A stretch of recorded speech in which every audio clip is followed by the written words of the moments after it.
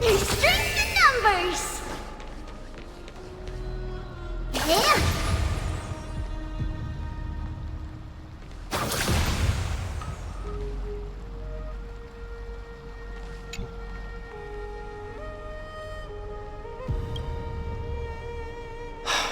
Aglaya, with all due respect, this trial is taking far too long.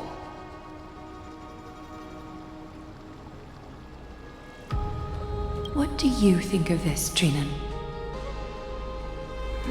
It's not possible to tell for sure what goes on within the vortex. All I can hear are fragments of speech and distant battle cries. Is it Fainan's voice? I'm not sure. It's difficult to make out clearly. Wait, no! Lady Trinan. Snowy's voice. I can't hear him anymore. There's this unlike existence in the trial. It's burning him up. It has come to this, after all. What now? Get ready, my Demos.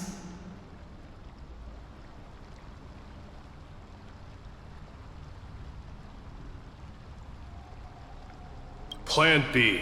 We pull him out when something goes wrong. As I promised you, Aglaya, I will intervene in the trial this time to bring your deliverer out to safety.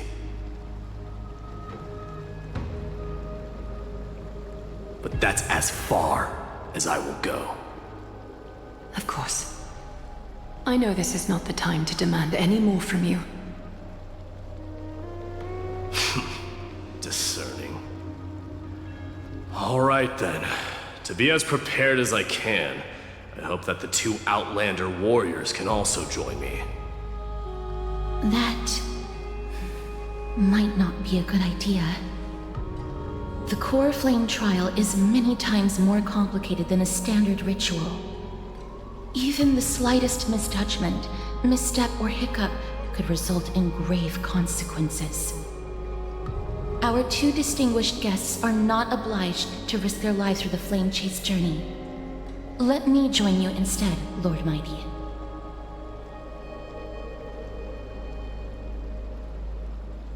No. Someone should stay outside in case we need help.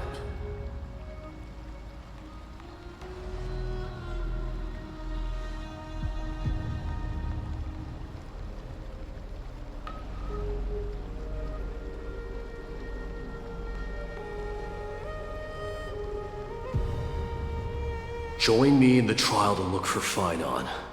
And when we do, Aglaya's golden thread will guide us back out. Assuming we survive Nikador's wrath.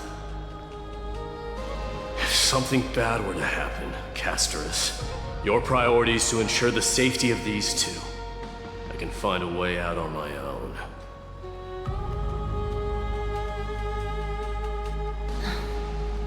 Yes, Lord Mighty.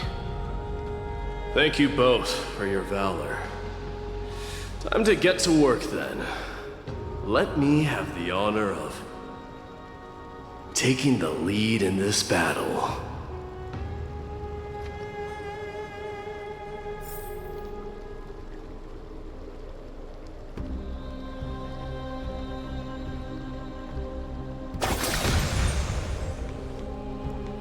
May that warrior be safe from harm. When you are ready, I will preside over the ritual on Trinan's behalf.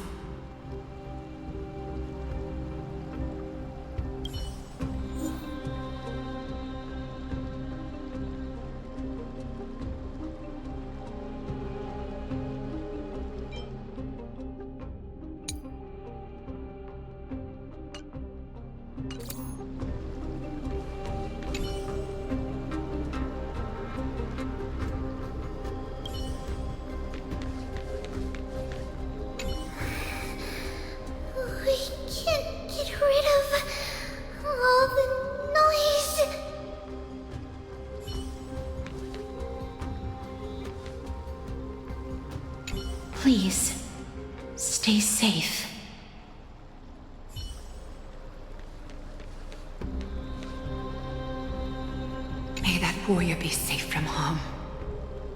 When you are ready, I will preside over the ritual on Trinon's behalf.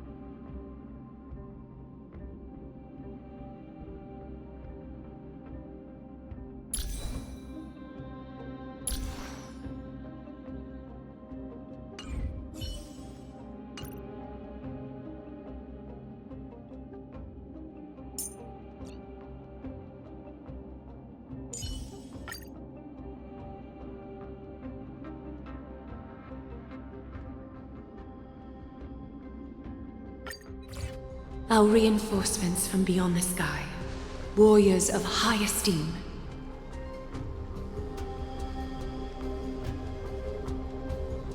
Please close your eyes and hold your breath.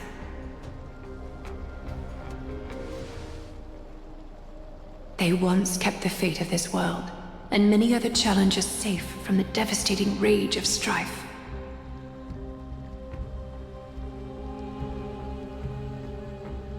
They now seek to venture deep into the trial of divinity and prove their will to destroy our enemies, as foretold by the prophecy.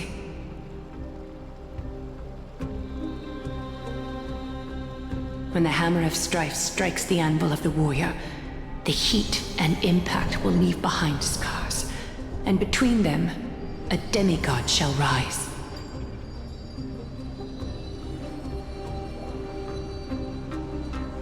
Very well. Come forth then. Souls foreign to this realm, and warriors in the making.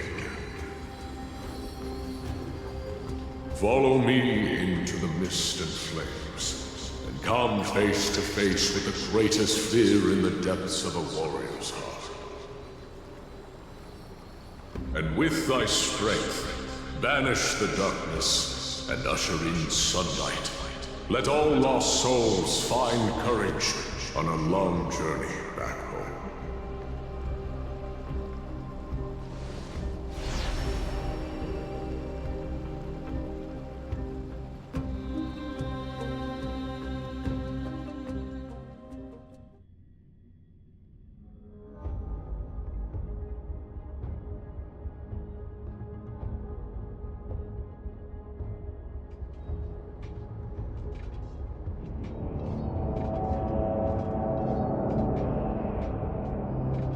What's the matter? Surprised? Where there's strife, there's carnage. It shouldn't come as a surprise to see such a sight in Nikador's trial.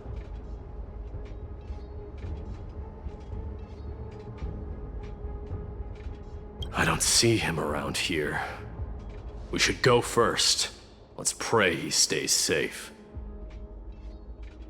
Huh. The greatest fear in the depths of a warrior's heart, huh? So, this is what he fears the most.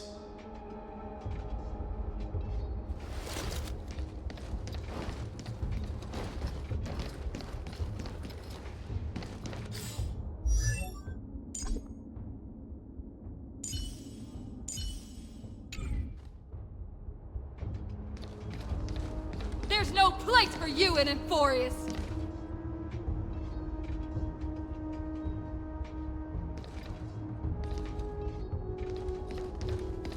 A disaster for Akama. So much for the king of those outlanders.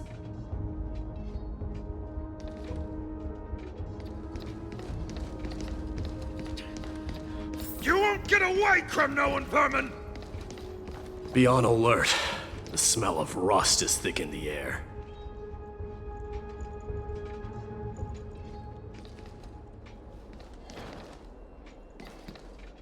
Tell me your name, brute. Your demise shall be a tale I boast about at the feast table. My name is Perdiccas, and I am here to avenge my people.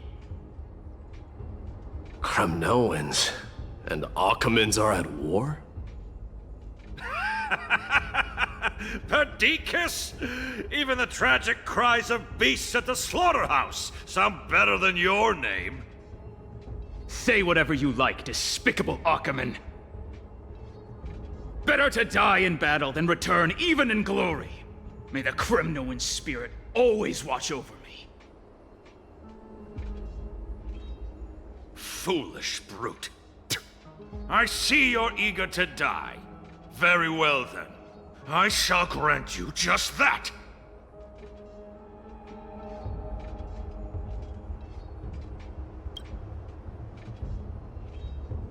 Huh? Die, you swine!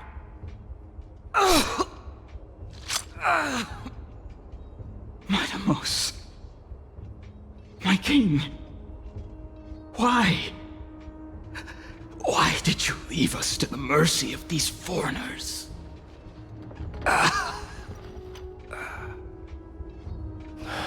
Is this? And you are... Oh. So the Alpha Brute has found his way here. You Kremnoans are all eager to die, huh? Then I shall grant you a swift death.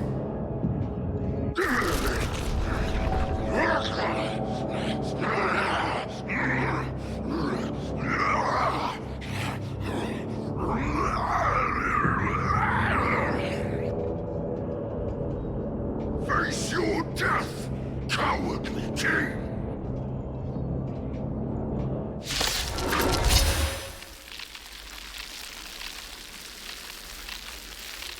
This insatiable bloodlust is a product of Nikador's wrath.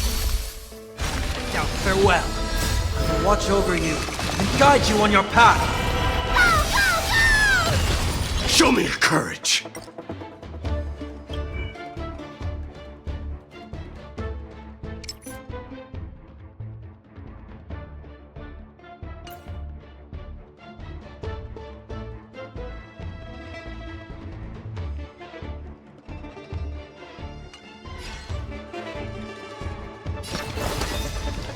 Burn it all! Blood of Kremnos, stream forth! Forever doomed!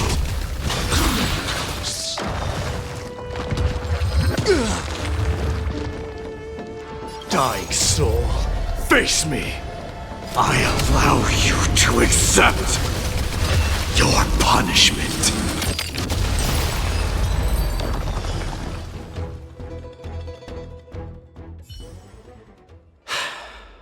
Absurd. I know this, Akaman. Strife contorted an honorable warrior into this perverse and twisted being. And that horrible noise. I can hardly suppress my bloodlust when it sounds. This battle cry must have gone to Finon. That's why he lost himself. What a useless fool.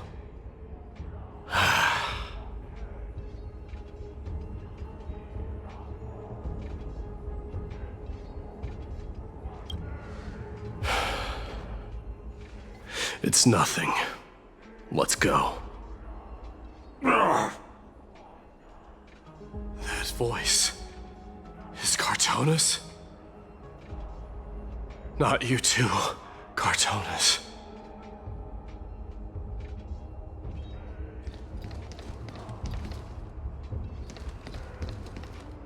Mighty Mouse you are.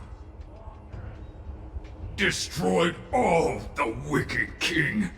Here to take my life finally.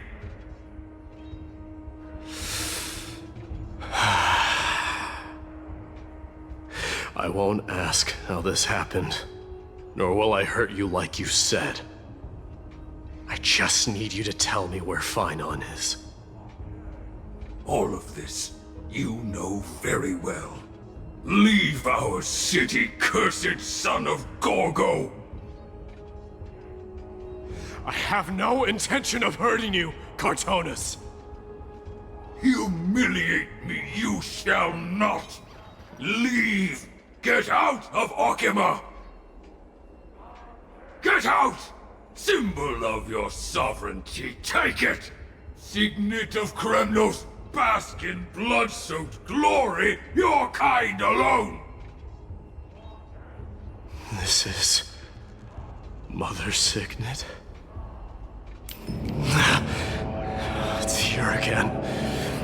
I knew it. Ha! Finally gone mad, despicable vermin have. With your mad king, perish together in that maelstrom of battle! Enough! Be quiet! You are not at all Cartonis! Look out!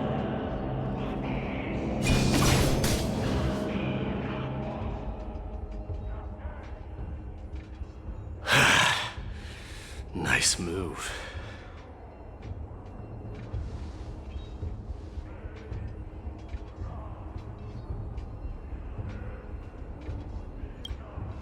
Wait.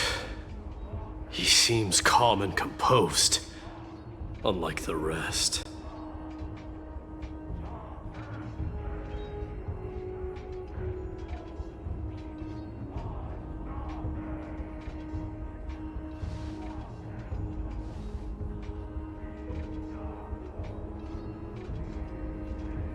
Parted the waters.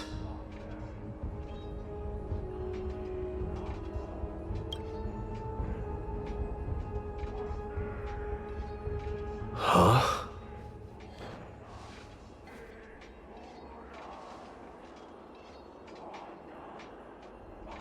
So, you are Dan Heng. What did you go through before meeting us?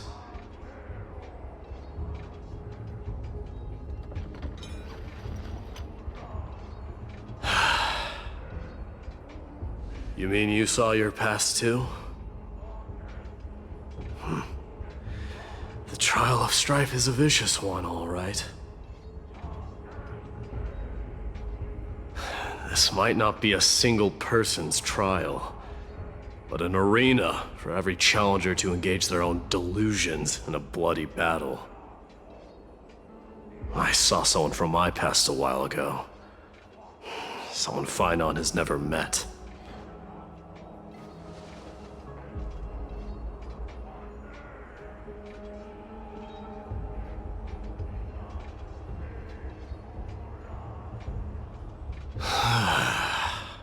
We can only hope this battlefield is nowhere as extensive as I imagined it to be.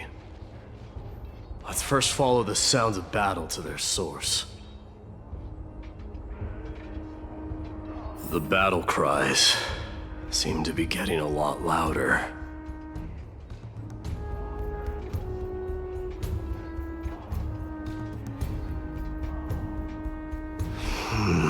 I agree.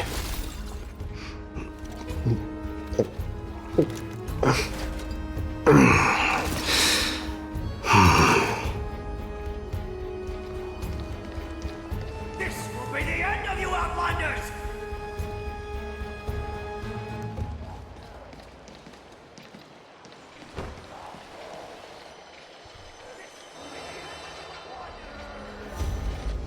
Go find your friends in hell!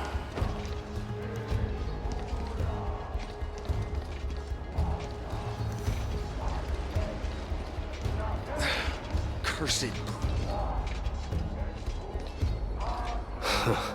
Just as I thought. This is where the battle cries were coming from. The true entrance to Nikador's trial.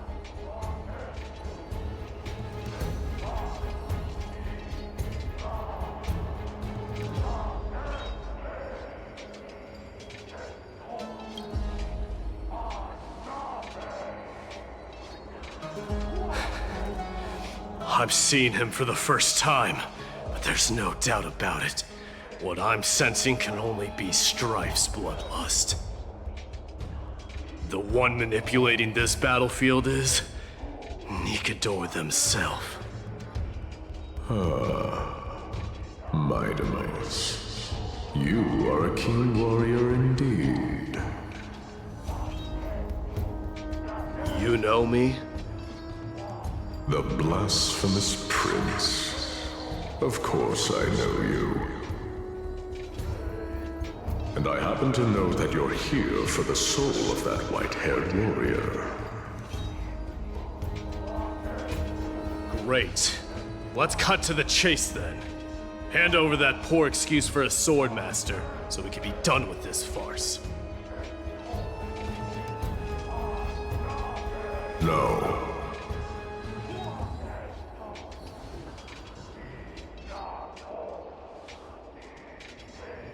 I applaud your courage and strength for coming this far, but you have chosen to besmirch the dignity of one who has fallen, and I cannot turn a blind eye to that.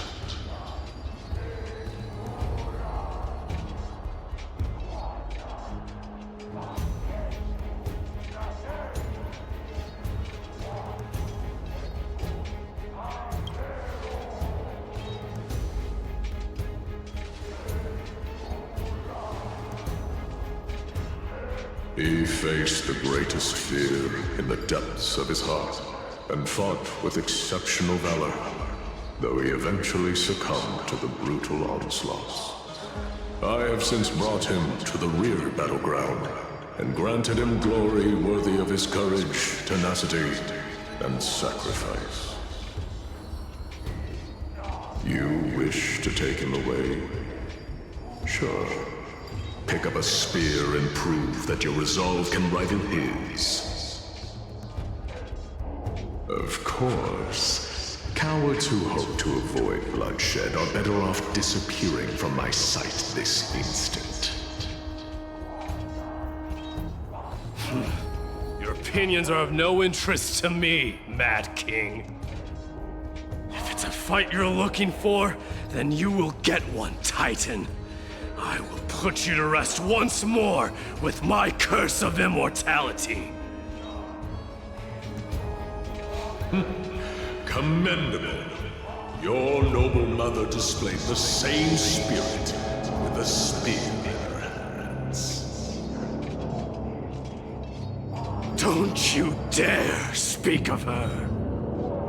Why not? She challenged the former Kremnos king to a duel, even knowing that it was a deadly trap, all to protect your dignity. Are you suggesting her efforts were for naught?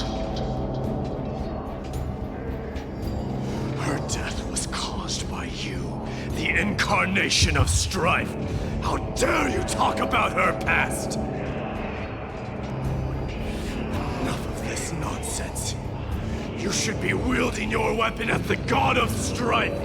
Battle me and put a swift end to this!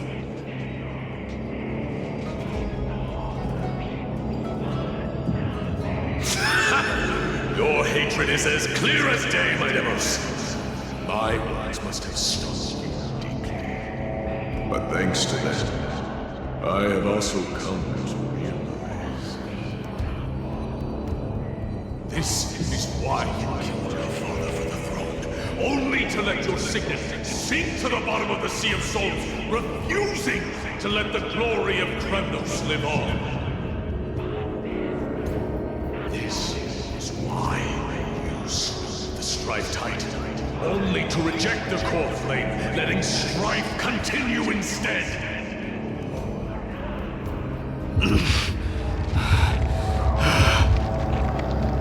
Oh, child, abandon my fate. Show me what you are capable of. Show me if you have the power to put out the flames of your very own destiny.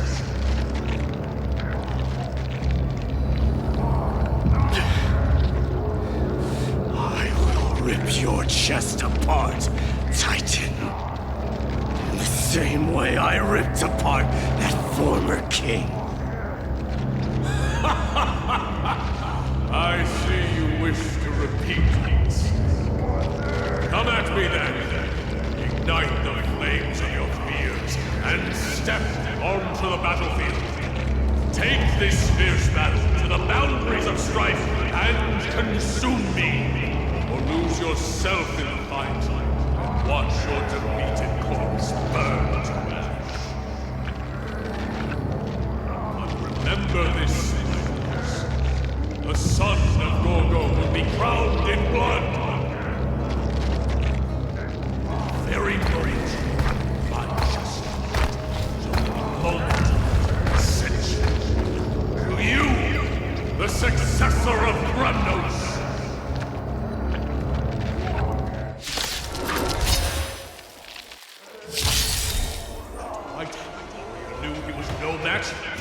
Yet he chose to fight till his very last breath. What about you, Maidamos? Can your murderous intent match up to what fate has in store for you? Prove to me that you are worthy of this power. Is it coming? Ready, set!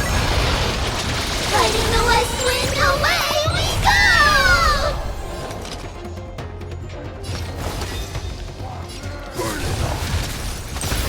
Mournful cries. Miserable wails. Can't die. Kings of Kremnos. This is the power you desired? The dead will return! That which is seized must be repaid. Away and take off together! Good! Tormenting doubt, I bid you farewell. Weakling, use all your might. Forever doomed! Hear my roar. I am Strife, forever doomed! In the name of fairness, I grant you the blood of strife! This raging power, I can hardly contain it.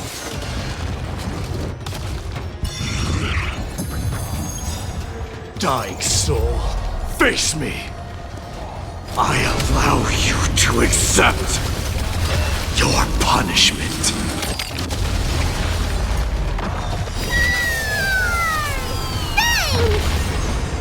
Forever doomed!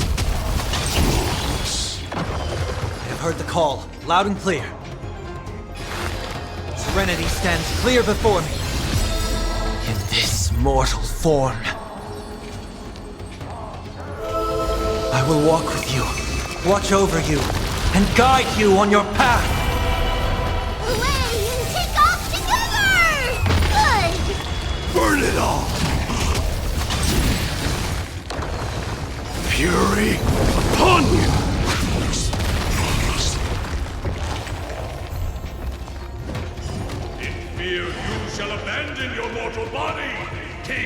Kremnos! How noisy. I underestimated you. It's coming. Ready, set. Fighting the west wind, away we go! Burn it all! I will overcome the thorns. Dying soul, face me!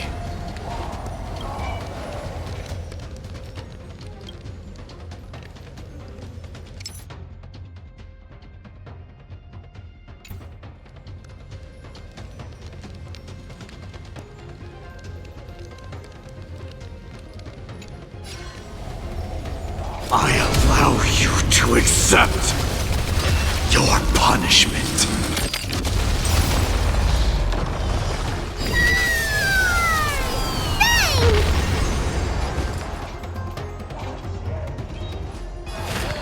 Torment and doubt, I bid you farewell. Forever doomed!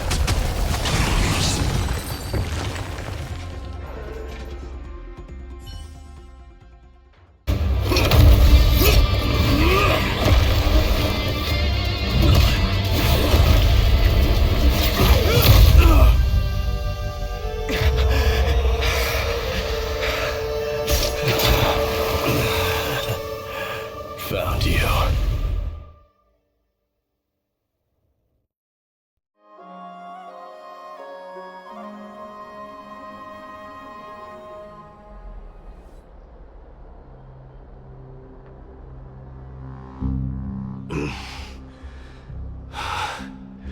I did my best.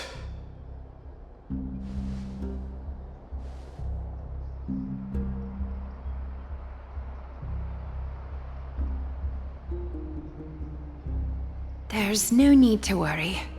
His soul is in a stable condition. With ample rest for both body and mind, he'll be up and about in no time. The greatest fear in the depths of his heart. Lord Finon must have been forced to relive his past during the trial, and revisit his homeland that had fallen to the Black Tide. In all likelihood.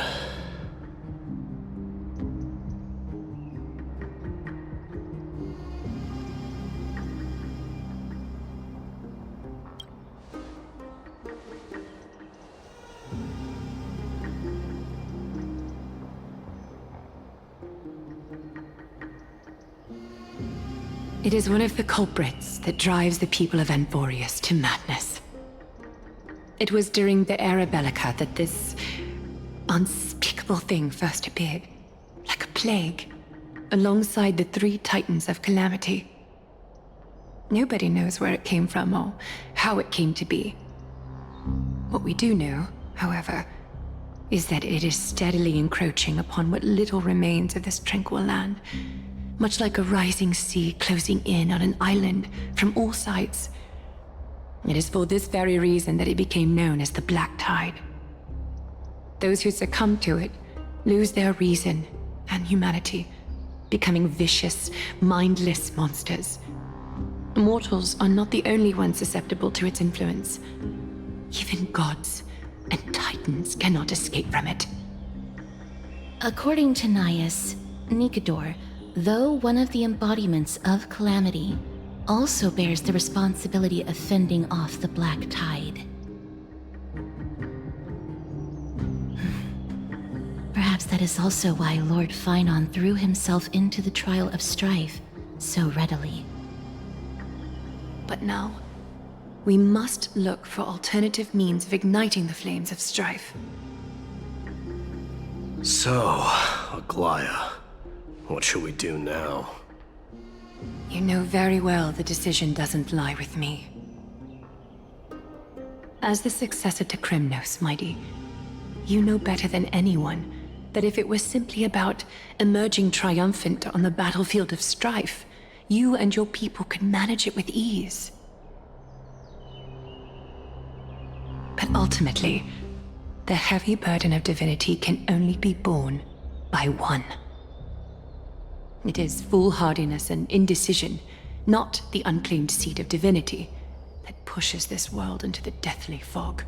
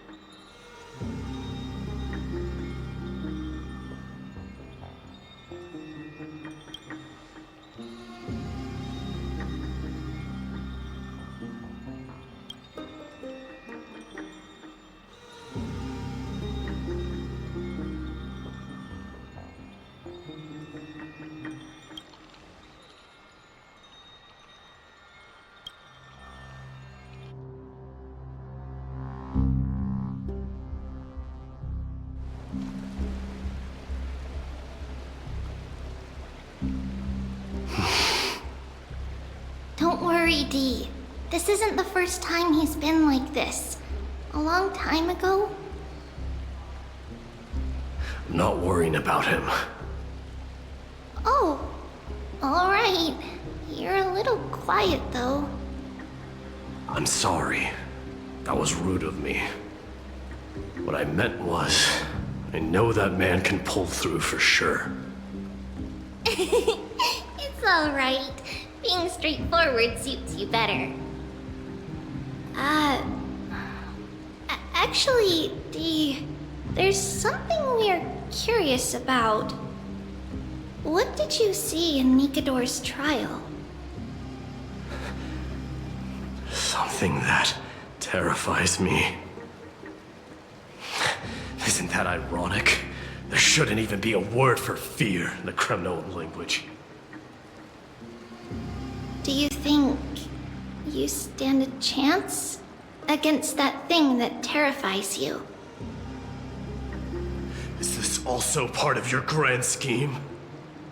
What do you mean? Aglaya knew that Phynon might fall.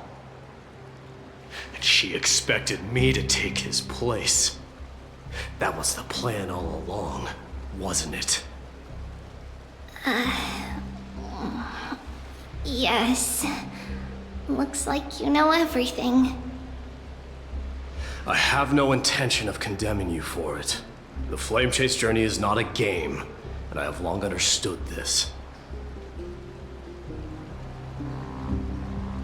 The downfall of Strife, and the ever-growing threat that the Black Tide poses. If Circes and Ornyx are also impacted, ramifications will be dire. They are the only two Titans who are still lucid and willing to coexist with humanity. Regrettably, I do not hold the key to completing the trial. If I wish to conquer that fear, I need the assistance of my fellow Kremnoans. Give me some time to speak with my people. It won't take long, I promise. I see. There is strength in numbers, but you must know that the trial to become a demigod is ultimately meant for only one individual. Dee, your people, they have been eagerly awaiting a new king all this time, haven't they? If you take on the divine role, they will have no reservations about following your lead. After all, you're the hero of Castrum Kremnos. I once was. But Lady Trebios, therein lies my deepest fear. We'll talk again later. I'll be back. Dee? Regardless of what happens, we will always be there for you. Thank you. The person I'm looking for is probably in the hot bath. I should go take a look. The billowing steam always brings back memories of the furnaces in our homeland.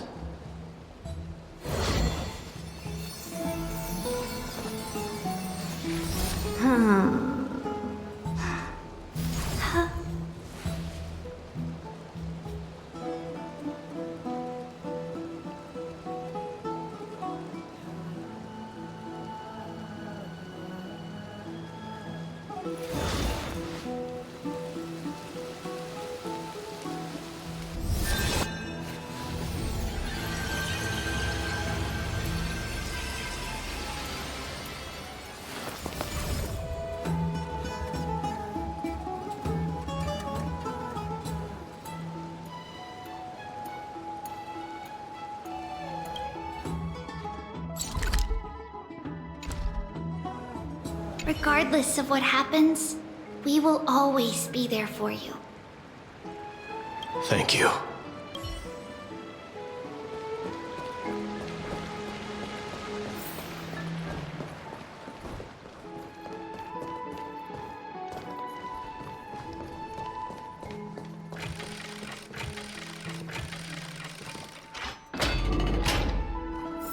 Children left unattended by their parents?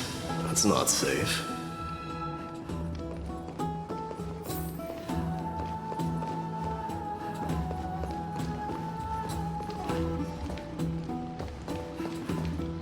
You shouldn't run around in here, kids. Hey, it's the Crown Prince! Are you also here for a bath? I want to hear stories about the feats on the battlefield.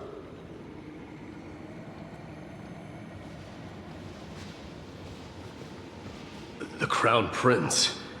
Are you Kremnoans? Yeah, we are! The grown-ups said we used to live next to the arena. Well, next to the parts next to it anyway.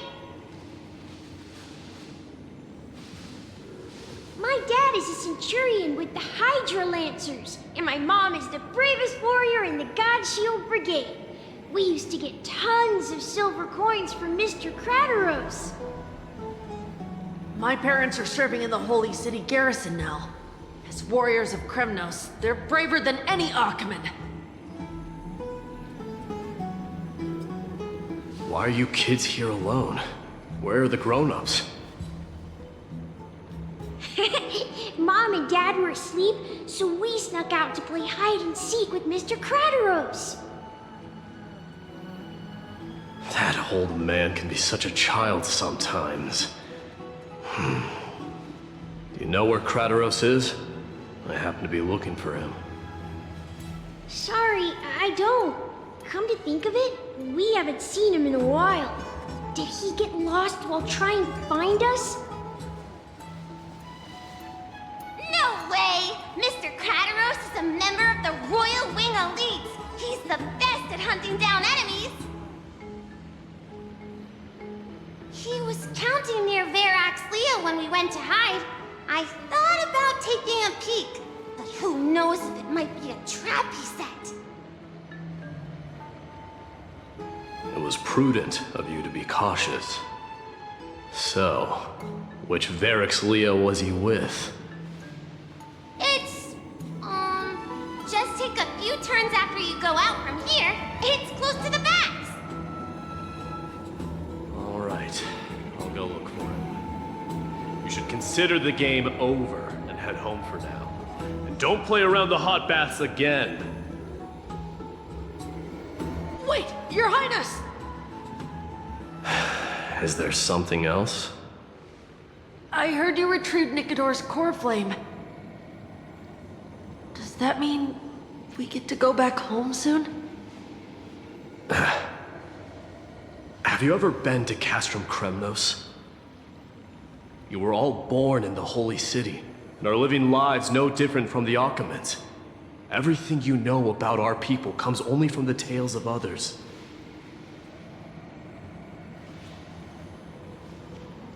You have never even witnessed the blade in the sky with your own eyes. How, then, is a city you've never seen your home? Because this place is definitely not home. Mom and Dad told me that the children of Kremnos are born to wield swords and fight on the battlefield. They also said that the Kremnoan detachment led by the Crown Prince is the bravest army across all of Amphorius. No one can defeat them. The kids in the Holy City don't play with us. The moment they find out that our parents are Kremnoans, they shun us. We don't care. We all know that the Crown Prince will take us home one day.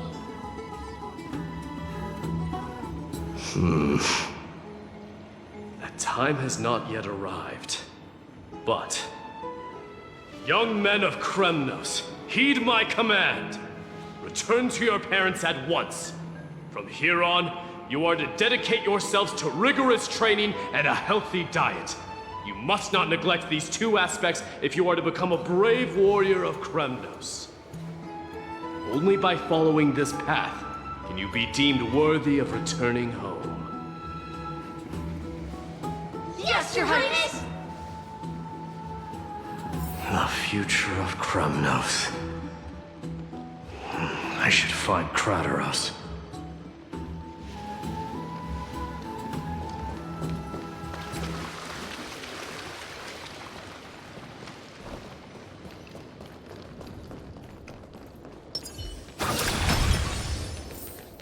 There he is. Is he engaged in a debate with that foolish lion?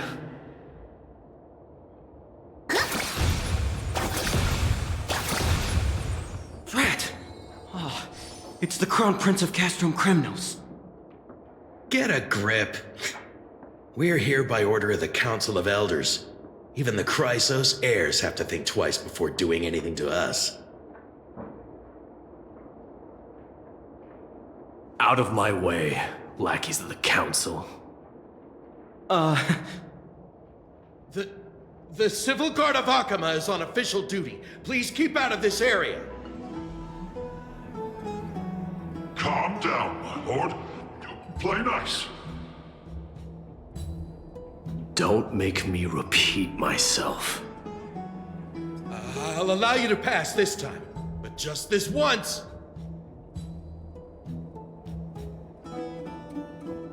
So, you think yourself knowledgeable? Then here is a question for you. Do you know how Chrysius Leo in Castrum Kremnos came to be mounted on the wall? I don't know, my lord. How did it come to be? Let me enlighten you. A long time ago, the founder of Castrum Kremnos led a group of warriors to hunt down a lion on the outskirts of the city of Tritos. That vicious beast had been a menace for years, and the bones in its den were stacked even higher than the peaks around Akama. But do you know what happened? Nary a moment had passed after the beast's head peeked out of its den, when the Kremnoan warriors surged forward and brought it down within the blink of an eye, shattering its knees with a single strike. And then... why are you red-faced already? We haven't even gotten to the best part yet. It's your storytelling, my lord. You're weaving such a captivating tale that it got my blood pumping. Please, go on. Well, if it isn't Lord Mighty, it's been a while. Oh, what in Akama is happening? To what do I owe the pleasure, son of Gorgo? Krataros. My esteemed teacher. Let's talk somewhere else, Mighty Mos. I'm tired of speaking with this silly lion. What about the Council's informants? Those two hyenas are nothing but scavengers of rotten meat. They couldn't bite even if they tried. They can follow us if they want to. Let's go.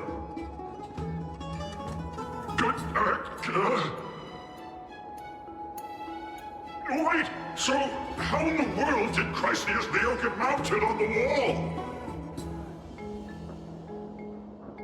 Keep up with us, you hyena. Oh, sorry. I meant officers.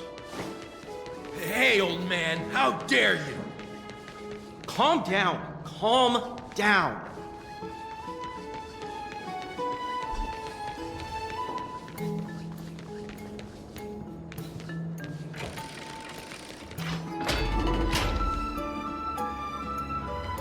Don't fall behind now. Unless you want to upset our friends here. Don't you dare try any tricks with us.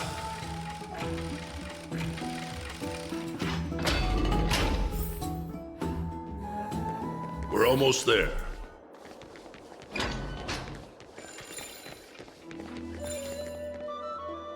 Why have you stopped? This is a nice spot for a private chat. Shall we, sir? Let's do it. What are you up to? Someone help me! Some privacy at last. So, tell me, Why have you come to seek this old man's counsel? I came to discuss the future of the Kremnoans. Interesting. I heard the core flame of the Lance of Fury has been restored, though not by your hand. And you're even considering giving up Nikador's divine power. Is this true? Those rumors are not entirely groundless. In other words, you did entertain the thought of giving up the throne of Kremnos and forsaking your people. The divine power is not equivalent to the throne. The path of strife is also not our people's only way. Enough with the word games. You, of all people, should understand the plight of the Kremnoans. Think about all the warriors of the Kremnoan detachment who left their homeland with you. Think about their children. Only the yearning for our former glory days has kept us going all this time. If they ever learn that the crown prince they look up to so much is actually toying with the notion of stepping down, think of the disgrace it would bring upon your departed mother, Martimos.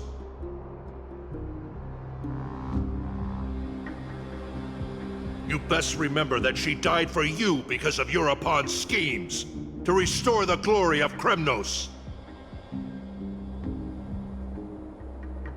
Since you've brought that up, tell me, who is responsible for my father's death? Are you trying to shame me, Martimos?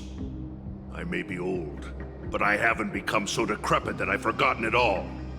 Of course I remember that Europon died when the Kremnoan detachment surrounded him. You drove the spear into his chest with your very own hands. That was merely the final outcome. Do you still not see it? What led my parents and our people to their downfall is none other than the strife we speak of. The quest for glory. The tenet of valorous death before glorious return. This is the creed of every Kremnoan, no matter whether these beliefs are justified or not.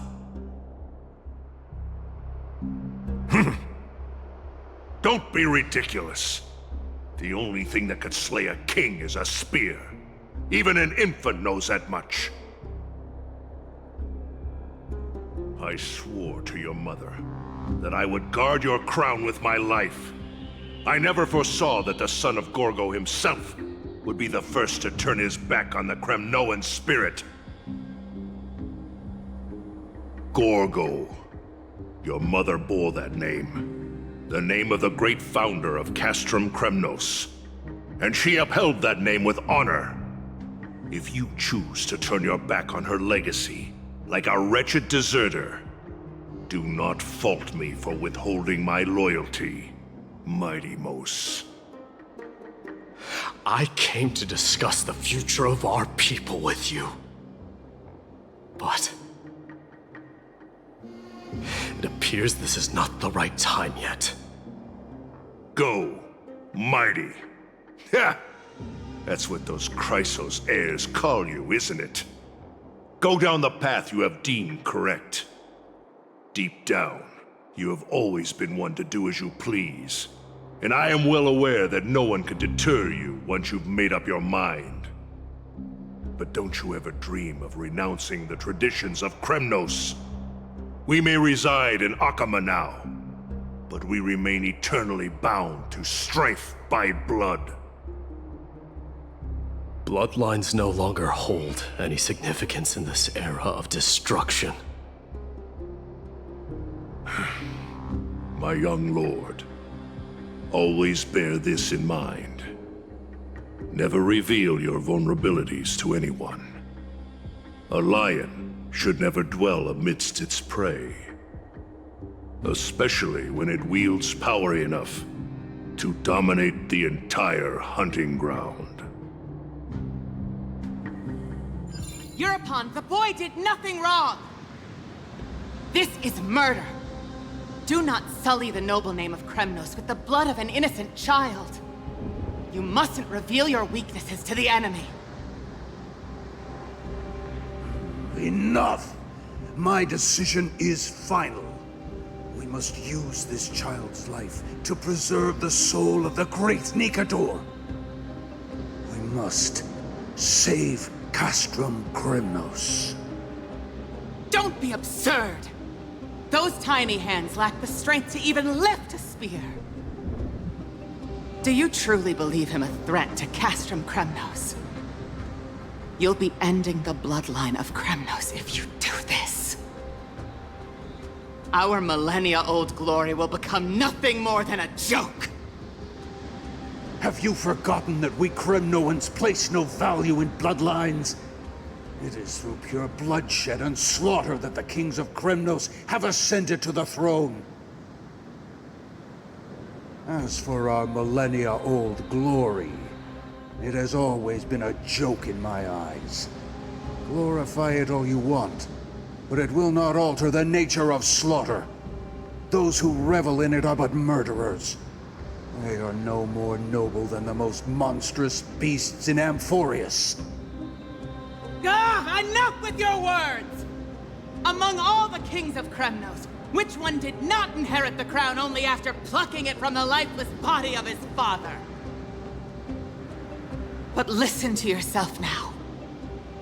Do you truly believe you can cleanse the blood from your hands through mere words alone? Nay, quite the contrary. I will end this cycle of bloodshed. Starting with this child.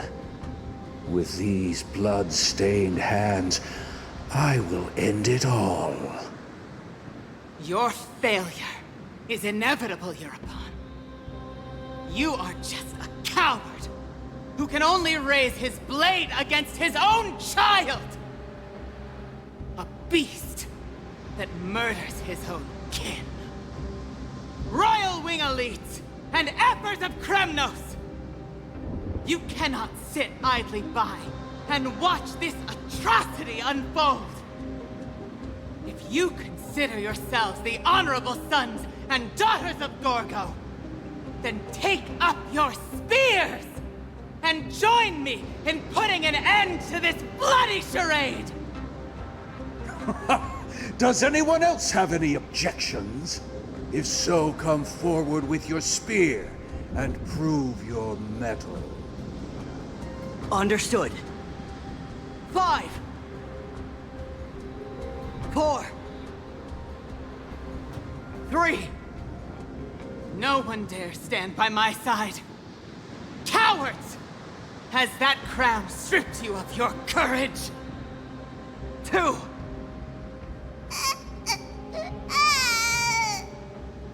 One. It appears there are no objections. Then, in accordance with the Kremnoan Council's principle of tacit consent, the decision is final. With all present as witnesses, this child shall descend into the Sea of Souls, where he will nourish the Lance of Fury and join the fallen heroes. May fate and the gods await your arrival. My son, my Deimos. Stop! If you have more to say, then speak. On account of the life we have shared together, I grant you this one final chance. With the Blade of Fury above us and the Council bearing witness, I, Gorgo, hereby move to challenge the crown in accordance with the laws of Kremnos. O unworthy king, in the name of the Council of Elders, I demand that you duel me! Very well. We shall see who the Kremnoan blade strikes down. My Deimos, my son. They all tell me to forget. But how could I ever? The son of Gorgo will be crowned in blood. If there is no Kremnos without the crown, then I shall seize the crown and smash it to pieces to bring the people to their senses.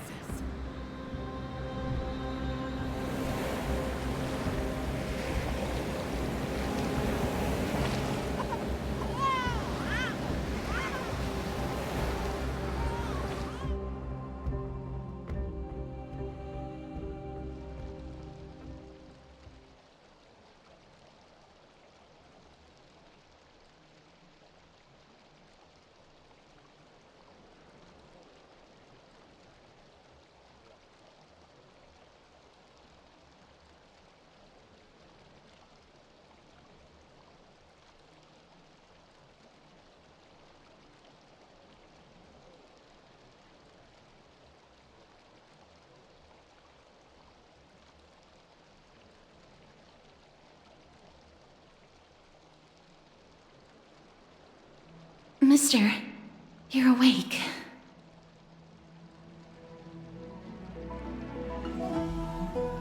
That's a complicated question. I'm not sure I can answer that.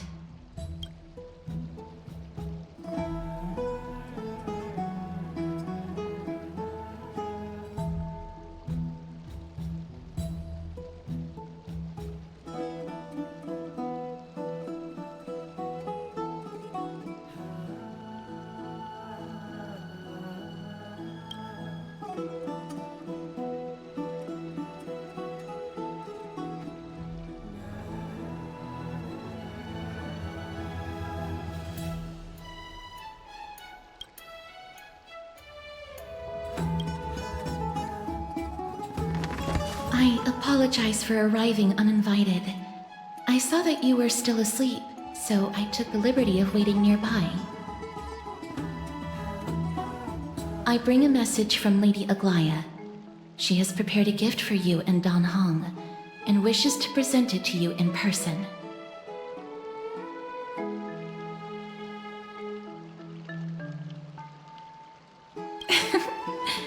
I'm glad you're in good spirits. All right, let's set off.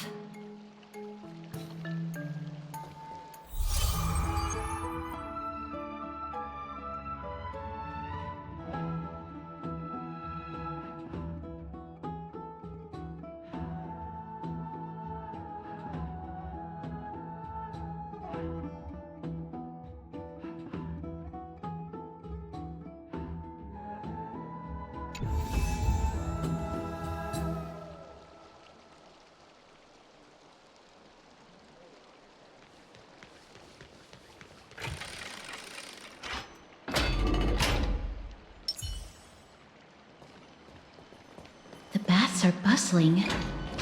Now that Nikador has fallen, the soldiers in the city can finally catch a break. I don't know how long I'll be able to live like this.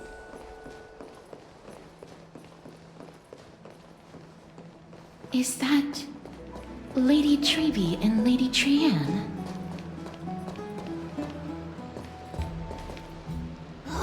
You must have forgotten. This is a precious relic from our hometown. We definitely all saw it back then. Trianne, this is a counterfeit. We both know it's impossible for something this fragile to have survived all those years in one piece. Nothing is impossible. We are fragile too, but we still got through those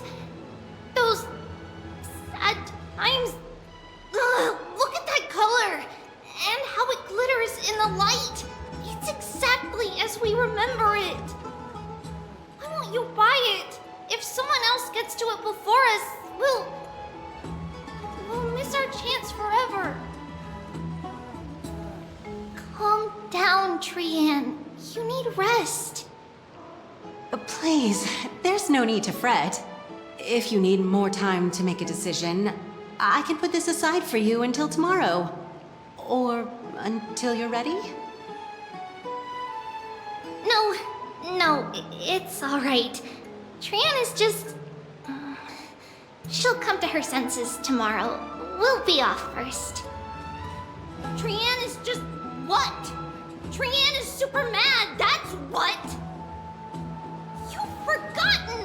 You've forgotten all about Mama! Mama gave us something just like this before! Trian...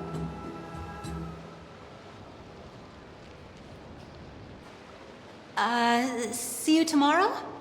I hope you two patch things up soon. See you tomorrow. May the winds of fortune bless you.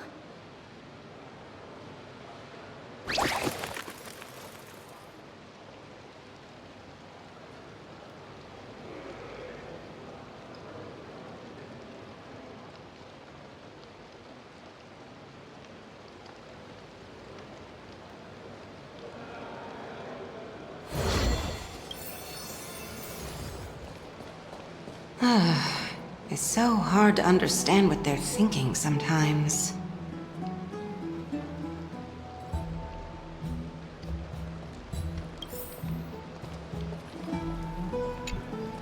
Excuse me, if you don't mind, could you tell me what Lady Treby and Lady Trian were discussing just now?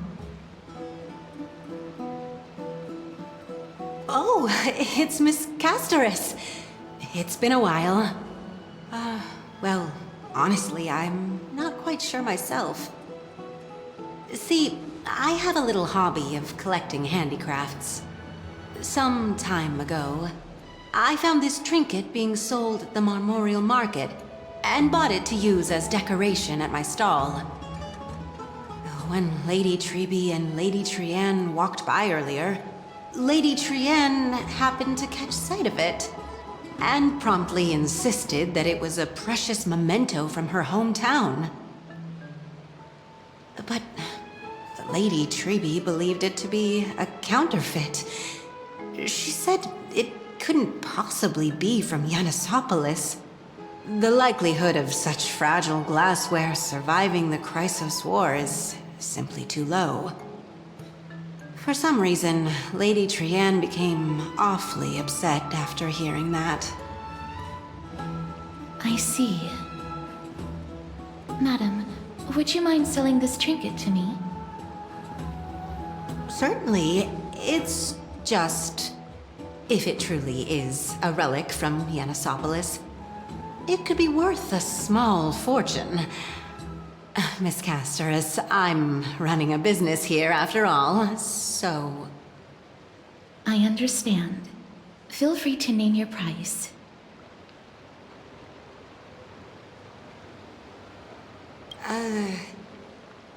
I suppose I can sell it to you at cost as a sign of goodwill, Miss Castoris. Just promise to support my business in the future. Much appreciated. We're lucky that she has a good heart. I'm not one to venture out often, and while I have some savings, it takes a lot out of me to even talk to people, let alone haggle. Had it been another merchant, I would have been set back plenty. The authenticity of the piece isn't important. What matters is that it holds special meaning for Lady Trian and reminds her of her hometown. I've long wished to show my gratitude for Lady Trian's care, but I haven't been able to come up with any ideas for a suitable gift. This chance encounter today feels like divine intervention. Perhaps this is the gift I've been searching for. Still, this trinket is admittedly rather fragile. I will have to make some adjustments and stitch it onto wool felt to protect it. That way, no matter how much Lady Trian runs around, it won't break easily. Alright, back to business after that little detour. Let's keep moving. Don't stray far now. We've already kept Lady Aglaia waiting long enough.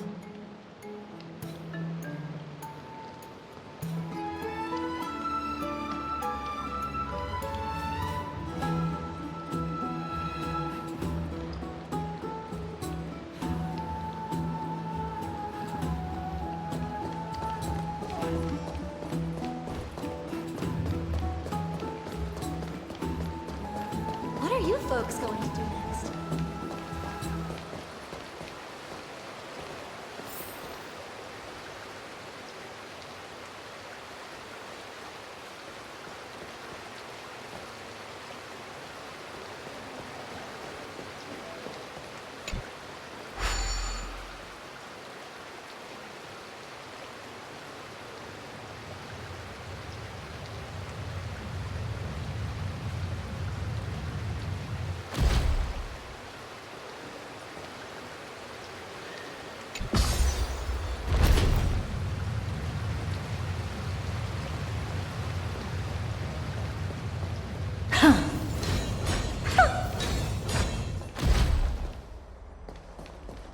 It seems your friend arrived before us.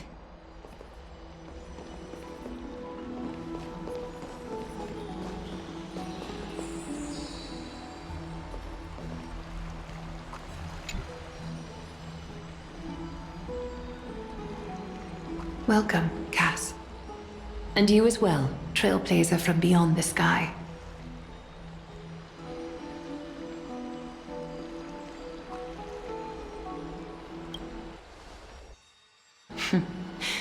Your companion here kindly explained the meaning behind the name to me earlier. Through him, I've come to understand that you and your friends walk the paths of Kefali and Yanis in places beyond the sky. Addressing you appropriately is the least I can do, as a show of respect. For all that has happened, it was never our intention to drag you two into the battle against Nikador and jeopardize your safety. To express our gratitude for your kind, trailblazing endeavors, we would like to present you with the highest honor of Akima.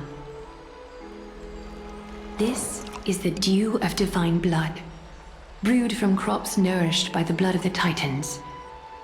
It is said that only 12 bottles existed. The last 3 bottles are now being kept in the treasure vault of Akima. Back in the days of prosperity, cities fortunate enough to acquire it regarded it as one of the greatest treasures ever.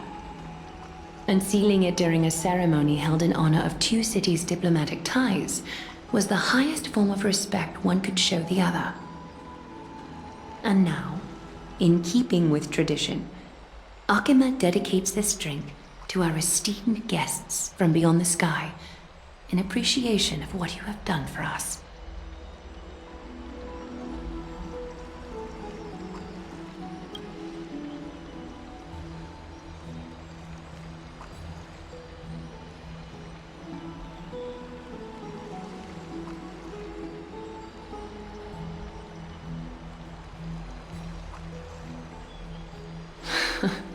Very perceptive, Mr. Dunhung.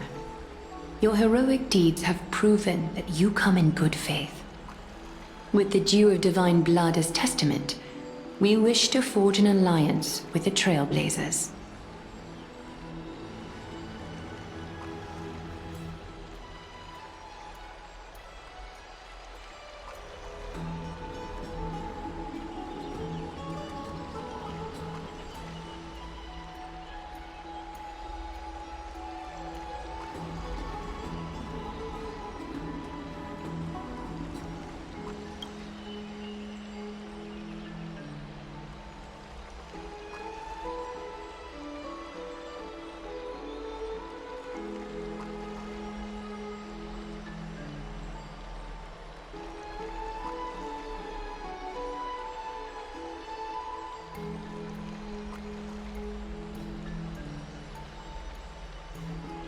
Wow! Grady and Danny have sharp eyes indeed. You'd make outstanding members of the Twilight Courtyard.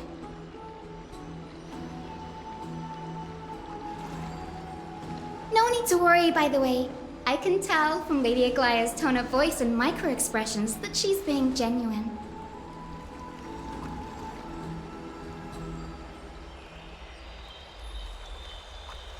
Not only are you guests from beyond the sky, but you've also done so much for Akima.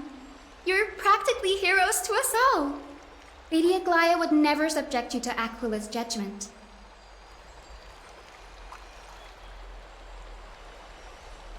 Hyacinth. Thank you for taking care of the wounded of the past few days. Oh, it's no trouble at all. The patients are very cooperative when we attend to them. I'm just thrilled to see them all going home healthy again.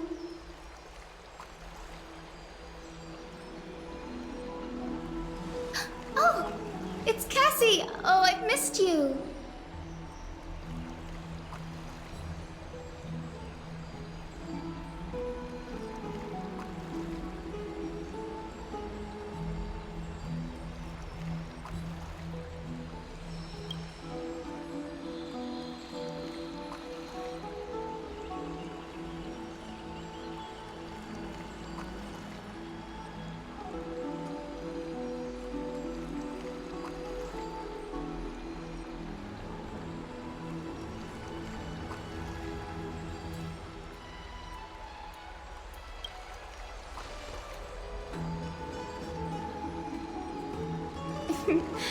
As an acolyte of Aquila, I'm here to bring healing light to the world. Plus, I've heard you're also children of the distant skies. Fate must have brought us together. Can we be friends? I'd love to hear your tales of the sky. And oh, it's a rare occasion that Akama presents such an invaluable gift to guests. Lady Aglaya, may I have the honor of tasting it too? Of course you may. Esteemed guests of Akama, please believe me when I say that this gift carries no hidden agendas. As for the matter of the Alliance, you need not give me an answer here and now.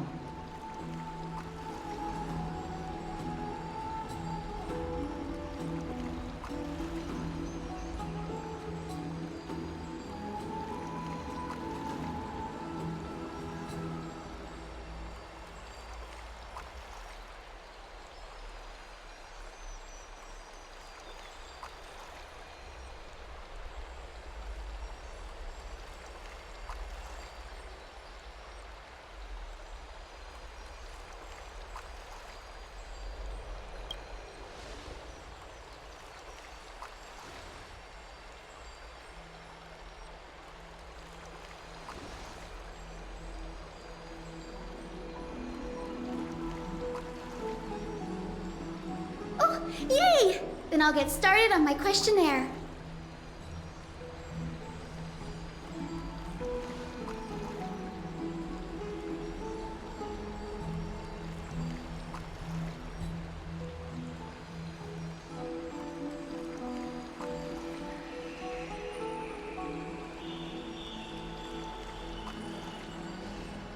Allow me to do the honors. This young lady is Hyacinth, Assistant Lecturer of the New Sporists at the Grove of Epiphany and Head Nurse at the medical institution known as the Twilight Courtyard. Many of the Chrysos heirs suffered injuries during Mikador's attack on Akama, so the Grove sent Lady Hyacinth to treat the wounded in Akama.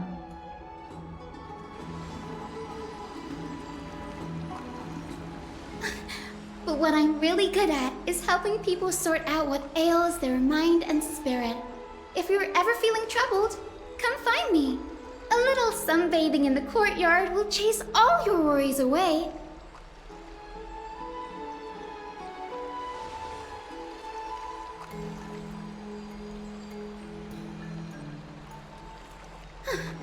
Well, it looks like everything's sorted out now. The patients have also all recovered. I think it's time for me to head back, Lady Aglaya. I would love to keep you in Akama for a few more days, but I would hate to provoke the ire of the Grove. As it happens, Akama intends to send a messenger to the Grove for updates about the research on the Black Tide. We also want to communicate our desire to discuss the retrieval of Circe's core flame at the earliest convenience.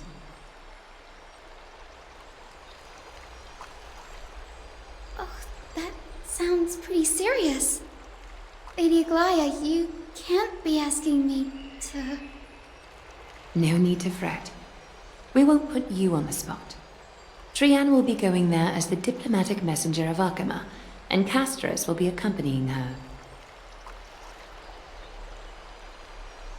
I happen to have a few questions for Professor Anaxa as well, regarding the missing Titan Thanatos.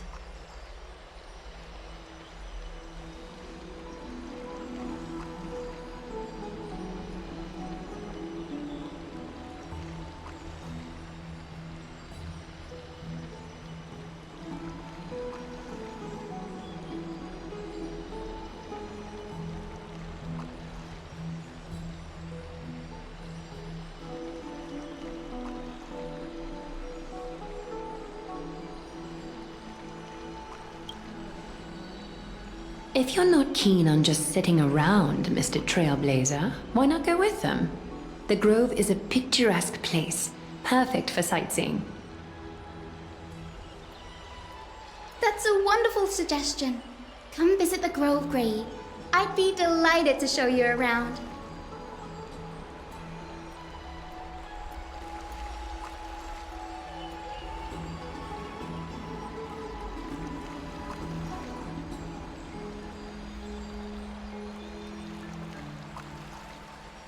In that case, do bring this spindle along with you. This tool, called the weft, is used to spin thread and has been passed down in my family through generations. Though it doesn't see much practical use nowadays, it's become a symbol of great significance. In this respect, it is the perfect token to represent my will. If you encounter trouble at the Grove, just take this out and show it to them. While you're in the Grove, the golden thread of the weft can also render all things around you visible, regardless of whether they're corporeal or not, allowing you to see things as I would. Castris knows this too. Make good use of it. Trian is already waiting for you at the outskirts of Okima, so I won't keep you any longer. May your journey be smooth.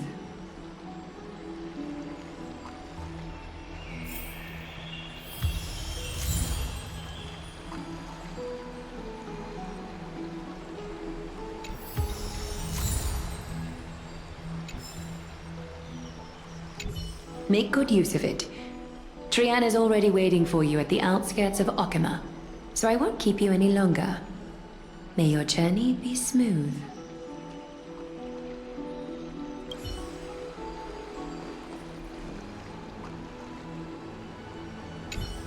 I'm glad to be in your company again, mister.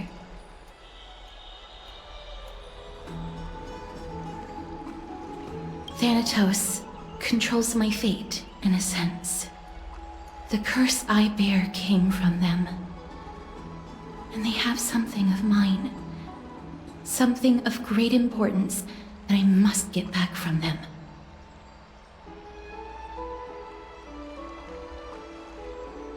When I was studying at the Grove alongside Phynon and the others, Professor Anaxa was responsible for teaching us about the Chrysos heirs and the Titans. That's also when I met Miss Hyacinth. She was Anaxa's teaching assistant then. The Grove of Epiphany is Akima's partner academy. They look after the core flame of Circes and are the organization at the forefront of researching phenomena such as the Black Tide and the Titans. They also provide academic research support for the Flame Chase journey. Several Chrysos heirs are based in the Grove, including Miss Hyacinth and Professor Anaxa.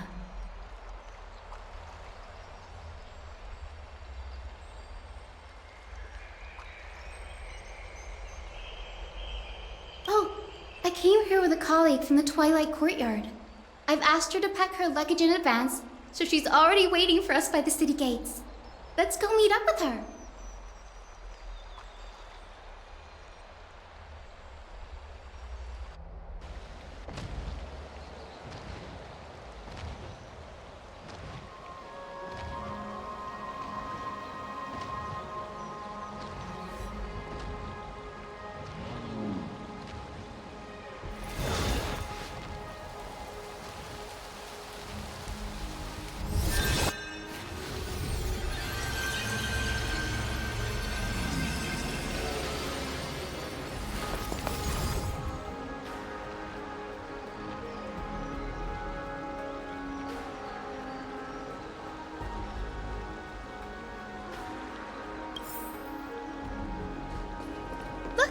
there she is! And Lady Trianne. But who's that they're looking at?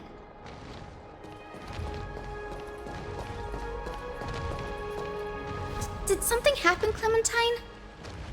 Oh, that's a serious injury. Miss Hyacinth, this man was discovered by Trianne!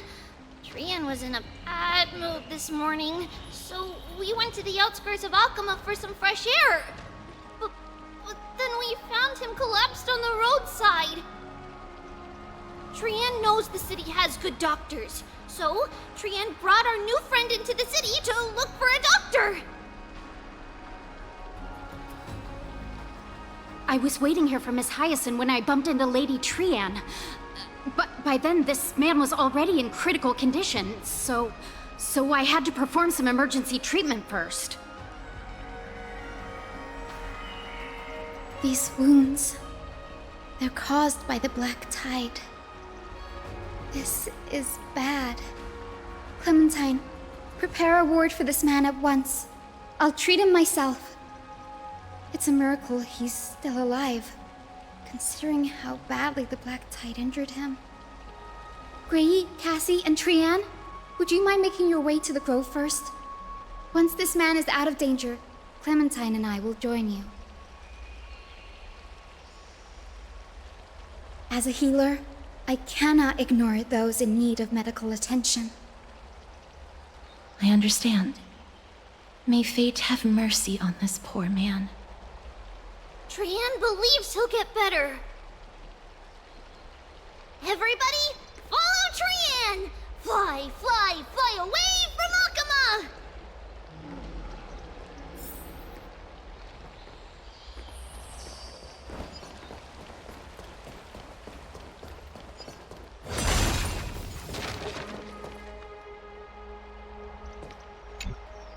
Down this road we go, to the skies we fly, leaving Akama behind! Little Cass, little Gray, are you ready? You might not be aware of this, but using the sentry gate takes a significant toll on Lady Trianne. Trianne promised Treeby that we wouldn't open the gate unless we had no other choice. I'm ready too. Okie dokie. Everybody, let's hold hands. To the grove we go!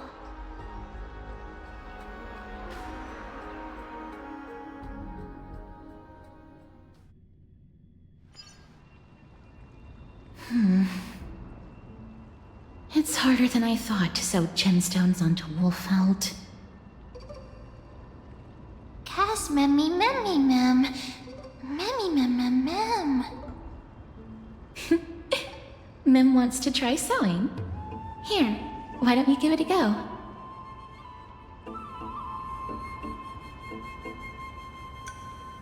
Memmy, mem, mem, memmy, mem. Memmy, memmy, mem, mem, mem, mem, mem. It's hard not to like Mem when they're so adorable. Oh, this is amazing. It seems as if their voice has become more intelligible after the battle with Nikador.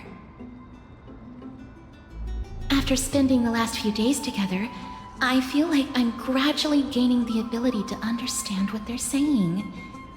Even if it's just a little. Mem, mem, mem, mem, memmy, mem, mem. Memmy, mem, mem, memmy, mem, mem, mem. Memmy, mem, mem, mem, mem, mem, mem, mem.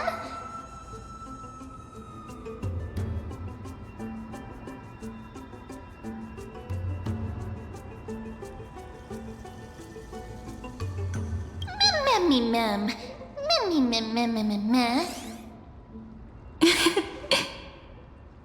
Memmy, mem, mem, mem. Memmy, mem. Memmy, mem, mem, mem, mem, mem, mem, memmy, mem. Memmy, memmy, mem. Mem, mem, mem, mem, mem, mem, mem, mem. Ah, memmy, mem, mem. Mem, mem, mem, mem, mem, mem, mem, mem, mem, mem.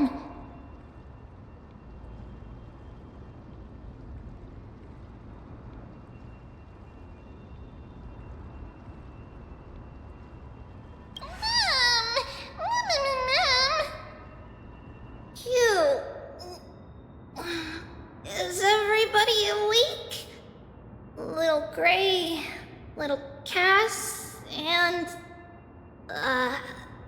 little pink puppy?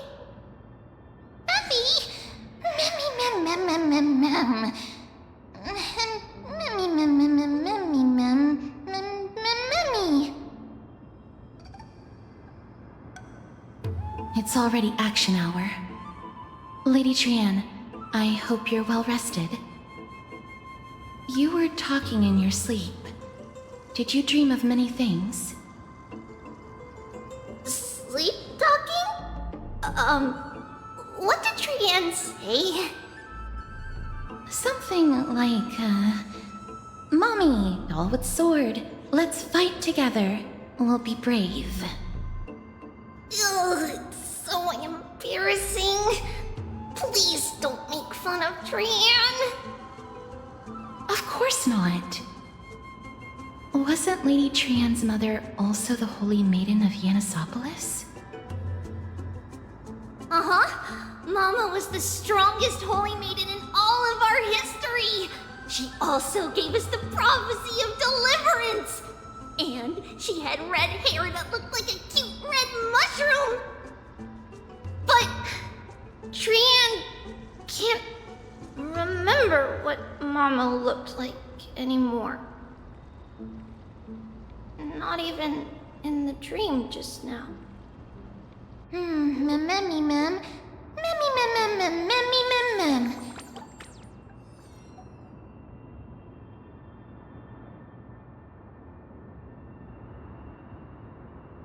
Memmy, mem, mem. Memmy, memmy, mem, mem, memmy, memmy, mem, mem. Memmy, memmy, yummy, mem. Memmy, mem, mem, mem. Memmy, mem, memmy, mem, mem. Memmy, mem, mem, mem, mem. Mem, mem, mem, mem, mem. Boom! Memmy, mem, mem, mem, mem, mem. Memmy, mem, mem. Mem, mem, mem, mem, mem, mem. Mem?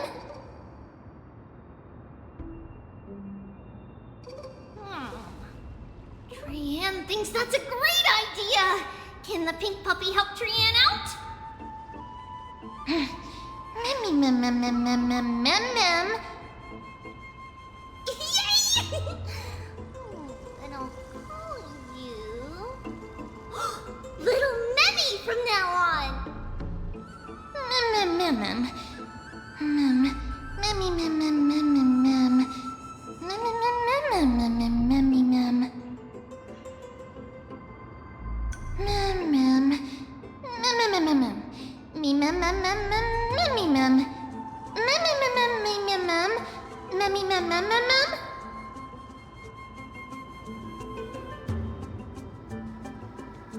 Okie dokie! Trianne remembers that we need to help Aggie ask the big tree whether Cersei's would be willing to visit Akama. If we follow this woven trail and keep going upward, we'll reach the grove in no time! Mem. Memmy, mem, mem, memmy, mem? Legend has it that whenever they requested an audience with Cersei's, Nestia would always come to the meeting in a long white dress. As the warps and wefts of the dress came into contact with the ground, they turned into paths and stairs. May this romantic path bring good tidings to Akama.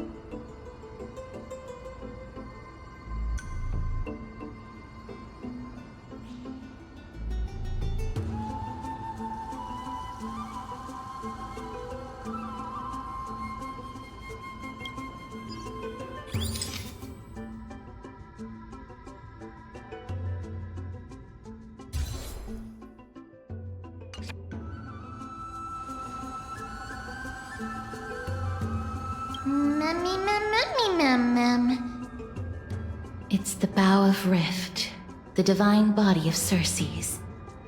Flora began to grow where they planted their roots, and this flatland basin upon which we stand gradually became a large, verdant forest. A long time ago, Felicis, the first scholar, led the masses to build a garden and courtyard in the forest, naming the site the Grove of Epiphany. There, people sought mental clarity, knowledge, and enlightenment. Trian knows this. Everybody says that was how this big academy came to be.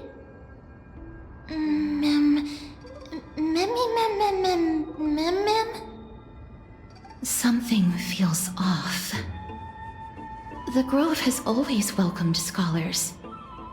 So too would Circe's give us her delicate leaves and extend her branches in greeting. Yet, it seems both the Grove's messengers and the Titan are indifferent to our arrival.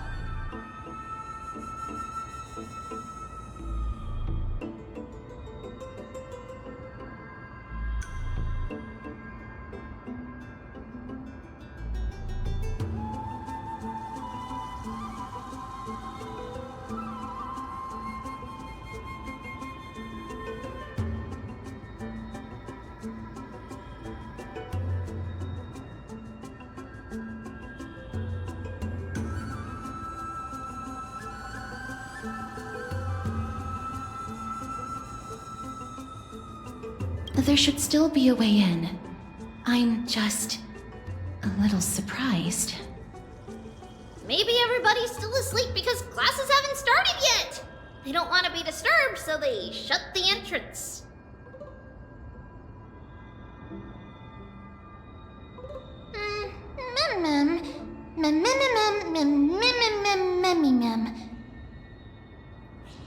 This place is too quiet. What in the world is going on?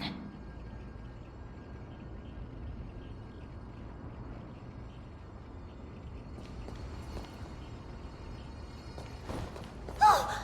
Trian found it! Everybody, fly across to the other side! The entrance on the other side. Where could it be?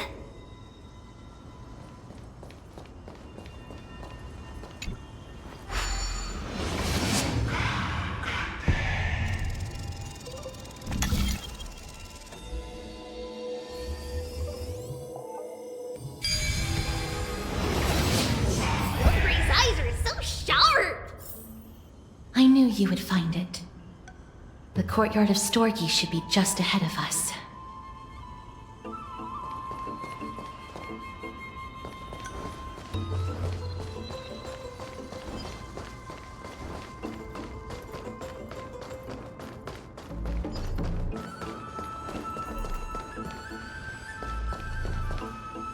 As I expected, something's not right here.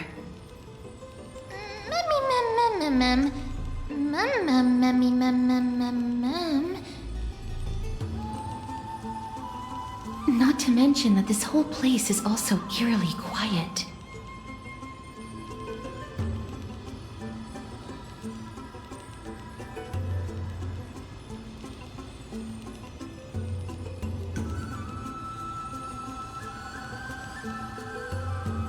There is no way she would have neglected such an important diplomatic matter. Hello? Is anyone there?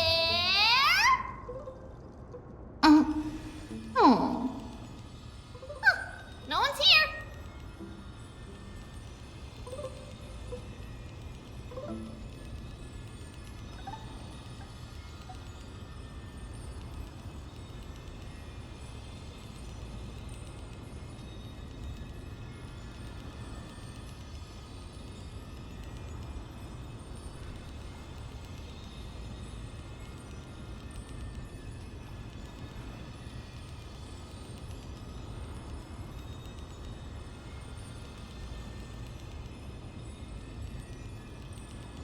I have an idea. Lady Trian, could you lend me that golden spindle? Do you remember? Lady Aglaia said this. While you're in the grove, the golden thread of the weft can also render all things around you visible, regardless of whether they're corporeal or not. This is achievable because the grove is not only where the roots of Circes are, but also where the chrysalis of gold manifests. Oh, Nestia, with the weft as my vow, I beseech you, entwine my body with your golden thread and affection.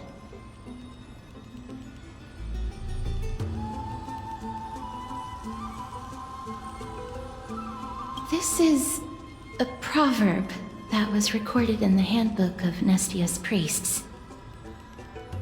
If I'm not mistaken, we should be able to draw power out of this butterfly exuvia with the golden thread.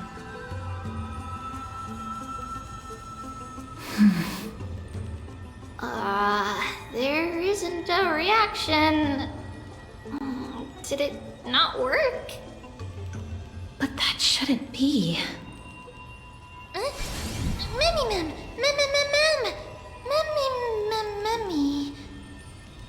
Are they white dryad flowers?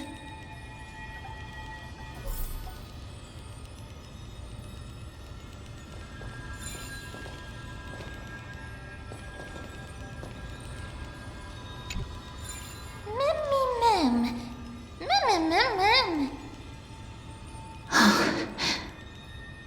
No, these aren't white dryads. These are shadows of dead white dryads. Dead Mem? Shadow? Strictly speaking, these white dryads are still plants. They only gained sentience as a result of Circe's blessing of equality. But their sentience is minimal when compared to that of humans. These flowers have already died. What you see here are just faint afterimages of their souls. However, this also means that the golden thread has definitely connected with the Titan's presence. Without the golden thread's outlines, we would not have been able to see them at all. But what happened to them? Why are there only tiny shadows of them left? Mem, can you read their memories? Let me try. Mem.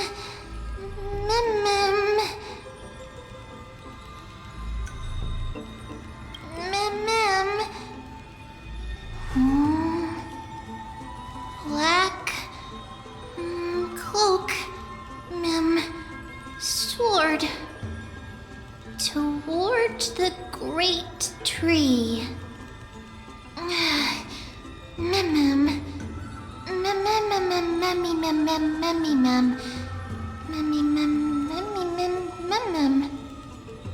I have a bad feeling about this.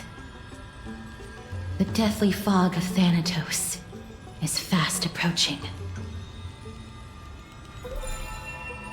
Oh! Trianne will be on high alert!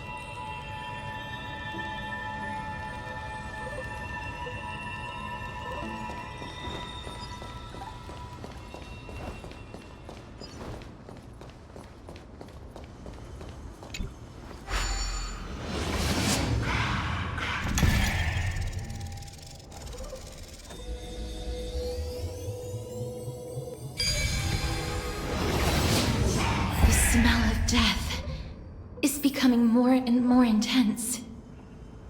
There, on the steps.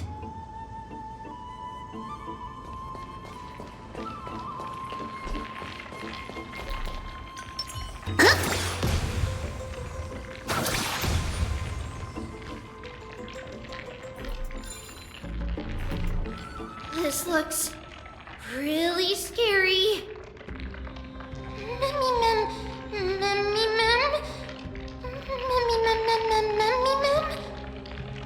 No, it's neither of those. This is a creation of the Black Tide. Such creatures are formed when living beings are corrupted, and turned into deformed hollow husks of their former selves. Everybody, stay alert. Regardless of what has happened to the Grove, the fact that we're seeing the remains of a Black Tide creation here definitely doesn't bode well.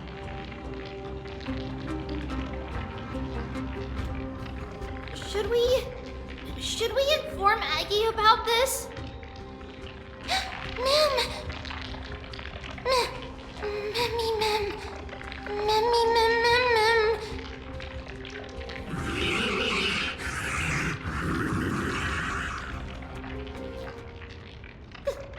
The monster is alive! Trienne will protect everybody! Trienne, please hide behind us. Mister, let's do this.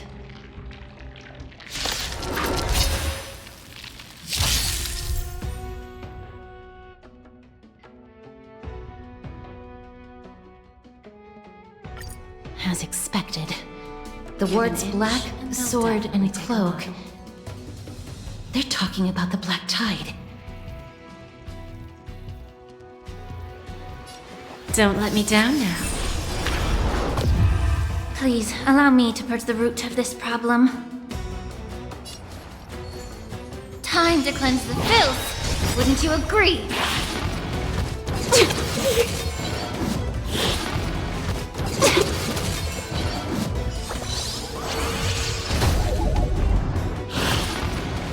Just a graze.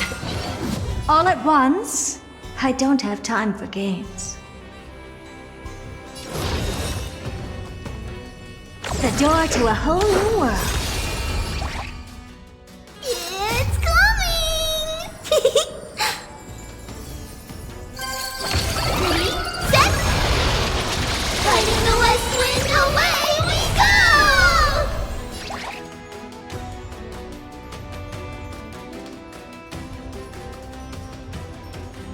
Cover your ears!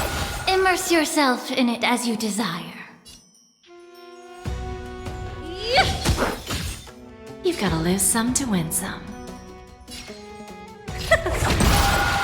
Still as hopeless as ever. You've just got to expand your thinking. Time for a lesson.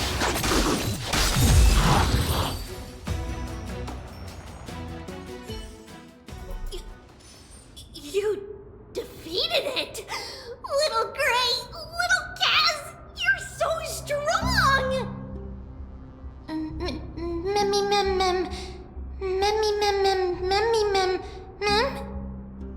To think the Black Tide has spread this quickly to the Grove despite its remote location.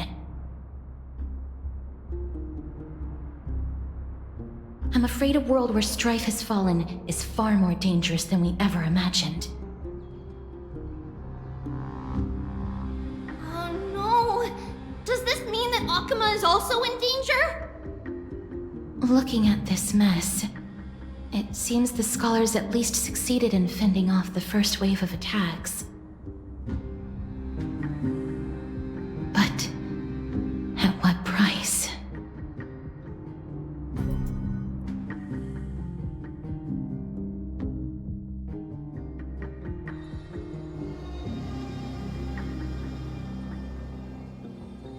Lady Aglaya, after a few days of surgeries, both major and minor, we were able to save the life of that patient found on the outskirts of Akuma. Thank you again, Hyacinth, for your hard work.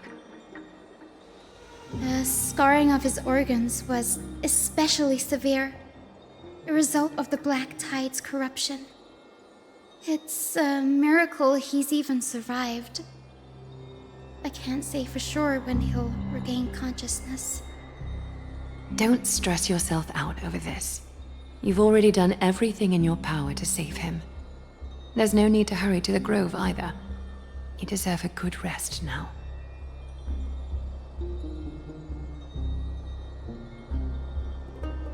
Tribi, I have some things to tell you as well.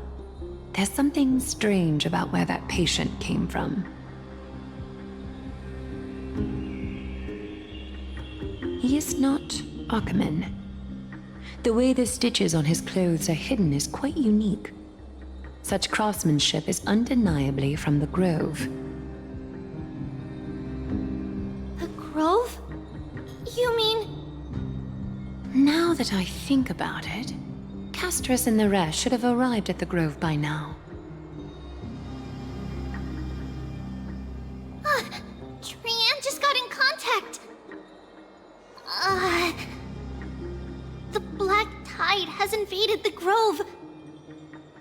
We haven't detected any survivors, even with the help of the Golden Thread. What should we do, Aggie?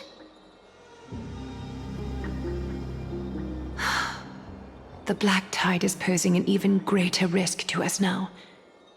I did not expect the Grove to be the first to be impacted, though. Can they tell where the core flame is right now? We see it. The core flame is still there, but... But what? But they can't say for sure whether the Titan has also been corrupted by the Black Tide.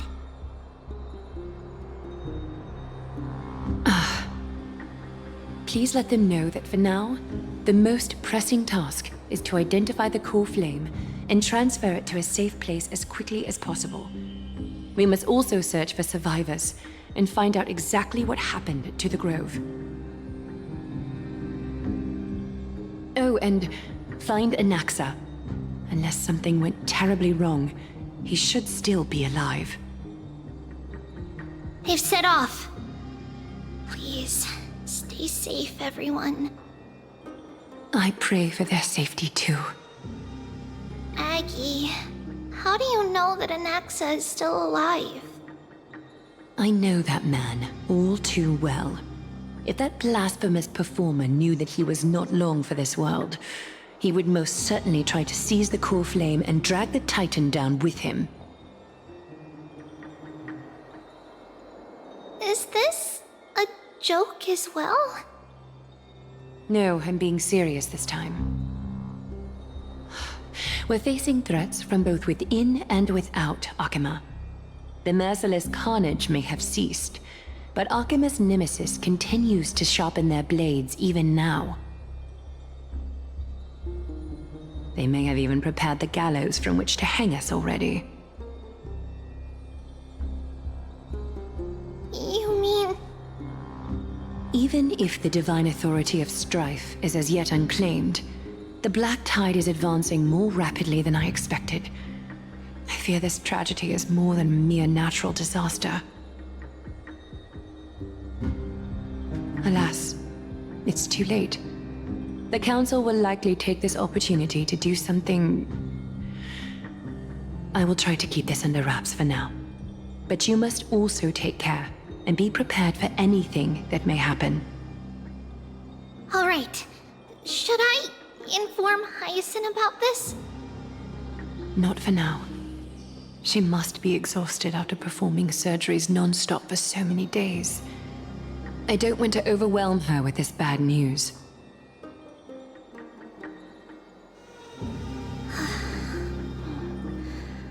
We can only hope that the Grove weathers this crisis with as many survivors as possible.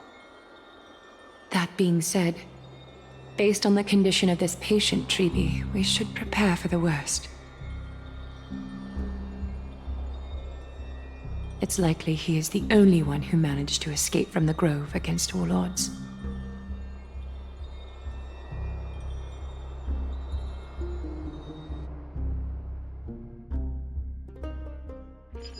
Everything will be fine.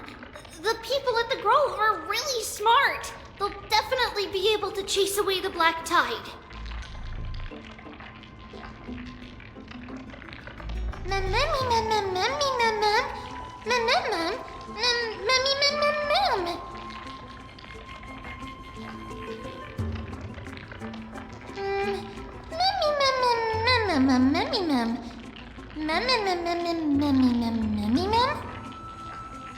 How should I put it?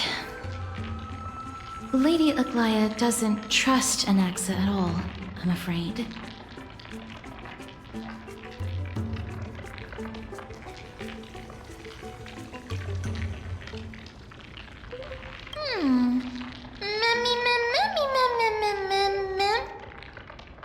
Believe me, she is far nicer to the two of you than she is to Anaxa. Despite being a Chrysosaur, Anaxa resolutely believes that Titans and prophecies are a load of nonsense. During our regular citizens' assemblies, he always votes to oppose the Flame Chase journey. Mem? Memmy mem mem mem? Memmy mem memmy mem mem mem memmy mem mem.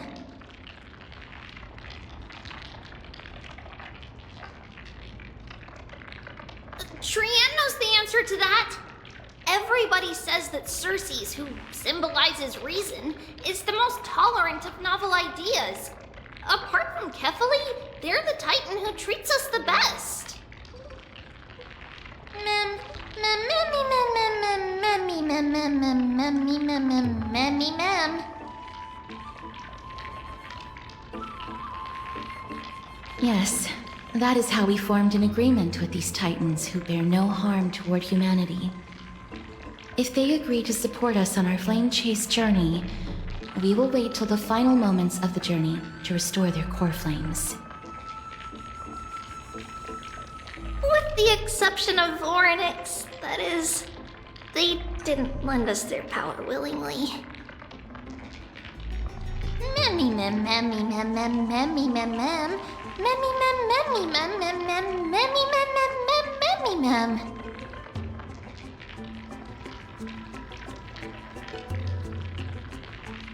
That is true. It's also fortunate that these gods weren't corrupted by the Black Tide and did not descend into madness.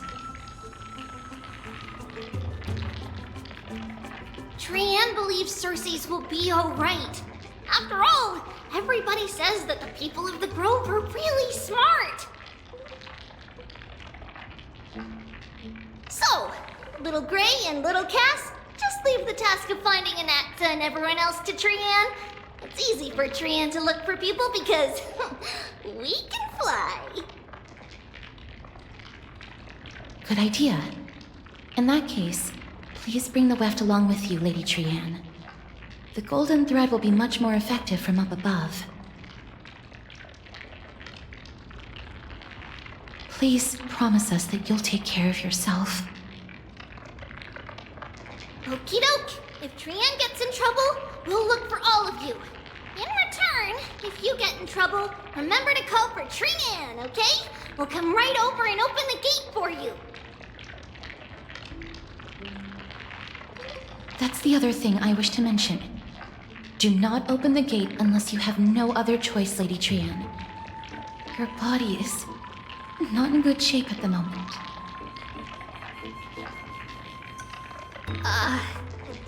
Okay. We will keep that in mind. Trian was just trying to help. Of course, we know that. After all, Lady Trian is a demigod, the most powerful among all of us here. Remember all those brave heroes in the tales you've heard. They would always save their strength until the very last moment. That way, they could ensure that nothing went wrong with their plans. Isn't that right? Mm-hmm. In that case, brave Trian shall clear the way for all of you. Memmy mem memmy mem mem. Memmy mem mem mem. Memmy mem mem mem mem mem mem. Mem mem mem.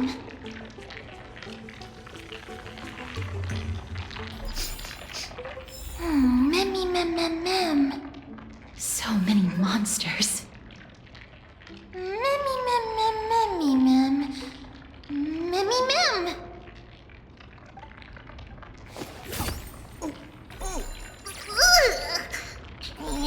Trian, which one of you likes such sour stuff? Yeah.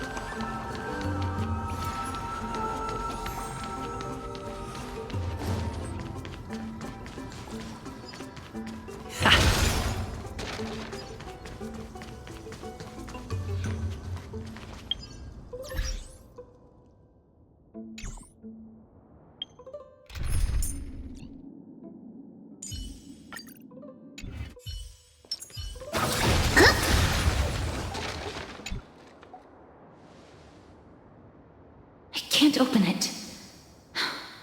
It was probably sealed in order to ward off the black tide.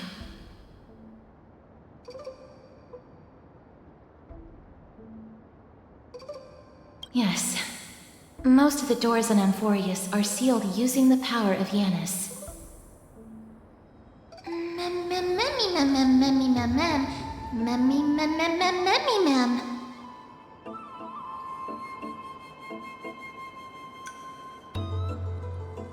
Are you serious? Just a mere door, and your first instinct is to call on the gods?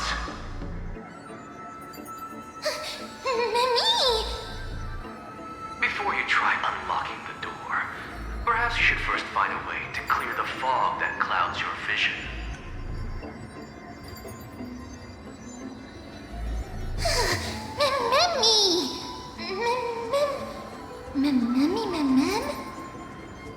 My name is Anaxagoras, one of the 7 sages of the Grove of Epiphany, and the founder of the New Sporists.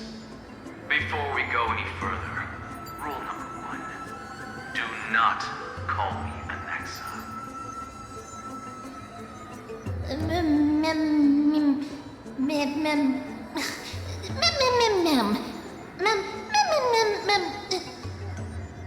Rule number 2. Never interrupt me. Silence is golden.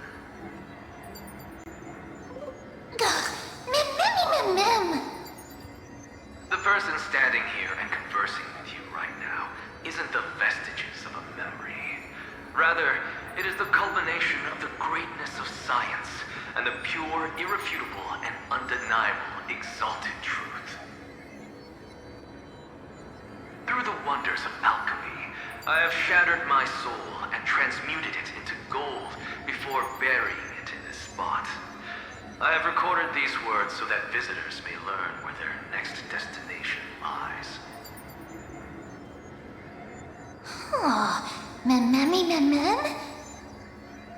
Nothing is impossible. Having said that, alchemy is not omnipotent. Each time you hear from me, an equivalent part of my soul is being consumed as the price. In other words, this voice isn't created out of thin air.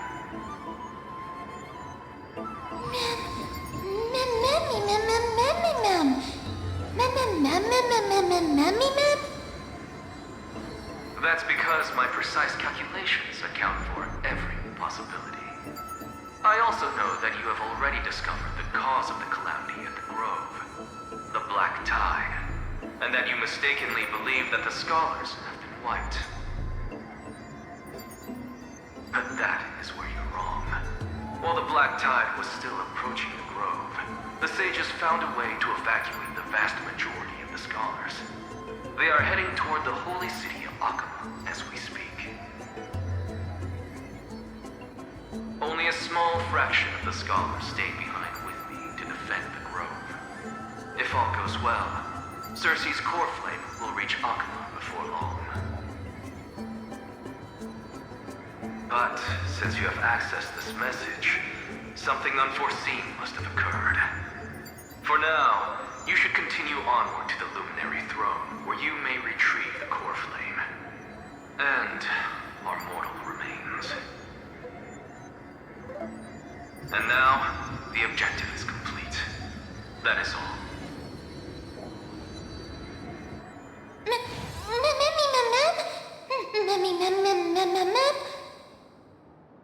Mister, judging from your reaction, you must have found a useful memory.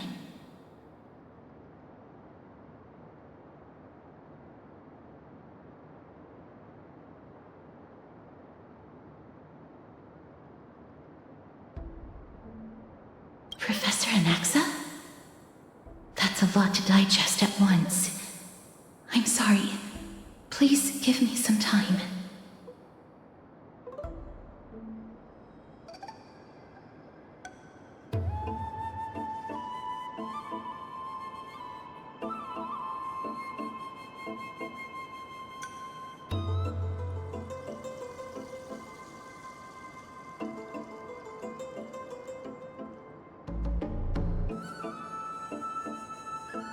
You don't have to take that too seriously. For some reason, he's especially particular about his full name. Professor Anaxa theorizes that all beings originate from the same source and have a similar composition, which in this case refers to the soul. He calls this theory Nesporism. It is an extremely complicated theory. You should get him to explain it himself if you're interested. Provided that he is still alive.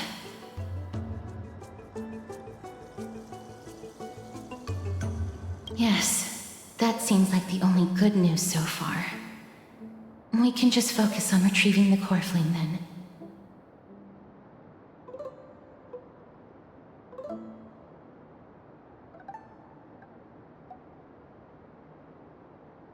I do not wish to consider this possibility. Perhaps they were just unable to transfer the core flame, but managed to escape.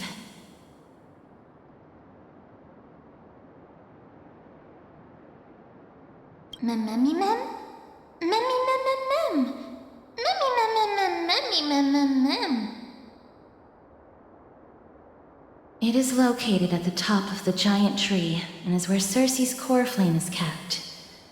According to Anaxa, the core flame should still be there. But making our way there won't be as simple as the professor made it sound.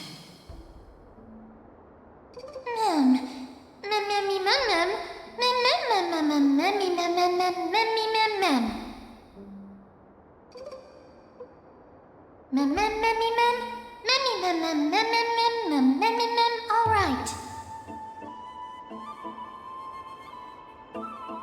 Right. Let's see whether he left any similar directions for us along the way.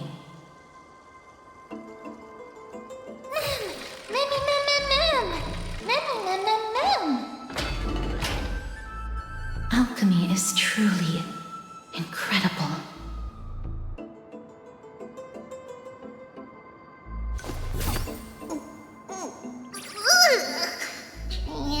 Training? Which one of you likes such sour stuff?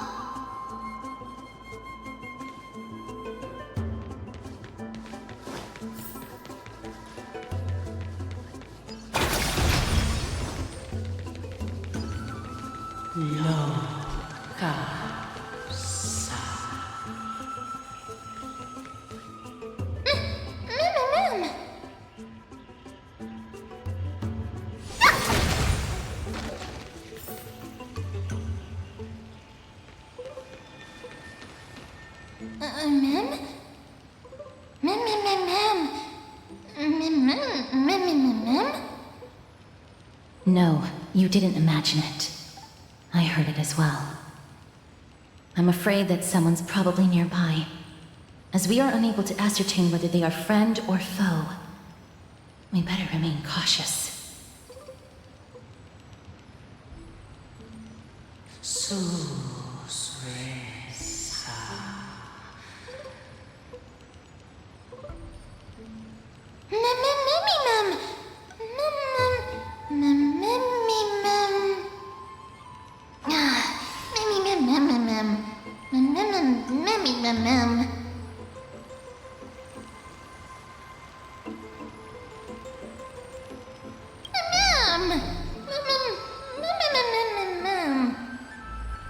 Found it. The voice is coming from over there.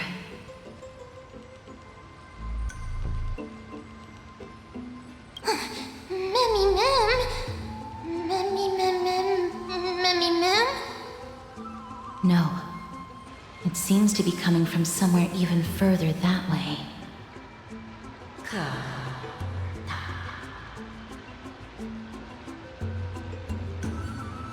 Let's go check it out.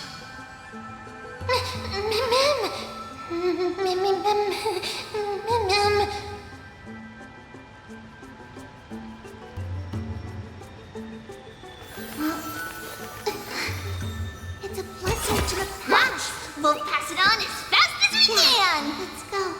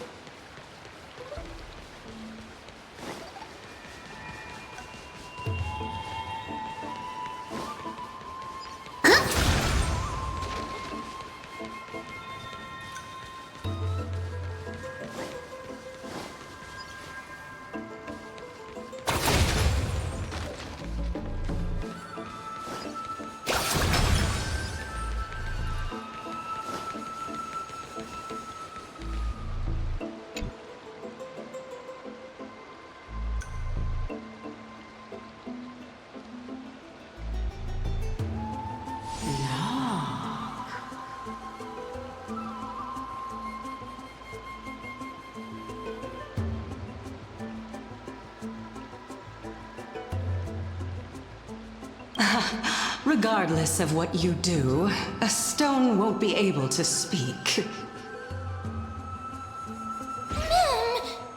Mim! Such a lively little bunny. You even smell a little familiar.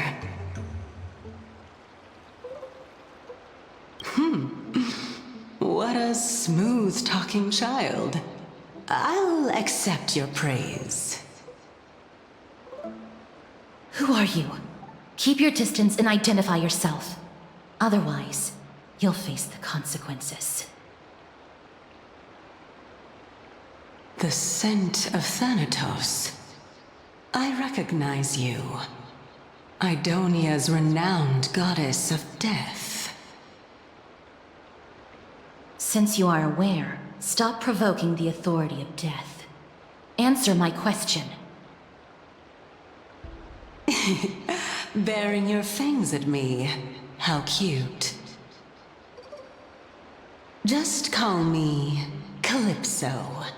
I greet you on behalf of the Seven Sages and the Litophagists.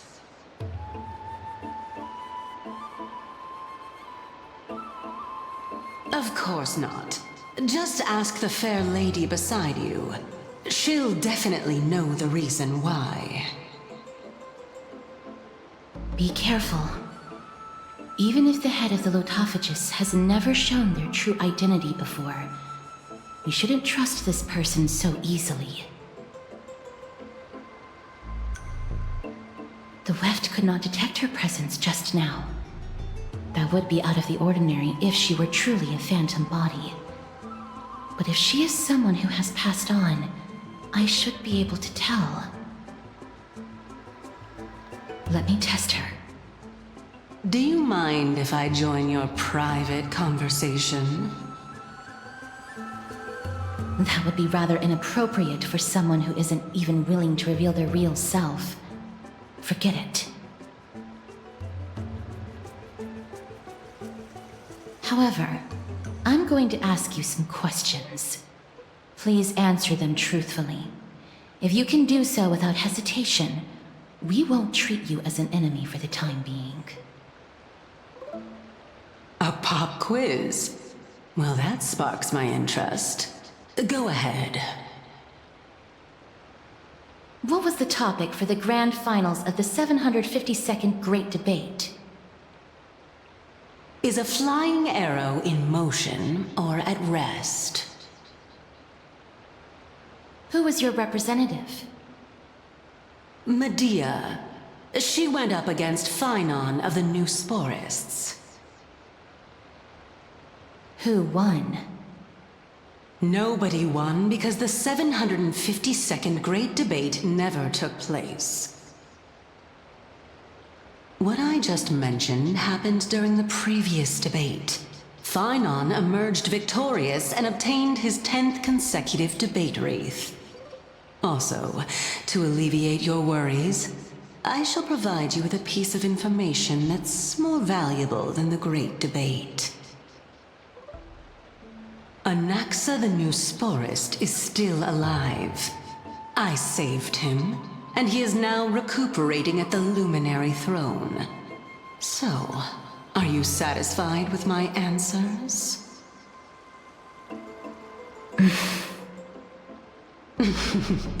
This dumbfounded expression of yours is much more adorable and likable than the previous one. As the saying goes, seeing is believing.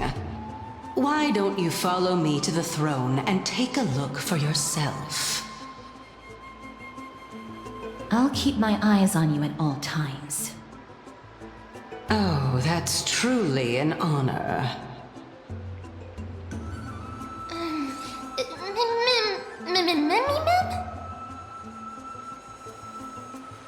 As long as we can get the water wheel turning, we'll be able to use it to ascend. So, the solution is to awaken this heart.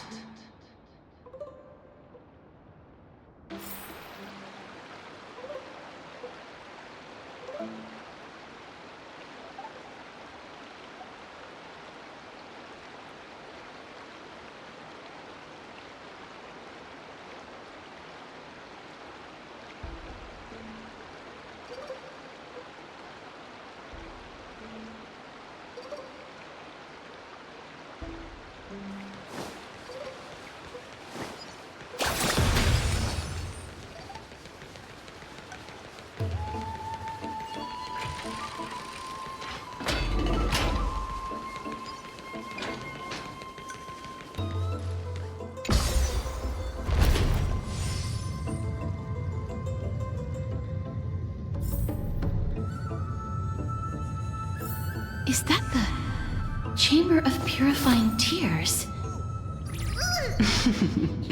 You have a good memory. Why exactly did you bring us here?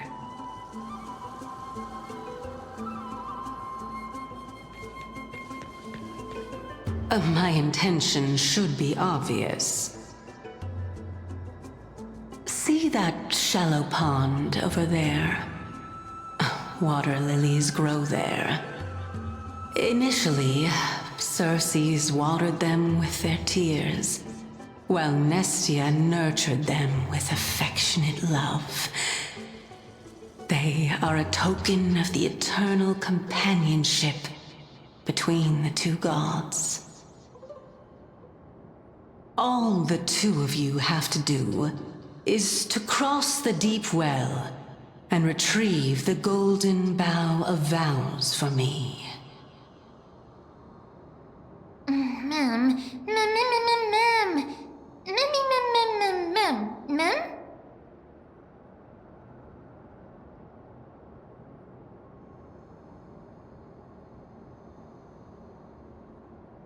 Indeed. Could it be that you actually do not know how to proceed? We can retrieve it, but I advise you not to waste your time on any schemes. Oh my. I'm helping you to eliminate your worries and obstacles, and yet I receive nothing in return? Besides, the bow is essential for awakening the heart and drawing water out of the source. If you can't find it this time, we can just remain trapped here for the rest of eternity.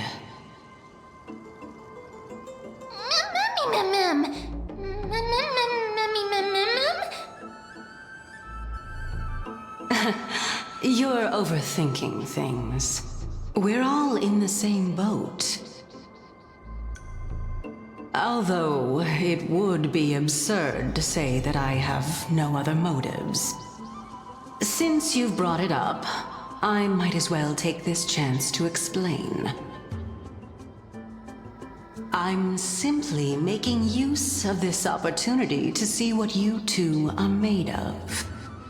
So, is that truthful enough for you?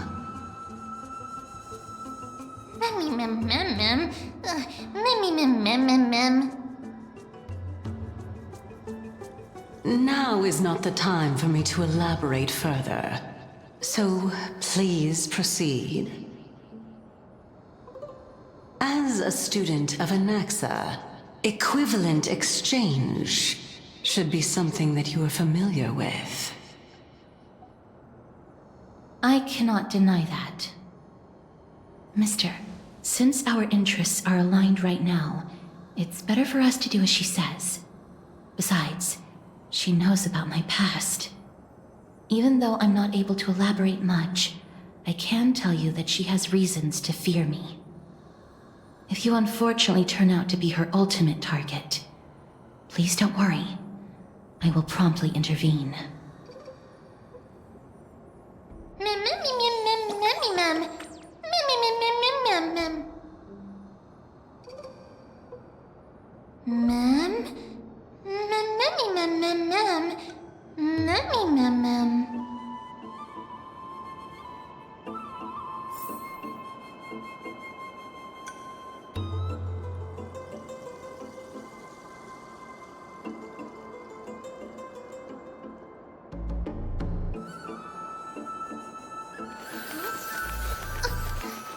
It's a letter to the future! Watch! We'll deliver it as fast as we can! Let's go.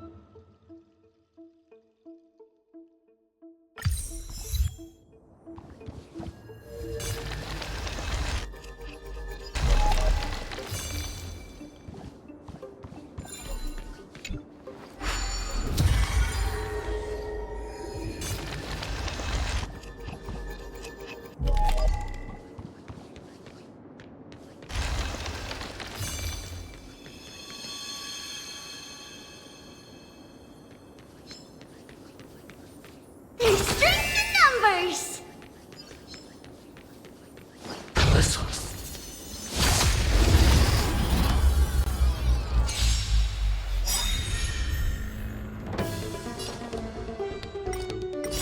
Everything in this world is bleeding.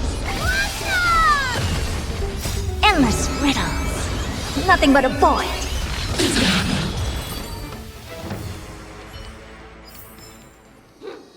Toward tomorrow! Onward!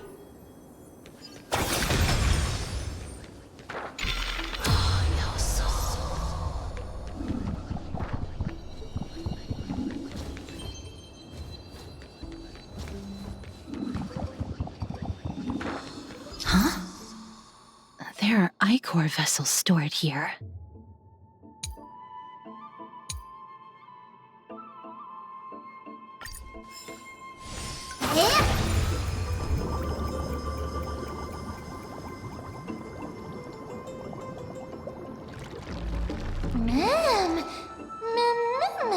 Flowers. It's a blessing to the past.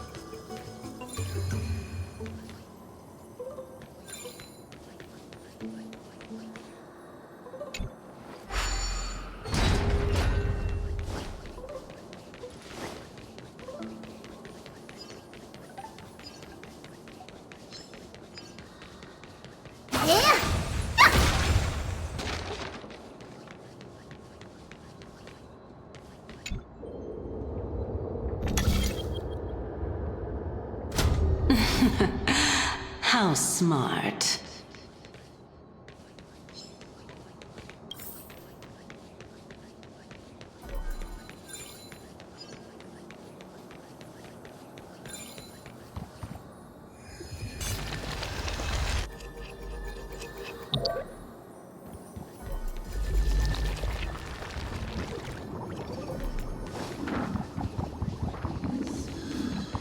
Let's hope that this is not a trap set by her.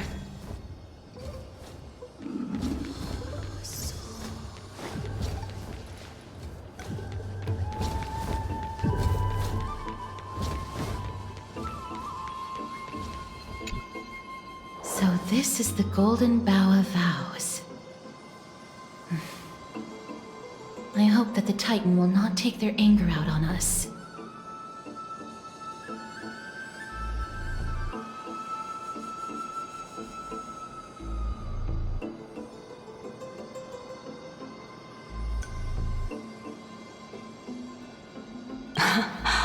So lustrous and beautiful. It's even more magnificent than before. Mem Cal. Mummy mem mem. Mummy mem mem. Mummy mem. Understood. My apologies, Pink Bunny. Memmy bunny mem? Memmy mem mem mem. Is this the legendary Golden Bough of Vows? We'll know once we test it. There's a secret passageway behind the pond. It's faster if we take that path. How do you know this place so well? Well, I'm one of the 7 sages after all.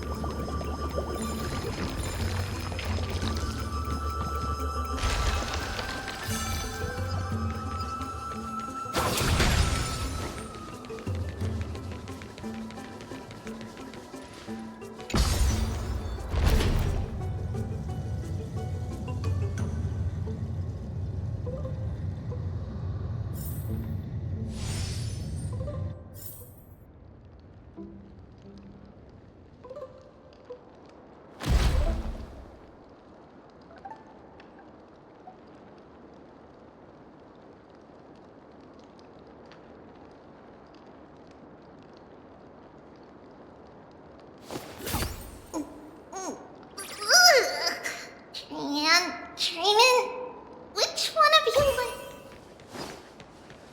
Yeah.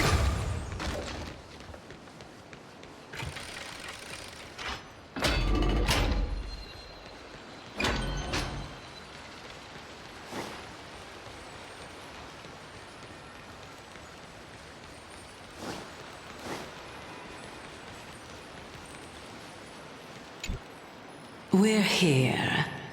Could you kindly pluck a petal for me and place it into the pool?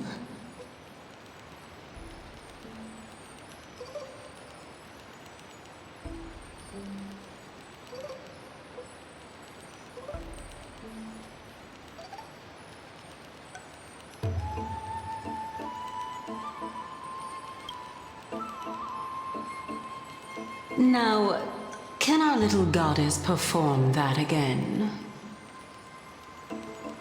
Huh? That being the oath of Nestia's priests. Right. Got it. O Nestia, with the weft as my vow, I beseech you, entwine my body with your golden thread and affection. Mom! Mommy, lit up!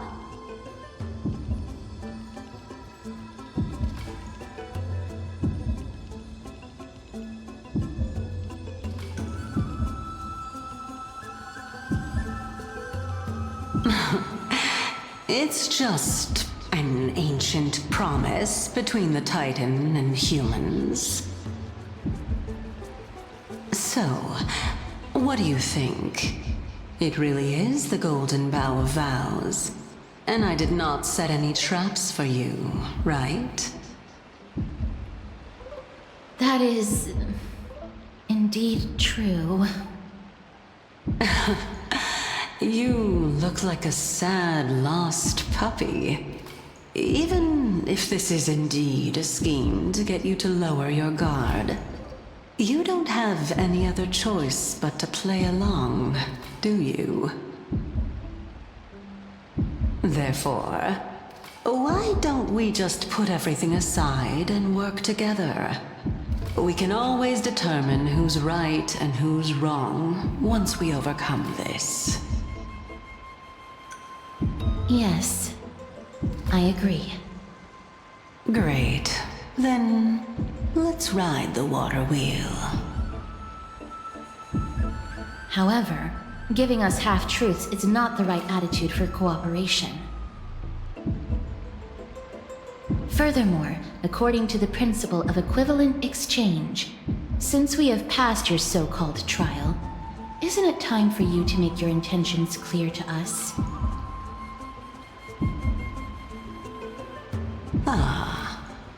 I really can't bear to look at your sad expressions. Although you only cleared a simple trial, I'm willing to make an exception and treat you with sincerity. I'll allow each of you to ask a question. Up, but not the little bunny. So, ask away.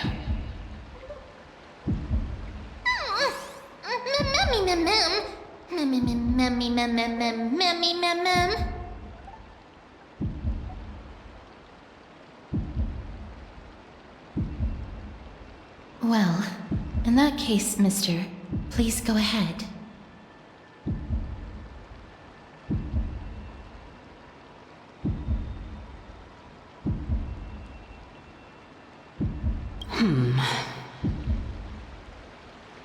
As I've previously mentioned, I'm one of the 7 sages of the Grove of Epiphany. If you think that this answer is insufficient, then I'll add to it. I'm the leader of the 7 sages.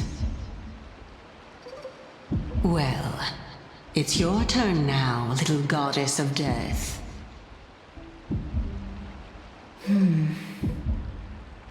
My question is, was your previous answer the whole truth and nothing but the truth? There's no point in making this unnecessarily complicated. That applies to you as well. However, we do not harbor any hostility. We merely want to avoid any potential harm to us. Lady Calypso, if you want us to work together more effectively, I advise you to answer my question honestly.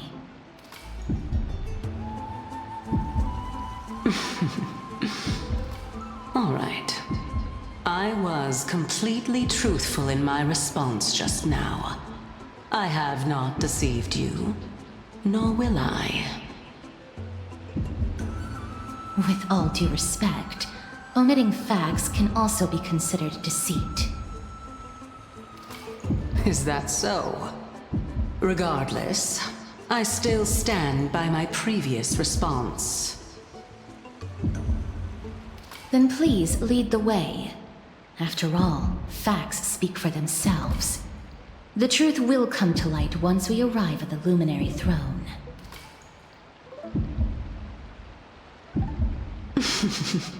All right, all right.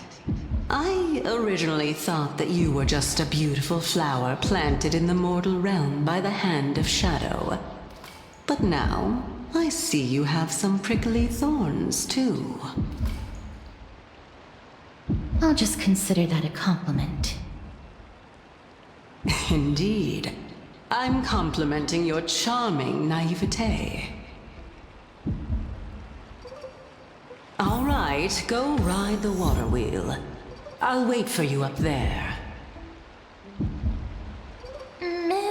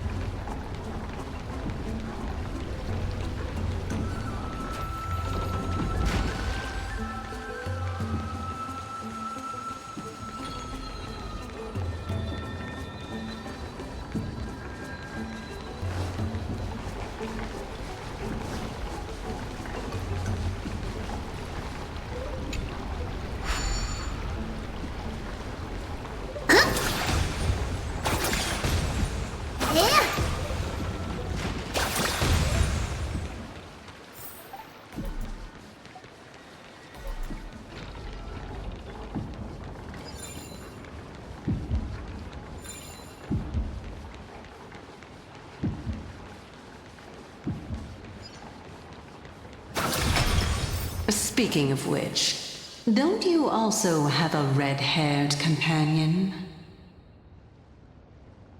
Mem. Not too much.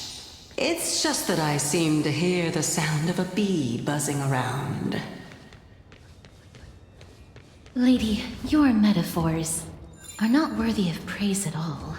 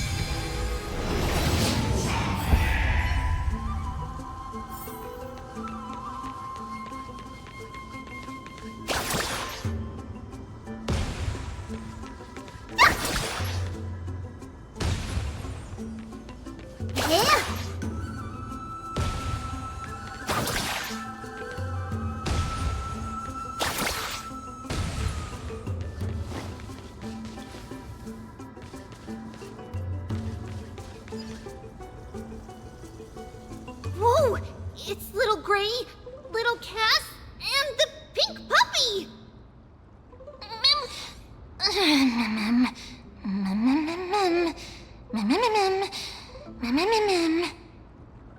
Lady Trianne, are you all right? Were you hurt? No, Trianne flew high up into the air so the monsters couldn't reach us.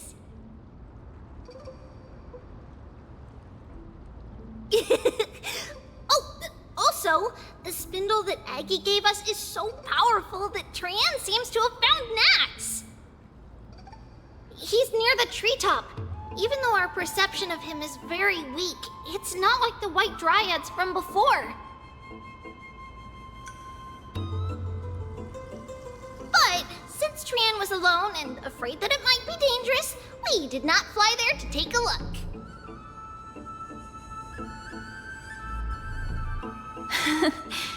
It seems like Lady Trian did not forget our promise. Anaxa is indeed still alive, and he's at the Luminary Throne right now. It seems like Lady Calypso did not lie regarding this.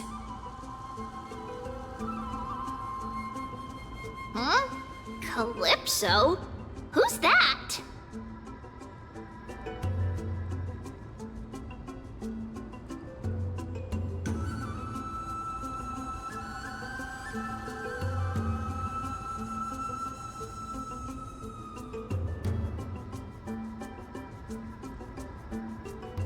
Oh, so you found a survivor!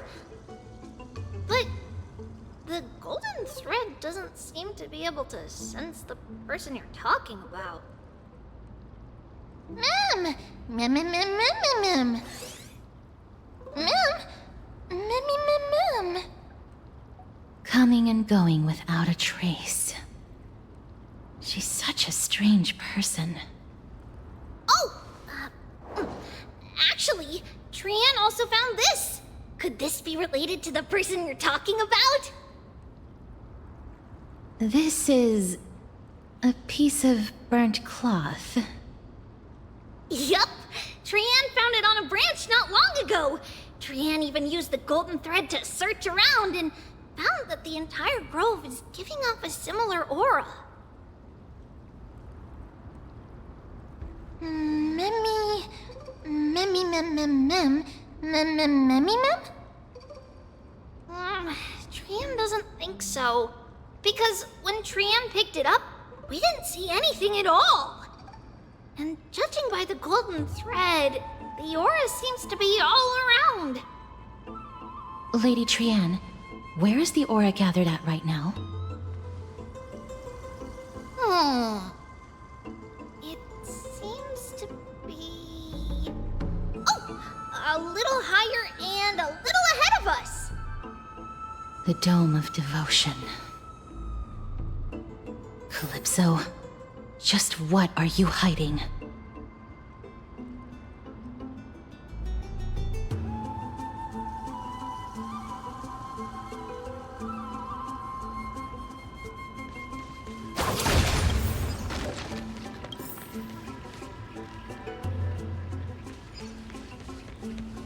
There's strength in numbers!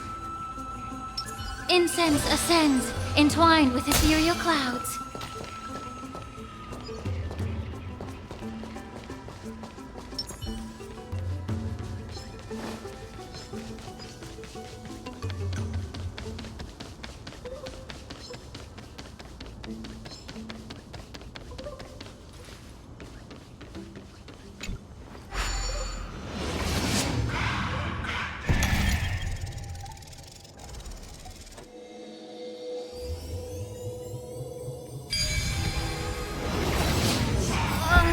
The golden thread is vibrating more and more violently. Everyone, let's be even more cautious.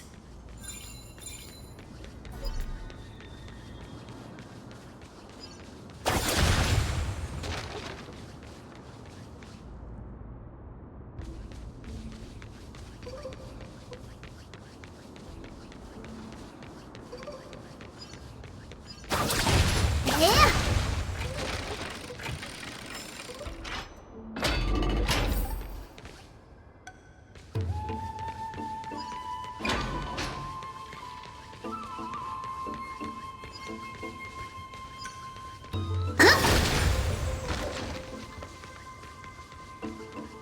There's no one...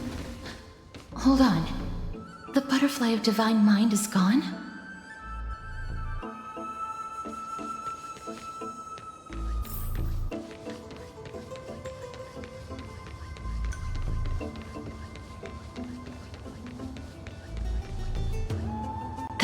be. Was it for fending off the black tide? Or perhaps... What exactly is this butterfly of the vine mine? Is it a very powerful guardian monster? No, how should I put it? It's considered a safeguard for the Titan's core flame. This butterfly is created from Nestia's remaining divine mine and bears the responsibility of guarding the core flame.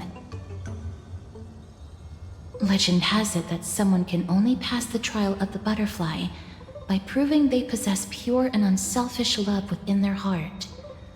Only then can they awaken the great tree to open up the path to meet Circes. But how are we going to prove it? Mem, mem, mem, mem, mem, mem, mem, mem, mem, mem, mem. Sorry, but even I don't know how. After all, this is a secret among secrets that only a select few in the entire grove and even Amphorius know. Rather than worry about this, Lady Trianne, did the golden thread react to anything around here?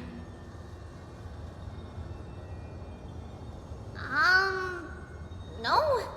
That unknown thing seems to be even farther ahead and higher up.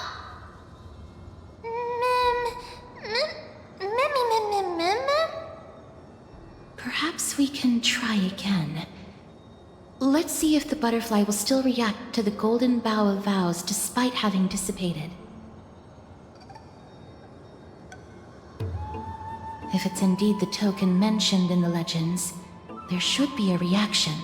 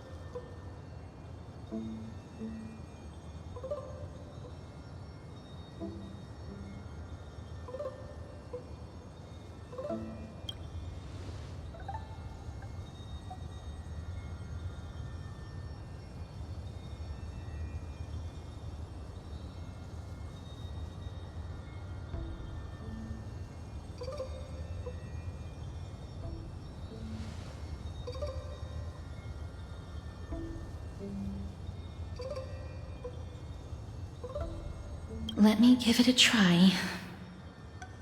Oh, Nestia, with the weft as my vow, I beseech you, entwine my body with your golden thread and affection.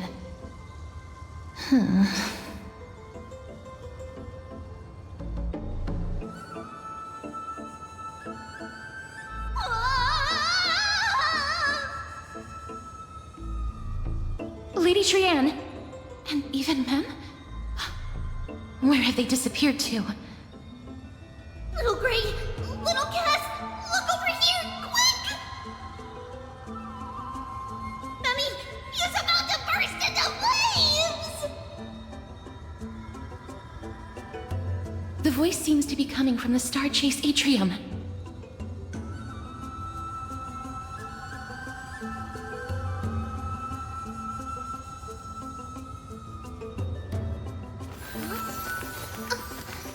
It's a letter to the future. Watch, we'll deliver it as fast as we can. Let's go.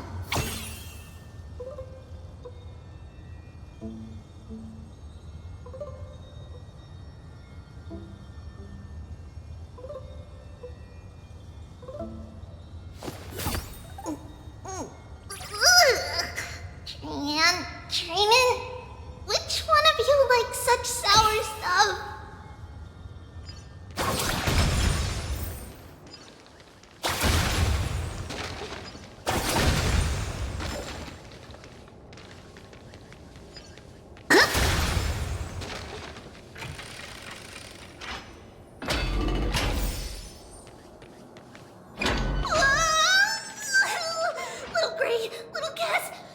bad. It's very bad.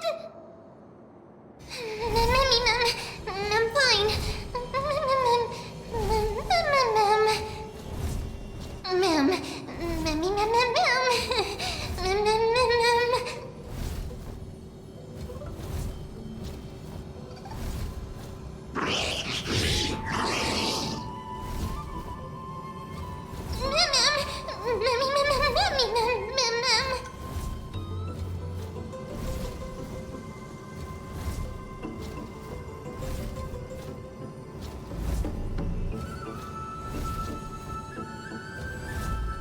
Lady Trian, what exactly happened just now?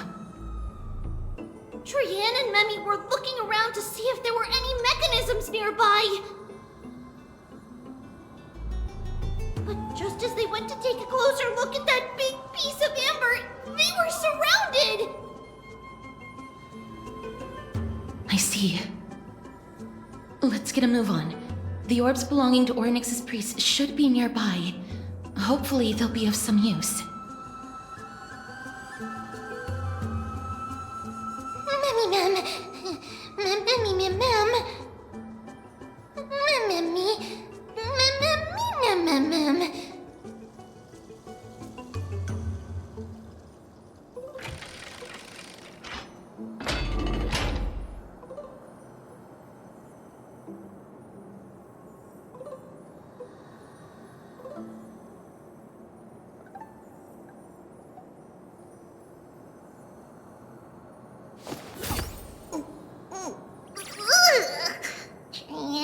Trian, which one of you likes such sour stuff?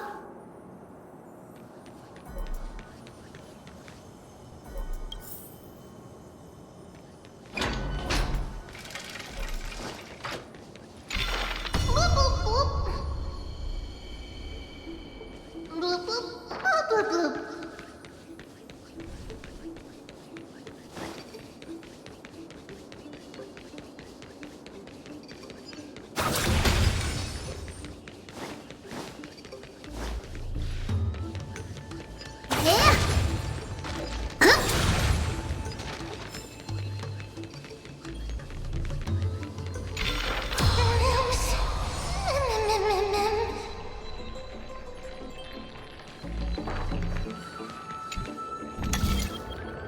It's connected! Let's hurry! Memi is already bouncing around due to the heat!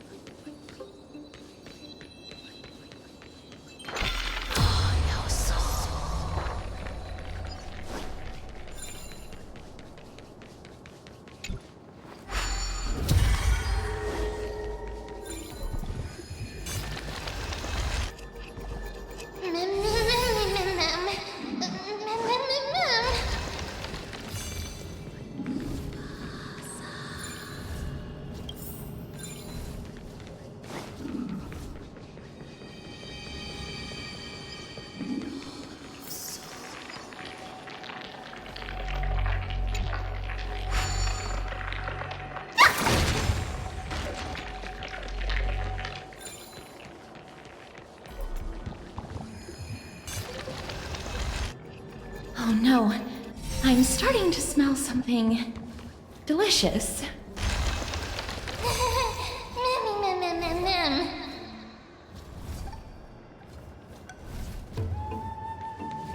Strength in numbers!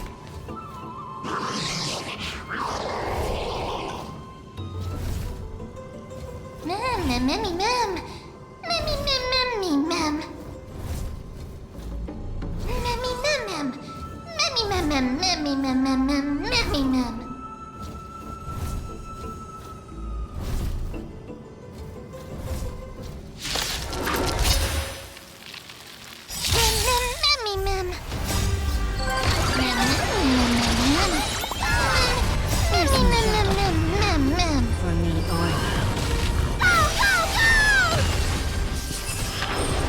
Yeah. Open sesame. Get it together.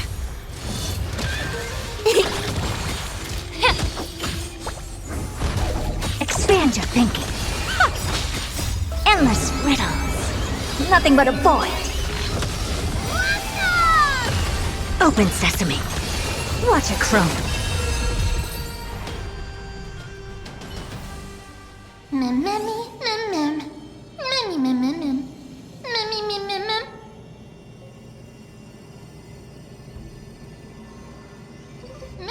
Easy. Mem. Mem.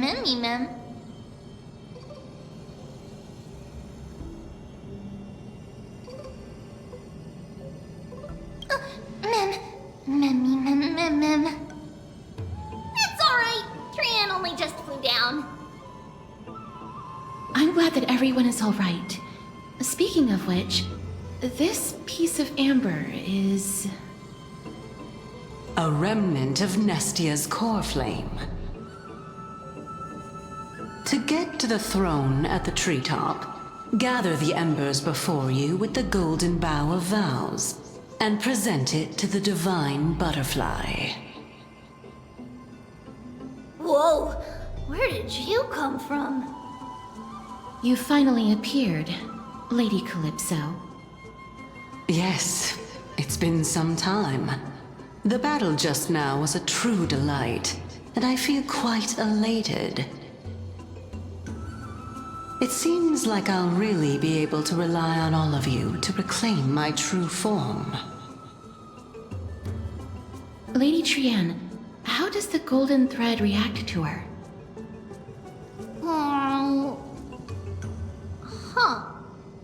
There's no reaction at all. Obviously. After all, the fragment that you picked up just now is completely unrelated to me. All right. Just do as I say. If you're able to pass the trial, I will tell you everything truthfully. Another trial. Mem. But we have to go to the treetop to find Nax anyway, right?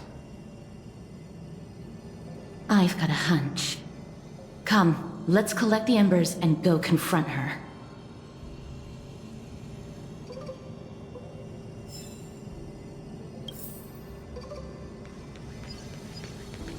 According to Calypso, we just have to gather the embers before us with the golden bough of vows.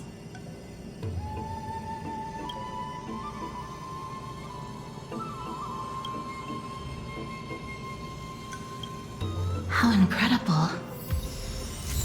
Mem?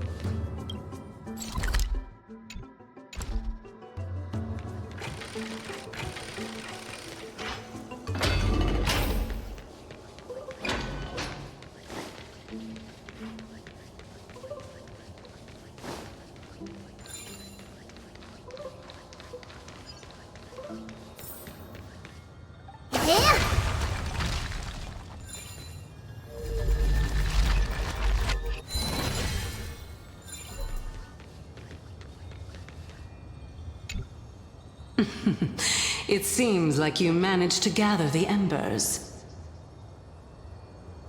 In that case, just offer it to the Divine Butterfly. It'll be fine. Let's just do as she says.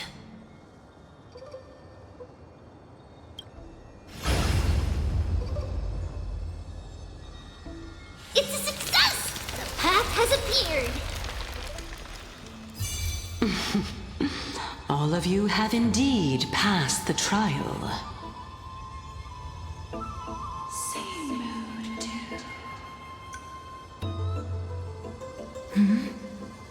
The sound of a butterfly's wings.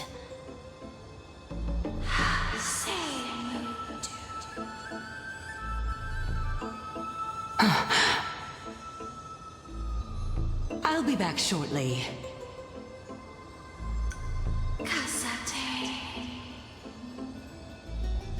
Of course, our promise still stands. But now, it's time for me to sacrifice myself.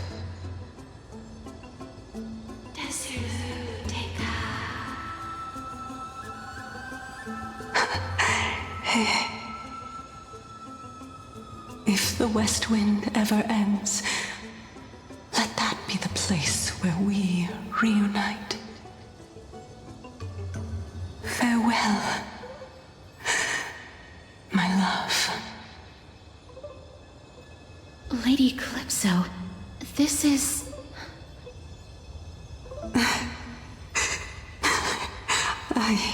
It's nothing much. Thank you so much for your help. Now, it's time for me to fulfill my part of the promise.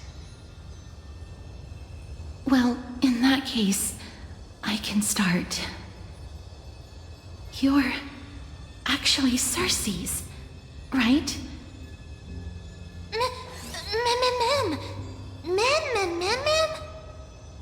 Oh my. The children of humanity have passed the final trial at last. I was wondering when you were planning to expose me. How did you know? The riddle-like trials, your distrustful yet sincere character, referring to Nestia as your love, and... The head of the Litophagus is actually called Medea, and not Calypso. Since you knew from the start that I was not who I said I was, why did you wait until now to expose me? Because I did not believe that Circes would walk this world in a human form. I was also afraid that the Titans were under the control of the Black Tide, and would do us harm. Also, to make a claim, one must have evidence. This is the precious knowledge that I acquired during my time at the Grove.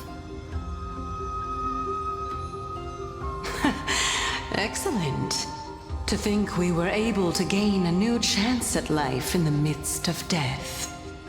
Fate truly is a mysterious thing. Well, shouldn't you also tell us why you went through all the trouble of setting up these riddles?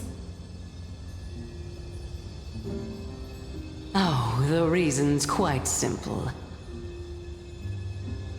I needed your help, and just like how you were wary of me, I had to ensure that you were not villains who were trying to get their hands on the core flame. I also had to ascertain that you were capable of dealing with the threat at hand. Is this threat related to the Black Tide? Indeed, and it's even more related to that lost item from before.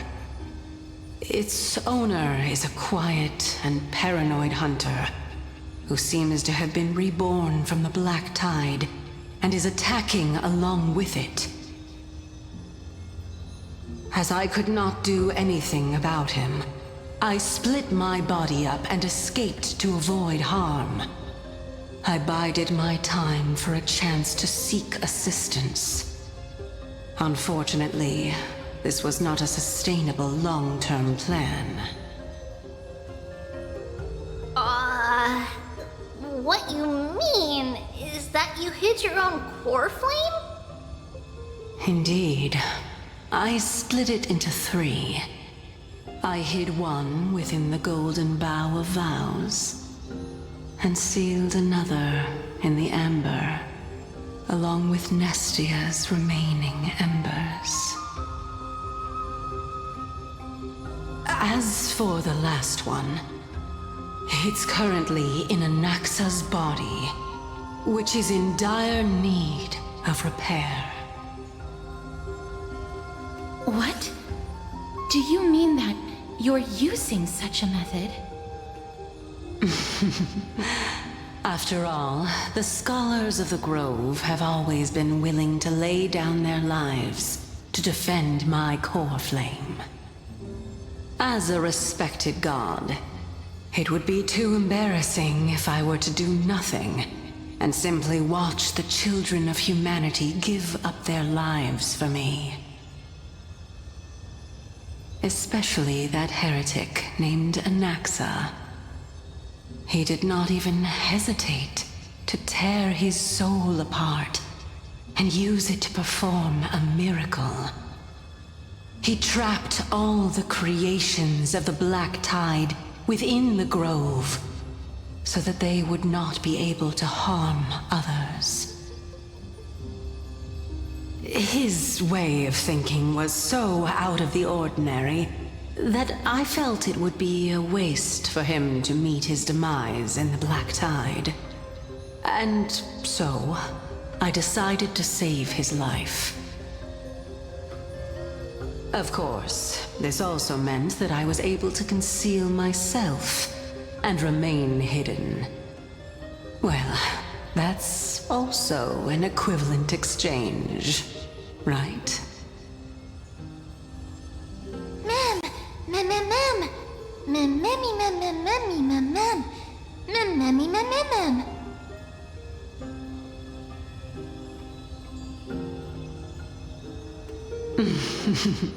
What a smart little bunny. This way, I'll be able to regain my true form, and you will be able to bring the core flame and your teacher back to Akama. We'll also take down the black-robed swordmaster at the throne, together in one go. But, Circes, aren't you the reason, Titan? Even if I do not have the authority of strife, I'm still a god. I just need you to buy me some time against the warrior's blade. Once the core flame is reformed, I'll be able to show my hand.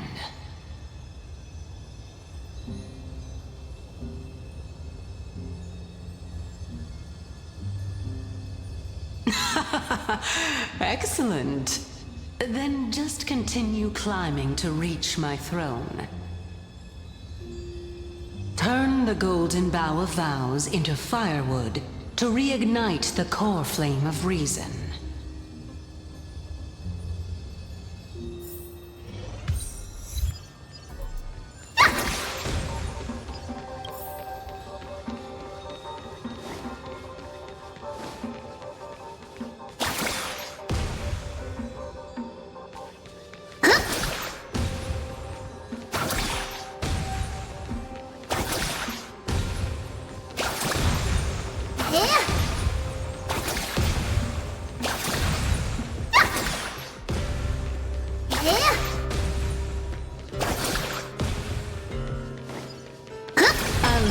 To you, children of humanity.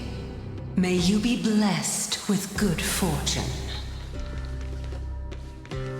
It seems like a fierce battle will be inevitable. Don't worry, Trigan will protect everyone!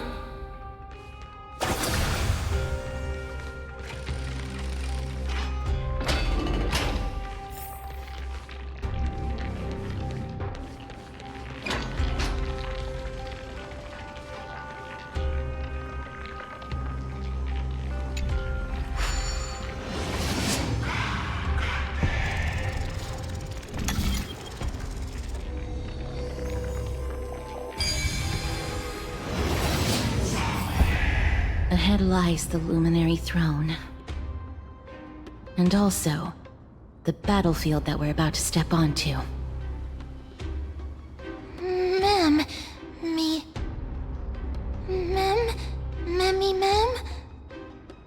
Memmy, what's wrong?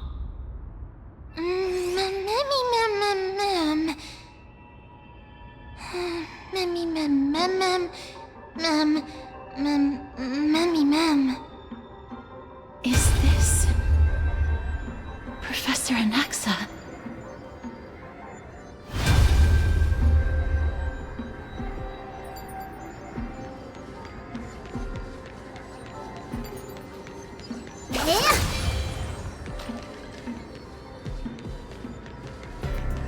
There's strength in numbers! My eyes can no longer see.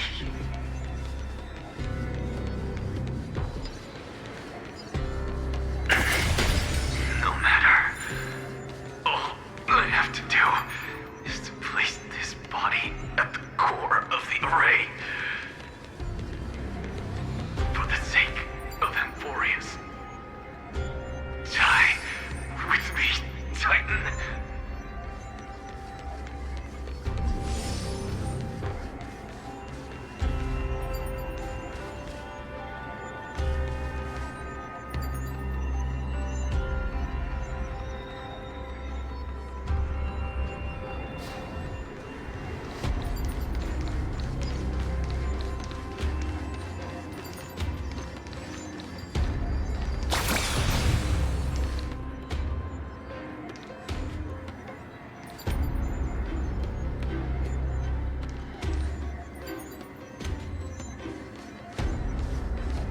Incense ascends, entwined with... Take a look.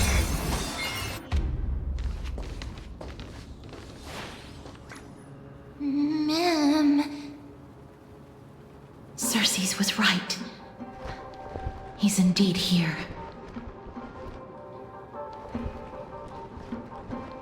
Who is this black-robed guy? Ma'am.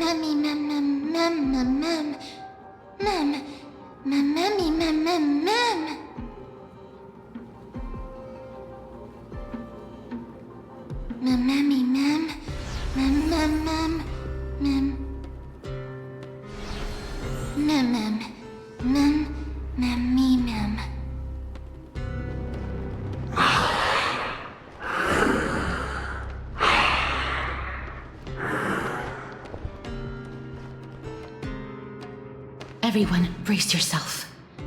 This must be the hunter reborn from the black tide that Cersei's was talking about.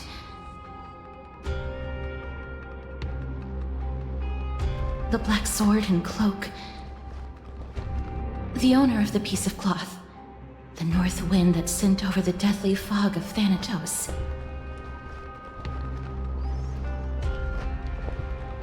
You're not demigods. Stand down or die. Ma'am! Run!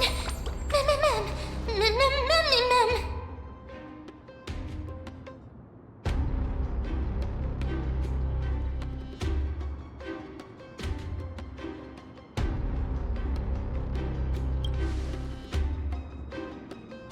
That's right. Let's do our best to buy time for Cersei's. Trian will also protect everyone! Trian is brave! Mister. Only this time, may death protect us.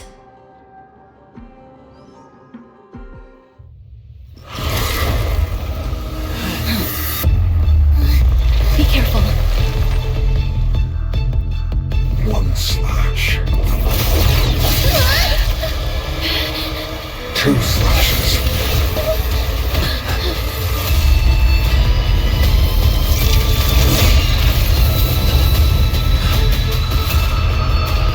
3 slashes are enough.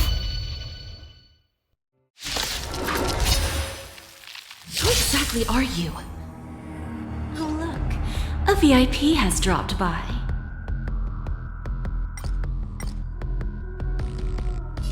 Don't let me down now. How about we dissipate that foul stench quickly?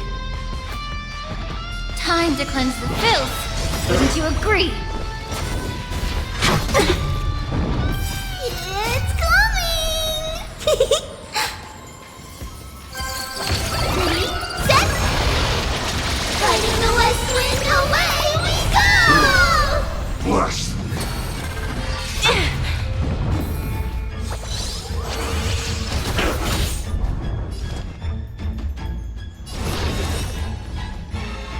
The door to a whole new world.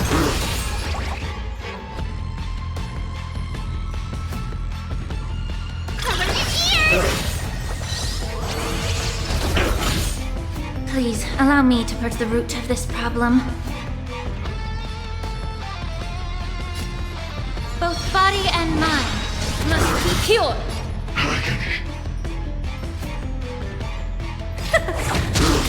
Time for a lesson. So powerful. Cersei's was right.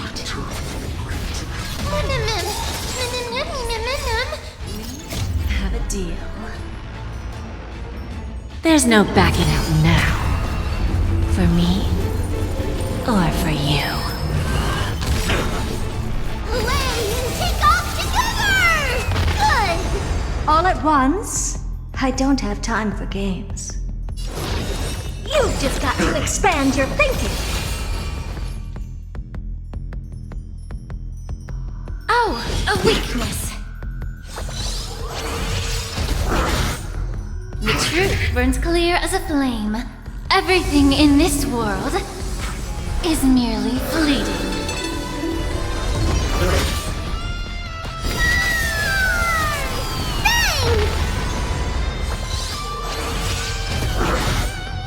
Curiosity is a dangerous thing, you know. Endless riddles, but the answer is nothing but a void. So, who's the little backstabber here?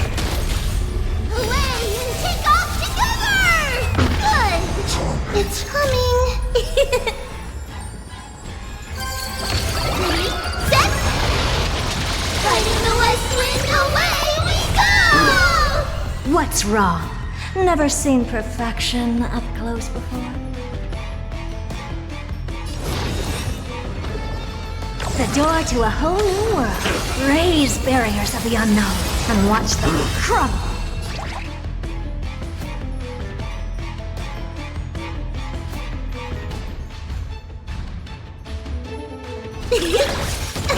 Give an inch, and they'll definitely take a mile. Return to the great tree. You're a stubborn one. Offer your souls to the fire. Not good. They reduce to ashes.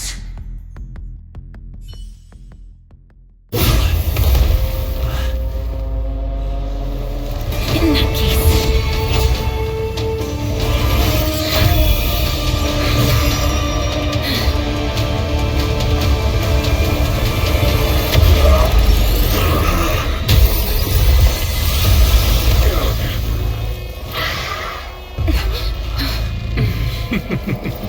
Can't be killed in a single blow. You are indeed no ordinary human.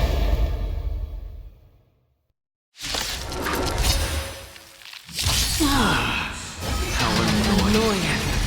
Children of humanity, don't waver now. Let's just destroy them, one by one. Ready, set! Fighting the west wind, away we go! Since the ambush failed, it'll be difficult to find another opportunity. What a pity. Professor Naxa? No. It's Cersei's. Towards the root of this problem.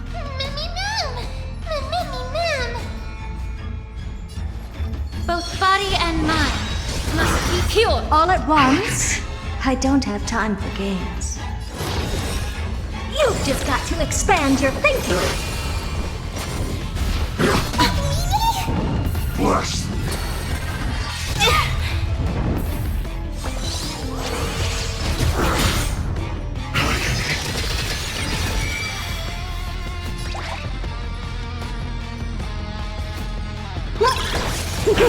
How about we dissipate that foul stench quickly? Oh, a weakness. Torment.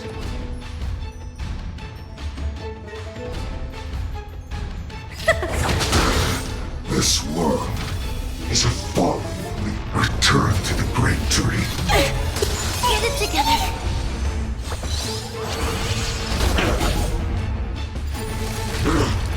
What's wrong? Never seen perfection up close before. The door to a whole new world.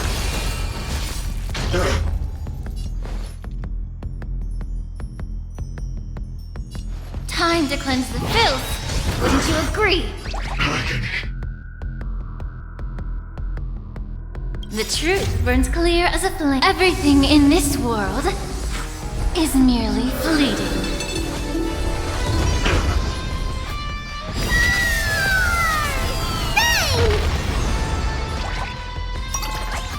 Huge news! It's coming! Ready, set! Fighting the west wind, away we go!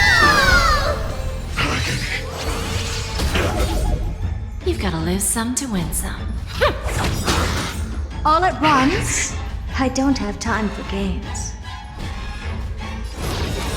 You've just got to expand your thinking. Bending the rules, are we? Return to the great tree. Everyone, watch each other's back. Bad. Curiosity is a dangerous thing, you know. Endless riddles, but the answer is nothing but a void. Take off together! Good! Torment. The door to a whole new world. Glimpse the unknown for a moment, and let it... That was tough. Allow me to protect I'm truly exhausted.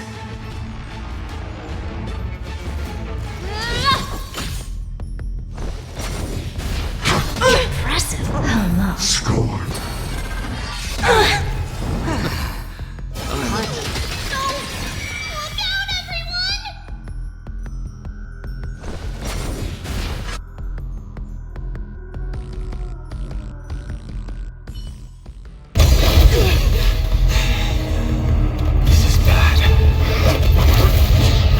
Century Gate,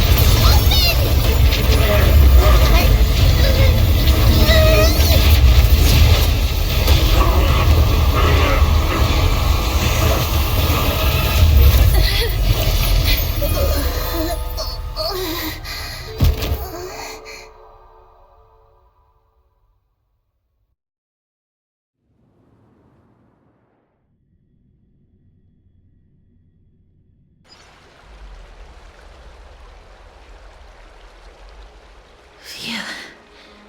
That was a close call. Thank goodness that we returned to Akama unharmed.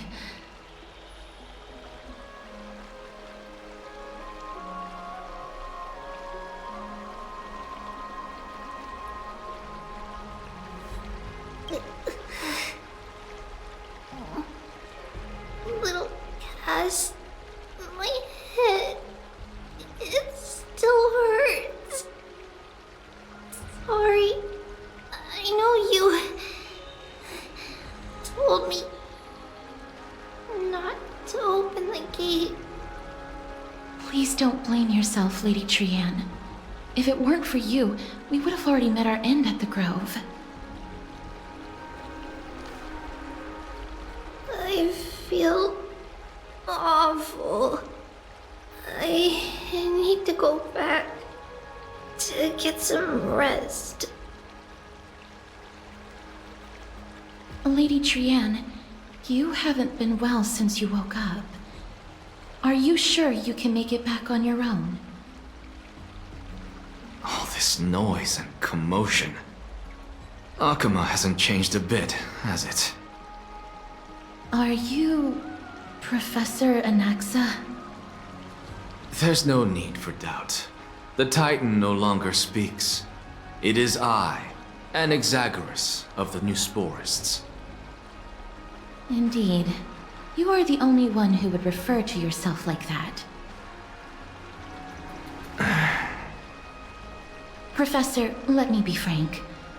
The mission Lady Aglaya entrusted us is to search for survivors, uncover the truth about the disaster at the Grove, and retrieve the core flame of Circes. That does not surprise me. And now, I'm a survivor who witnessed the entirety of the disaster, as well as the defenseless bearer of a core flame. Are you going to bring me to Aglaya to fulfill your duty? That is indeed my duty, but I prefer not to present you to her as a captive or spoil of battle. Fine. There's no need to make your life difficult. I'm not against meeting that woman. But I have some things to take care of first. The families of some of my fellow Grove Scholars live in the Holy City. Before we meet Aglaya, I want to visit them. Because Lady Aglaya will probably be against it.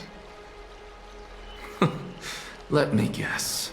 That woman will not only prevent me from visiting the families of the deceased, but will also suppress any information about the Grove. She's always been that cold-hearted. My fellows at the Grove gave their lives defending the core flame and fighting the Black Tide alongside me. Their families deserve to know the truth.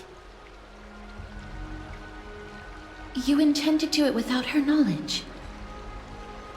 Do you really think that woman would treat me well, even if I behaved and proved my loyalty? I wouldn't mind seeing a bit more anger on her face. Are you going to stop me, Kesterus? I will accompany you, but please understand that Lady Aglaya has her own considerations. You truly have the makings of a fine scholar, putting yourself in other people's shoes like that. Let's go. I won't go overboard. So, after all these years, you and Lady Aglaya are still... Neither of us is narrow-minded. You should know the root cause of our conflict.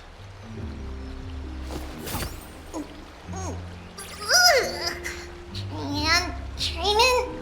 Which one of you likes such sour stuff?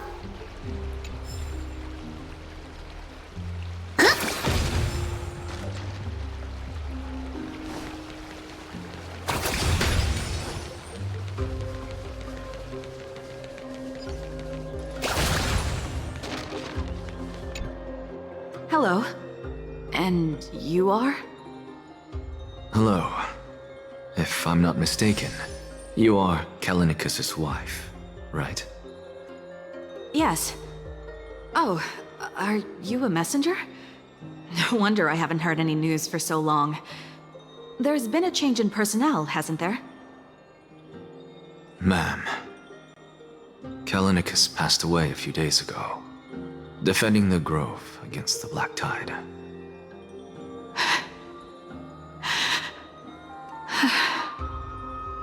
So, did he manage to defend the Grove? Huh?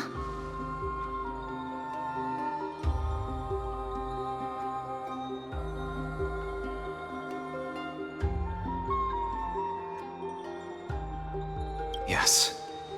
He managed to protect Circe's core flame, at the cost of his life. I see.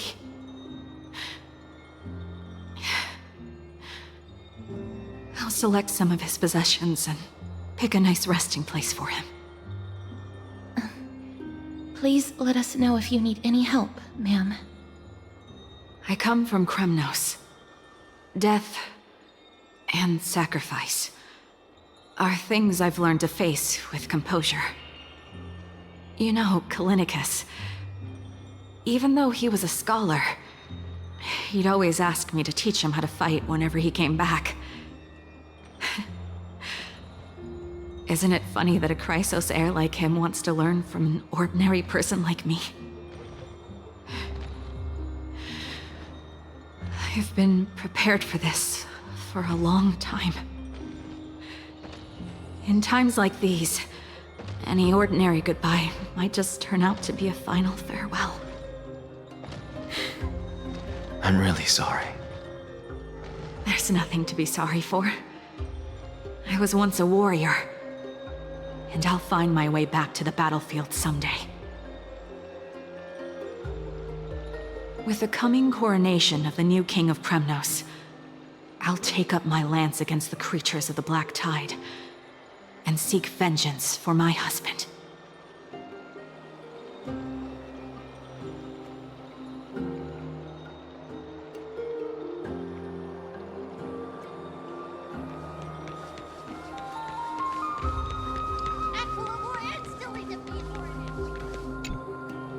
Oh, hello, young ones.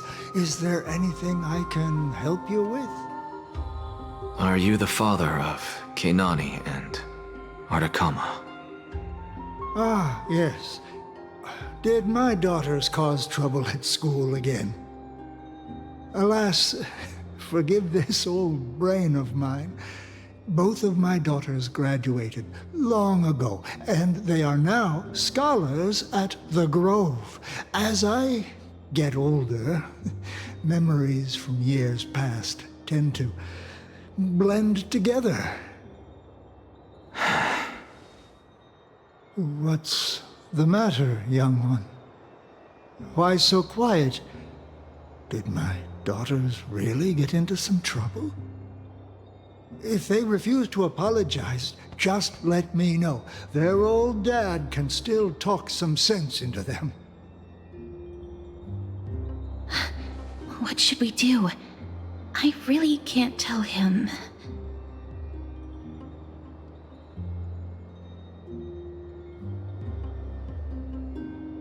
Mr. Fabio, the Black Tide took Keinani and Artakama.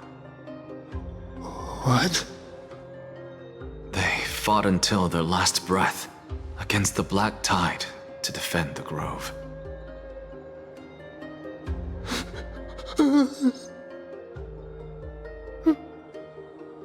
As the Chrysos heir stationed at the Grove, I failed to protect them. Mr. Fabio, if you're upset... Don't put it that way.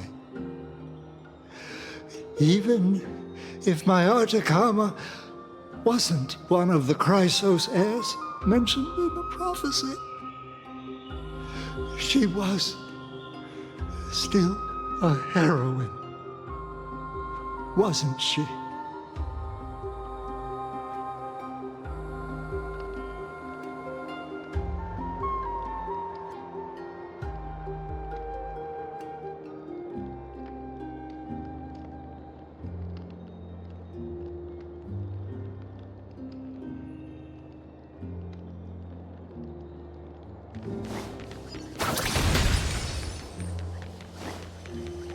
What's Dad talking about?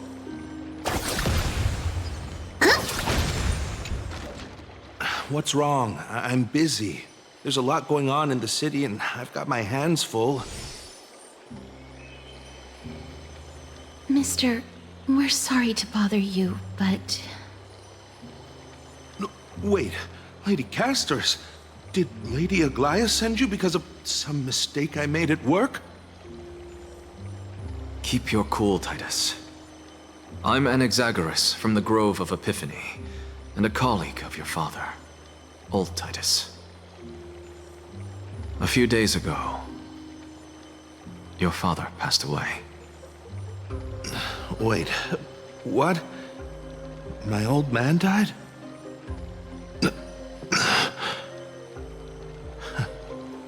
That's no shocker. At his age, he was due for the River of Souls any time.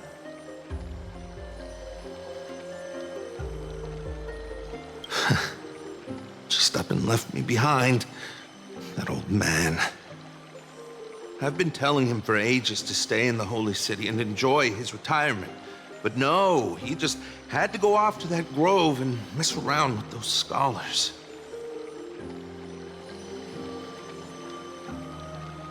Still wouldn't budge after all those arguments. That stubborn old thing.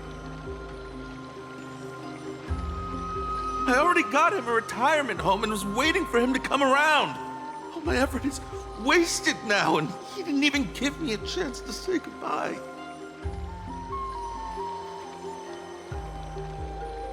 That bull-headed old man, stubborn as a mule.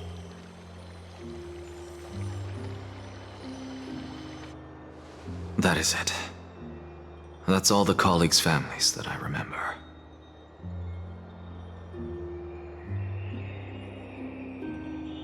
Good work, Mr. and Professor Anaxa.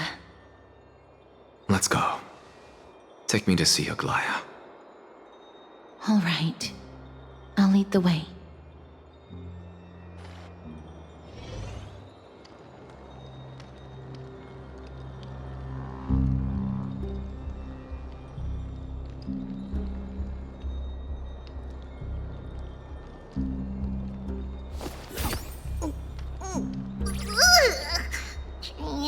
Trayman, which one of you likes such sour stuff?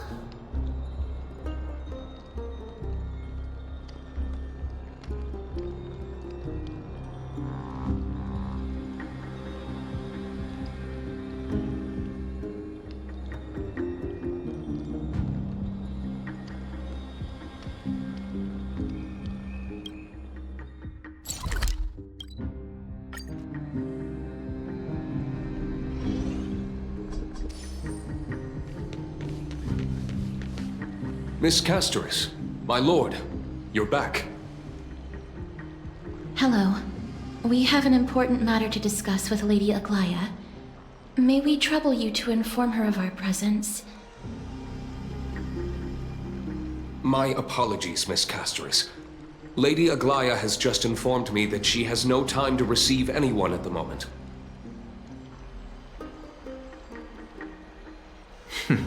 That's just great. She refuses to even see me. Answer me this, friend. Did Aglaya order you to take me directly to prison? Who are you? Please don't jest. It's possible that she really is busy. Let's wait here a moment, and I'll try to contact her using the slate.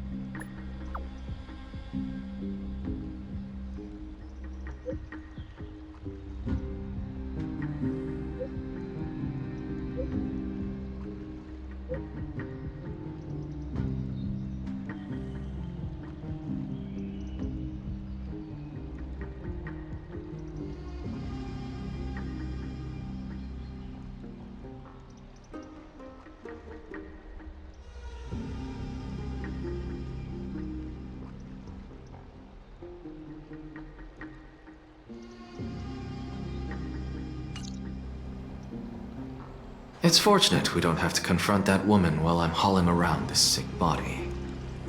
Castoris, and this friend I haven't gotten the chance to know, I'll take my leave for today.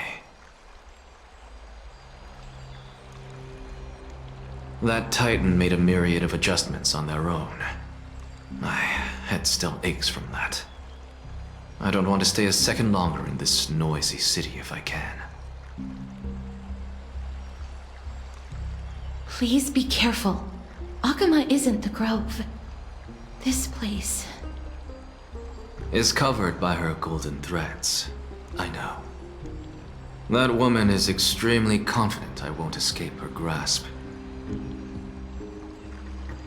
Don't worry. As I said before, I'll mind my behavior. Mister, so many unexpected things happened on our journey to the Grove. We truly had no intention of putting you in danger, let alone face the Black Tide head-on.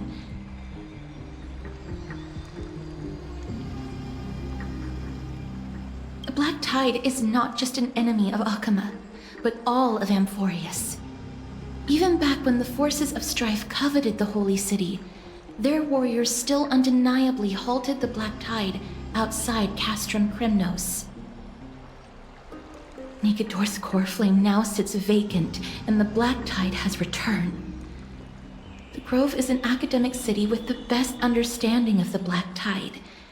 It shouldn't have fallen so easily, and yet it was taken overnight, leaving the city in blood and tears, haunted by the spirits of departed heroes. The trial of strife is imminent. I pray Mighty will be able to steel his resolve soon. Lady Treeby once traveled across thousands of cities in Amphorius to repel the Black Tide. But even they have no recollection of this powerful enemy in all their journeys. Perhaps the fall of strife has triggered even more terrifying events in unseen places. As for me, I detected a strong stench of death from that entity, but it wasn't because it had a connection with Thanatos. I'm afraid it's purely because it has sent countless others to their deaths. Speaking of Thanatos, Mister, there is something else I wish to verify with you. You must have an idea of the curse I bear by now. I was born as the shadow of death, a poison shunned by all living beings. Yet when you caught me in the grove, I'm curious why you weren't affected by my power, Mister.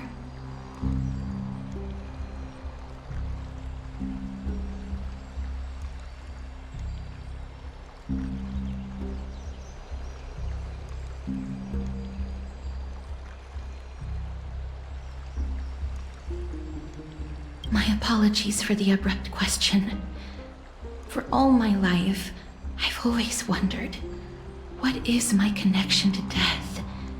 And why am I inextricably linked to Thanatos? Mister, you must be tired after being on the move these past few days. Please set aside the tragedy at the Grove for now, and rest for the day.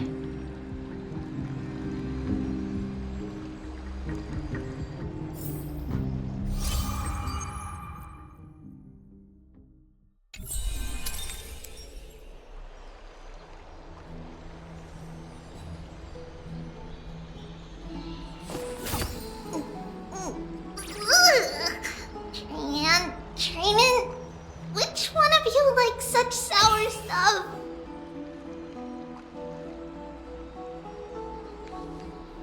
Mister, you must be tired after being on the move these past few days.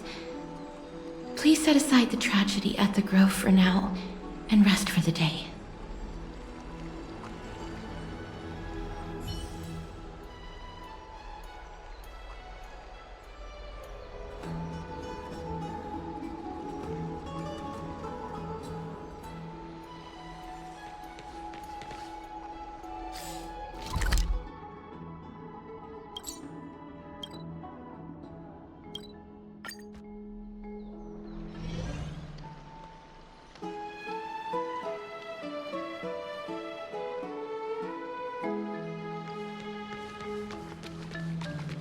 I'd love to go in and take a look.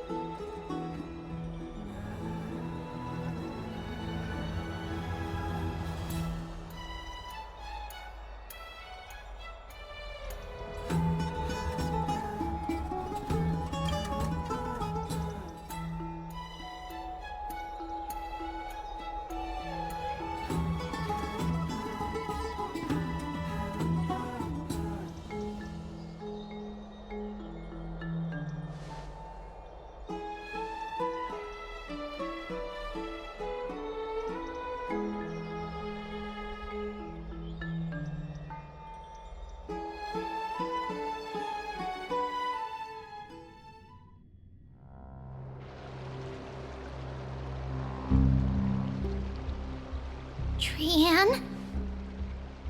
What's wrong? Is there trouble at the Grove? Yes, I sensed something. It was fleeting, but very strong. It feels like they're in some big trouble. Trianne used the Century Gate again. Can you see what's actually happening? No, it's fuzzy like always. But the enemy's aura has disappeared. Maybe they've moved to a safe place? Let's hope that it's just a false alarm. We should place our trust in him and Castorus, teacher.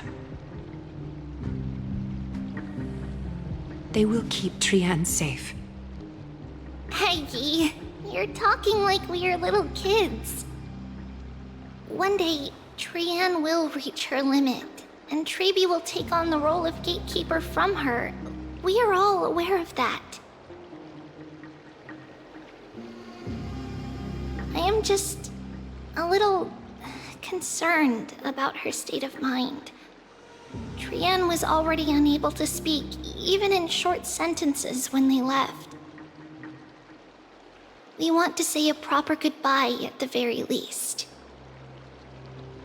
I will pray with you. Thanks. And Aggie, it looks like we will need you to come with us to the baths this time to unwind. It feels like neither of us have laughed for a long while. It's time to head out with the west wind! All right.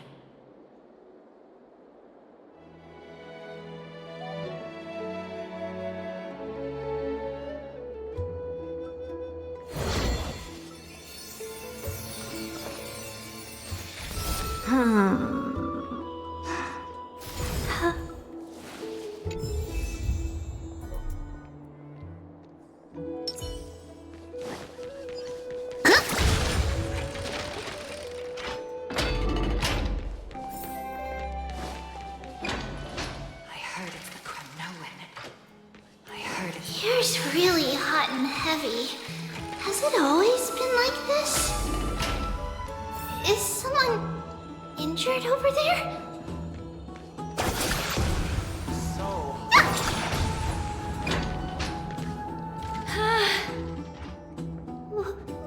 What happened here? Watch out!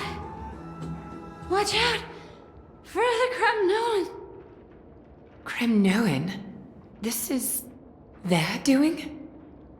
Aggie, now's not the time to dwell on that. Let's help the injured people first. Excuse me, coming through. Oh, you two are here as well. That's a relief. Even the Twilight Courtyard is involved? What in the world happened here? I actually just came to relax. But as soon as I got here, I saw all these people lying on the ground.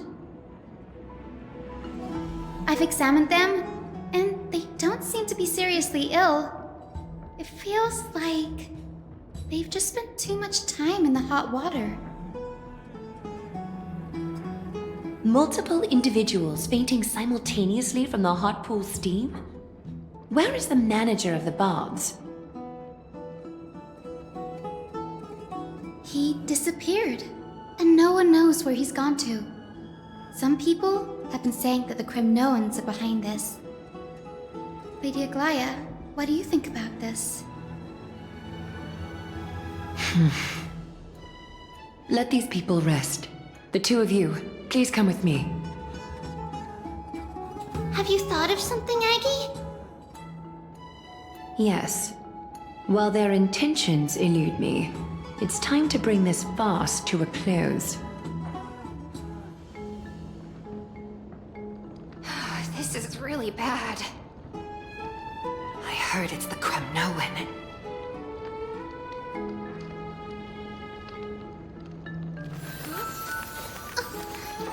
It's a letter to the future. Watch, we'll deliver it as fast as we can. So hot. What's going on? This is really bad. I heard it's the Kremnoan. Trian, which one of you likes such sour stuff? It's so hot. What's going on? This is really bad. I heard it's the Kremnoan. It's a blessing to the past. We'll pass it on as fast as we can. Let's go.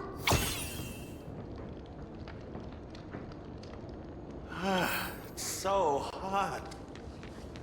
What's going on?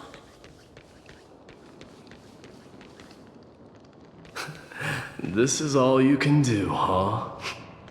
Pitiable deliverer.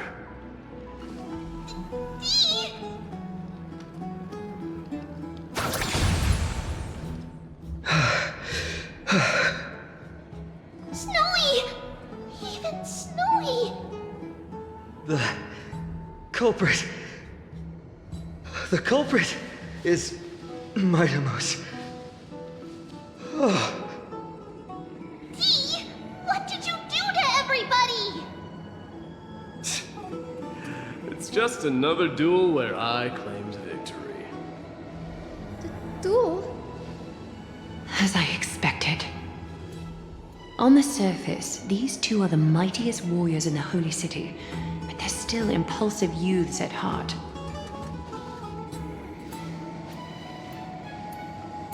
Speak up, Mighty. Tell us exactly what kind of foolishness you and Finan indulged in this time.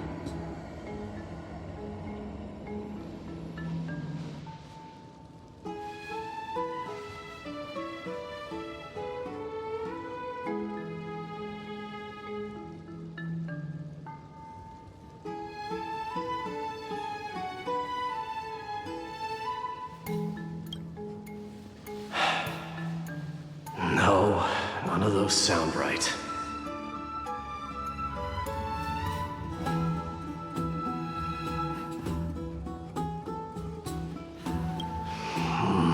Forget it.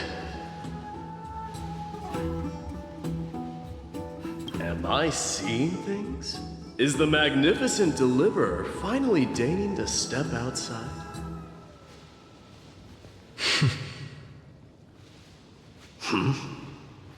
What kind of response is that? Nothing. I was just imitating your usual response. I don't feel anything special from you. Have you passed the demigod trial? The ritual hasn't reopened yet. In case you forgot, it hasn't been that long since I pulled you out of the trial. I didn't forget. Then, you're welcome. In twilight's last gleam, Makima stands bold. Her walls sturdy, tales untold. Dreaming of her fruitful gardens, pilgrims arrive from distant lands. Figs and olives, so grand. Yet little do they know that they will step into flames, fuel to the fire, a burning brand. What are you playing at this time? I just felt like reciting a few lines of poetry. Surely the Crown Prince of Kremnos knows how to appreciate poetry, right? Kremnoans steer clear of such weak literature. But my library doesn't lack collections of this kind.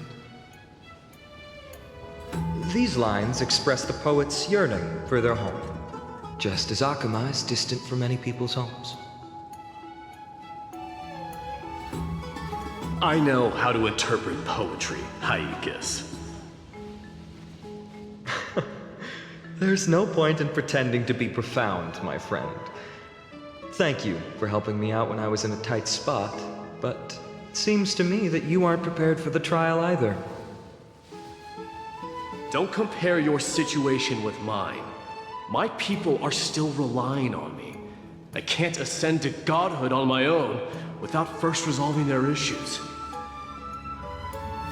So, Are you suggesting that you, the mighty Mightimos, and the heir to the throne of Kremnos, wish to defy tradition that has endured among your people for millennia?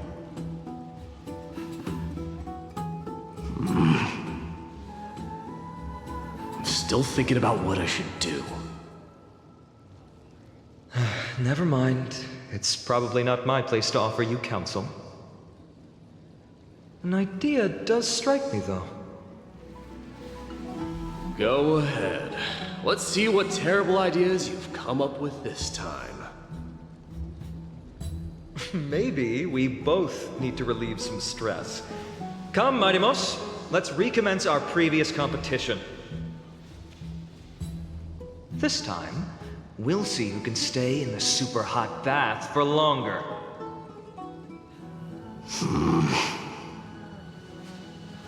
What? Are you chickening out? The phrase chickening out does not exist in the Kremnoan language. I just find this situation absurd, that's all.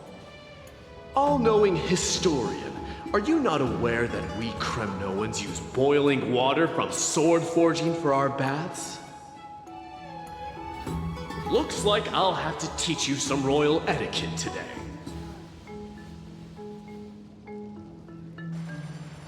And thus, an unprecedented sauna battle commences! With unparalleled resolve, the two warriors' determination even alters the very hue of the steam. Flames intertwine with scalding vapor, reaching toward the heavens, shrouding the sky and the sun. The spectacle is so magnificent that none dare gaze upon it directly.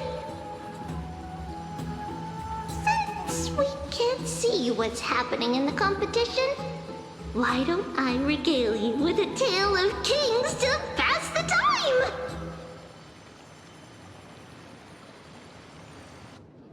Do you recall the legend of the Gorgo lion mentioned by a certain veteran? The central figure, the main character, was not the sole sovereign of that land. An oryx stood as its formidable rival.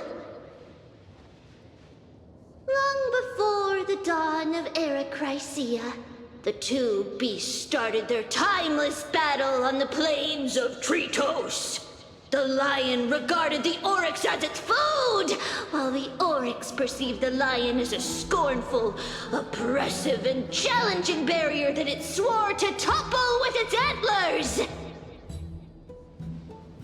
For tens of thousands of years, without respite, the two creatures thus continued their relentless pursuit and rivalry.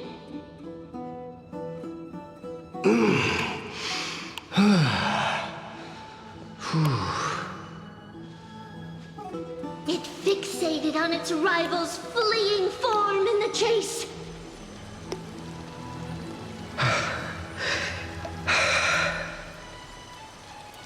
It set its sights on the other's neck, nearly within reach.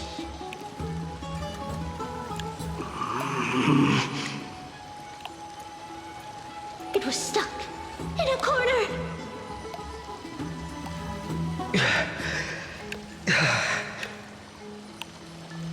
It had nowhere to escape.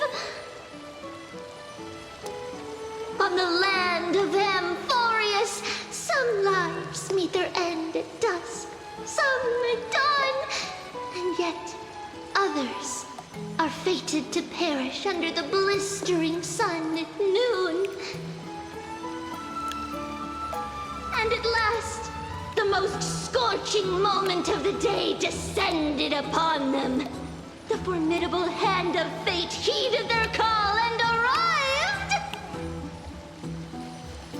My lords, would you like me to reduce the temperature a little?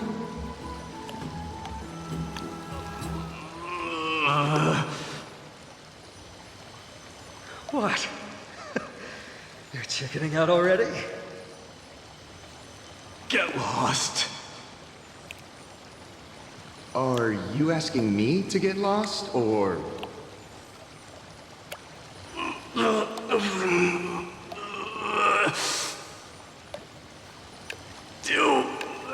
whatever you want. Oh, please forgive my presumptuousness, my lords.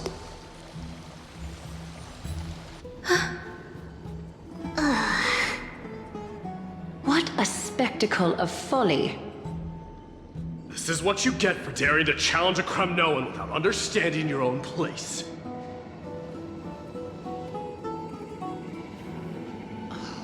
What I'm saying is, your little game dragged down quite a few innocent souls alongside you. We will personally escort back home the customers left awestruck by our formidable presence. This isn't fair. You are wearing way less than I am. Is this the latest trend now? Getting into the baths while dressed in full armor? Don't look at me like that. It was he who challenged me. There is no word for flee in the Kremnoan language. Very well. Let us bring this farce to a close, shall we? Warriors, it is time to get moving.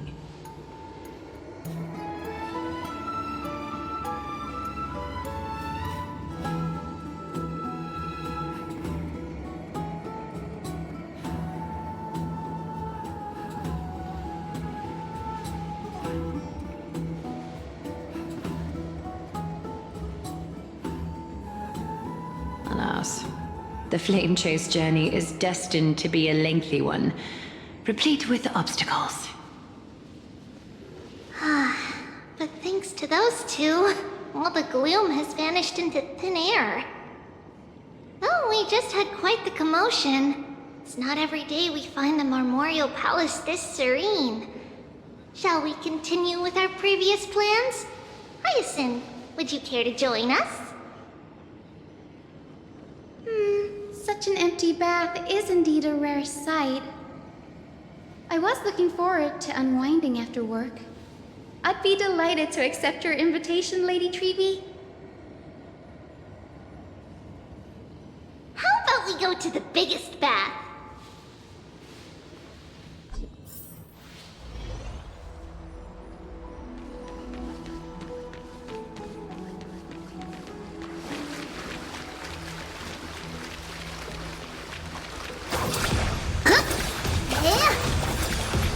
There's strength in numbers!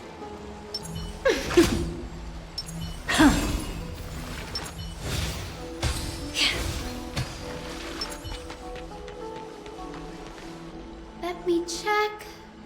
The water temperature feels just perfect. So, how is the feeling of having the entire bath to yourselves? It's so good. But, Lady Treeby, aren't you going to soak in the bath with us? We will have to pass. After all, we've become children.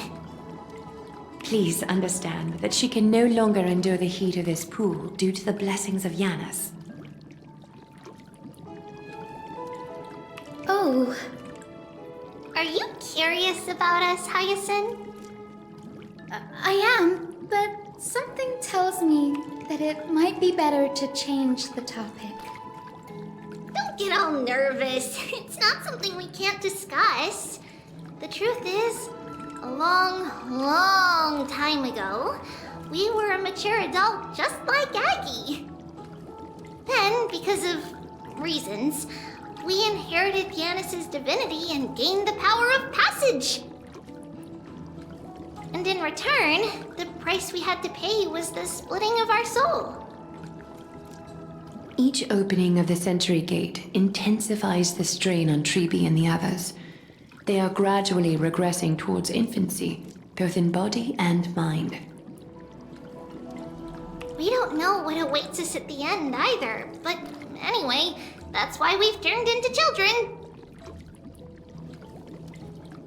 In that case, When you opened that giant sentry gate above Akuma during the battle against Nikador. Well, there's no way around it. We all know that the flame chase journey won't be a smooth ride.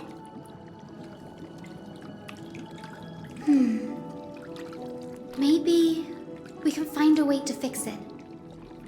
The primary research focus of Noosporists is the soul. We explore its depletion and methods to restore dispersed souls. As long as research continues, there might be a breakthrough that can help. We will do everything we can. So your first reaction is in fact denial. You're indeed an Access student. I look forward to your good news, Hyacinth. Now there's another reason to look forward to tomorrow.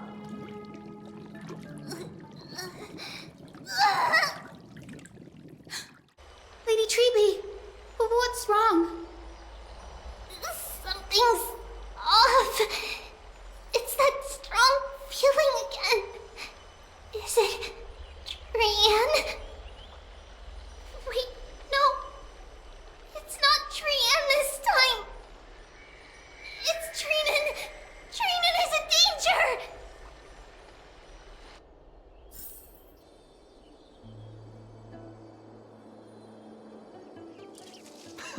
I win this round of escorting the bathers home. How does one contender alone make a valid competition? Offering a compliment or two wouldn't be the end of you, you know.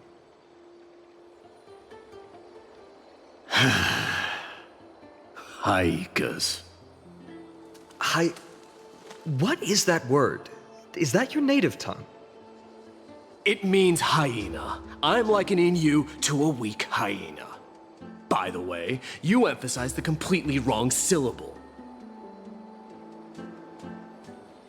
Though we've been acquainted for some time, I have rarely heard you talk in the ancient tongue of Kremnos. It's because I'm not exactly a master at it either. I can listen and read just fine, but when it comes to writing... You can write?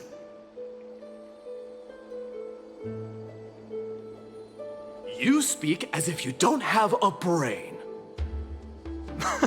That was in jest. I understand. After all, you spent all your childhood wandering far from home. Worry about yourself first, Deliverer. You also never mention your hometown, apart from when you need to introduce yourself.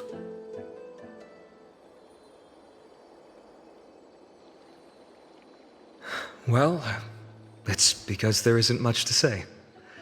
Ides Elysiae is simply a tiny village that disappeared many years ago in the flames of war. The only times I get to see it are in my dreams, and in the trial from the Lance of Fury. I knew it.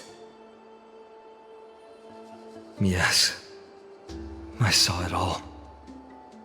Ides Elysiae ablaze with everyone. My family, friends, and my kin, lying in a sea of flames. A blood-red half-sun hung in the sky, just like on that day. And before my eyes, that murderer killed Cyrene. But I saw its form this time. A black cloak, an eerie mask, and a broken giant sword that carried an ominous aura. I fought it in the trial. But even though I've been fighting, improving, and resolutely getting stronger all this time, I still couldn't defeat it. You were blinded by hatred and almost lost yourself in that trial. That's right. And that's why I am truly thankful to you, Marimos. You finally picked up some manners. Better late than never. Then what about you, Mighty? What did you see in that trial? What do you fear? There is no word for fear in the Kremnoan language. I'm getting the feeling that your language has no words at all. But to answer your question, I saw Akuma in the trial. As well as... my old comrades. Hephaestion. Perdiccas. Ionius. Ptolemy. And Possesta. Ever since I returned from the Sea of Souls, these 5 have been by my side. We faced life and death together during our days in exile. Those 10 years were arduous, yet filled with moments worth treasuring. Each night, we would gather by the campfire, savoring honey brews and singing our hearts out. The wind in the wilds of Amphorius smelled like rust. Hephaestion would always tease me about adding goat milk to the honey brew, claiming I ruined the blood-red color of the drink. He had a scrawny figure, but was a relentless force on the battlefield, dispatching foes without so much as a blink. Perdiccas was an expert in concocting medicines, delving into all those strange folk remedies. Ionius was a swift runner and our most reliable messenger. Ptolemy was a real bookworm, always spouting off in chapters and verses. When we left Kremnos, he made off with a stack of ancient tomes from the Grand Library. Not like it mattered, as my family owns the library. And then there was Possesta. He was the silent type, but a truly masterful musician. This is the first time I've heard you mention these 5, and their names. They died on the battlefield before the Kremnoan detachment managed to join Akuma.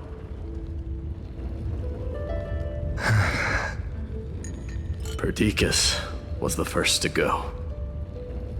He was shot in the stomach by a poisonous arrow from the people of Ladon in the 2nd month of cultivation. In the end, his remedies mended all but himself. Midamos, do not mourn. I have achieved honor by bestowing a noble death upon the enemy. Leonius died in the 5th winter. Idonia's snowstorm lasted 3 full months. On the night of the fiercest storm, our foes launched their assault. Idonia. Is that the city Castorus used to live in? Yes. Those zealots were as fearless as Kremnoans in the face of death, but they lacked respect for honor. They cornered us in a bottomless swamp. Leonius covered for our retreat. They cut his legs off. He vanished into the mire of a foreign land, his body never to be recovered. This is perfect. Mighty Most, I can finally deliver the news of you ascending the throne to the Netherrealm. 20 dusks later, we finally breached the walls of Idonia and entertained the usurper's plea for peace. However, the rebels refused to surrender and set up an ambush within the city. Ptolemy and his cavalry met their end before they could even relish our triumph. Those obelisks that collapsed after being set on fire became their final resting place. Midamos, please tell my family. It was not cunning schemes that vanquished Ptolemy. but the immense weight of Amphorius' entire history. Then, it was Pacesta. He lured the enemies into the city of Aeneonis with his melodies, buying us invaluable time. Our enemies, consumed by indignation when they discovered the trick, set the entire city and my soldiers on fire. His final words were recorded on a small clay tablet, fractured by the flames. My Deimos, don the crown. And at last, my most trusted friend, Hephaestion. He was supposed to stand by my side through it all. But a sudden relapse of his illness hit him on the eve of my duel against my father. He hid his condition from me. By the time I returned victorious, he had but a breath left in him. A Kremnoan dying on a sickbed. I would be a laughingstock to everyone. Hephaestion, my dear friend. Spare your strength. I'll go get a physician. No need. Even if Perdiccas were here, he couldn't stop destiny from taking me away. No! None can take you away.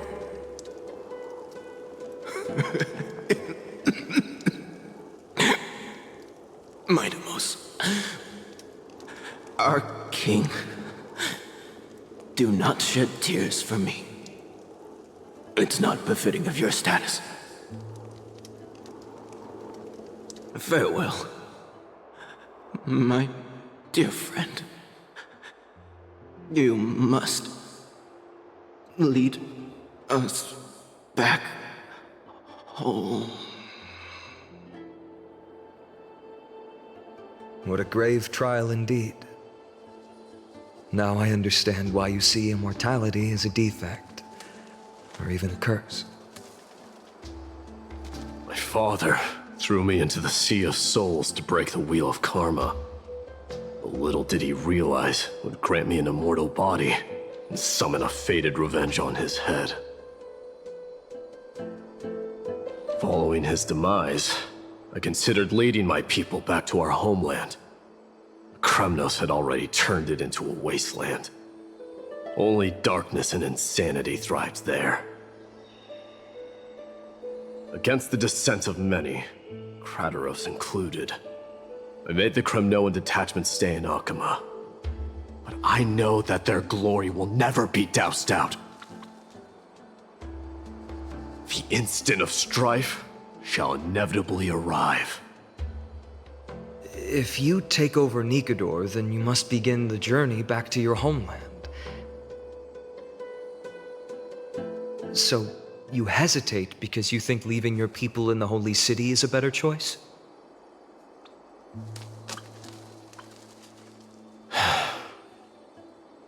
I don't know. But I have never been crowned. And those 5 were never endowed with any titles. None is aware of their glory. Your predicament is truly complicated. I don't know how I can give you any useful advice. Maybe you could seek counsel from more people, such as the Grand Craftsman. Cartonis' people seem to have been through comparable dilemmas. And that teacher of yours, Krateros? Dee, we've got a big problem! Big problem! Lady Tribby, what's making you so flustered? Hurry up and go save Trina! She got abducted by Krateros!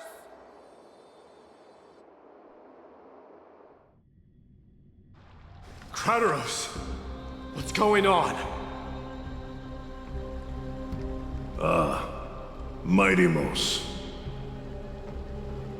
It seems I was the one who exposed my vulnerabilities first. Aglaya, I demand an explanation. This man abducted Trinan by force, and forced her to bring him to the vortex of Genesis. He then brazenly stepped into the trial of the Lance of Fury, and naturally failed. She telling the truth? Why did you do that? Because I don't want to wait anymore. Your hesitation made me desperate. If you want to run away from your destiny to become king, then keep running. Someone will eventually stand up and fill in the gap left by strife. Then they will lead our people home. Age has blinded you, teacher. Can't you see that I'm hesitating because of this very recklessness seared into your blood? Kratos, do you truly believe you're worthy of entering the trial? To blaspheme against the prophecy? Does the mission we Chrysos heirs bear seem like child's play to you? Do you know how the Kremnoans see you, Aglaya? You're a hypocrite and a megalomaniac. The prophecy of Genesis and the Flame Chase journey are just excuses for you to seize power.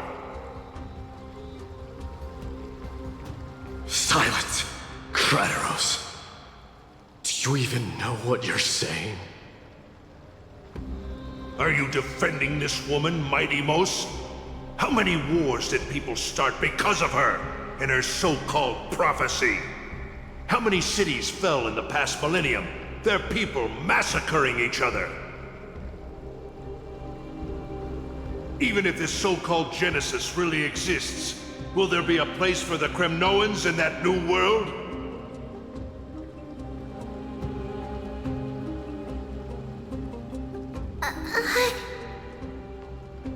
Are you done talking?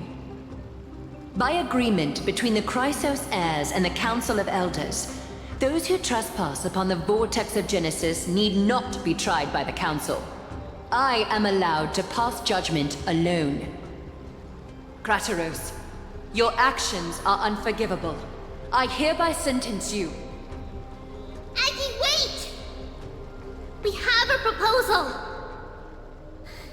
Someone has to resolve this conflict between the cities. Lord Kratos did not use violence to harm us. We can sense that his anxiety stems from his concern for his people's future.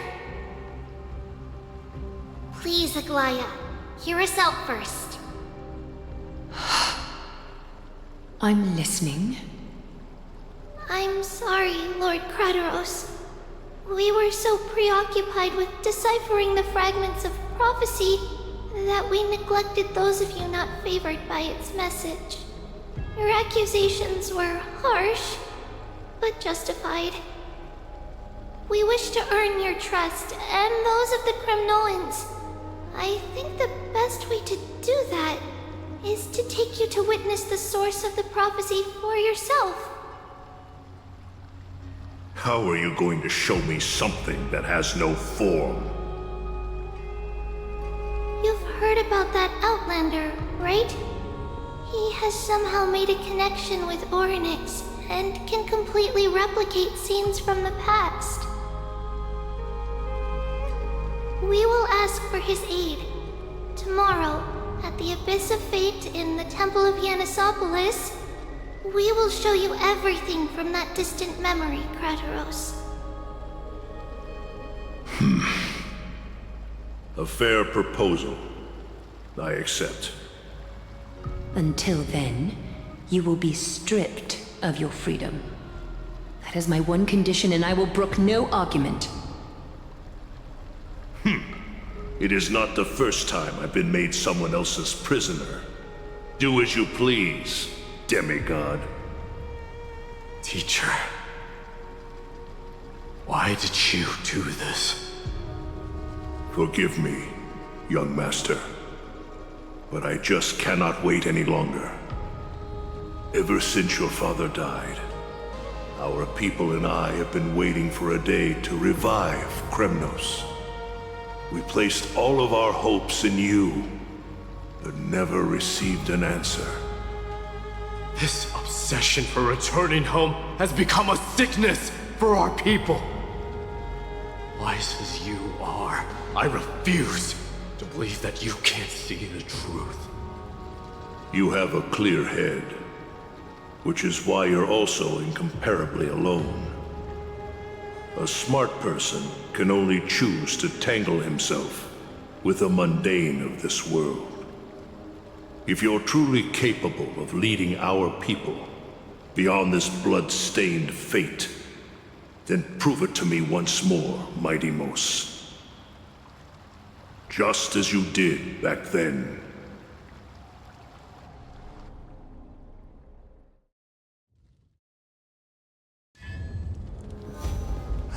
A fierce fighter.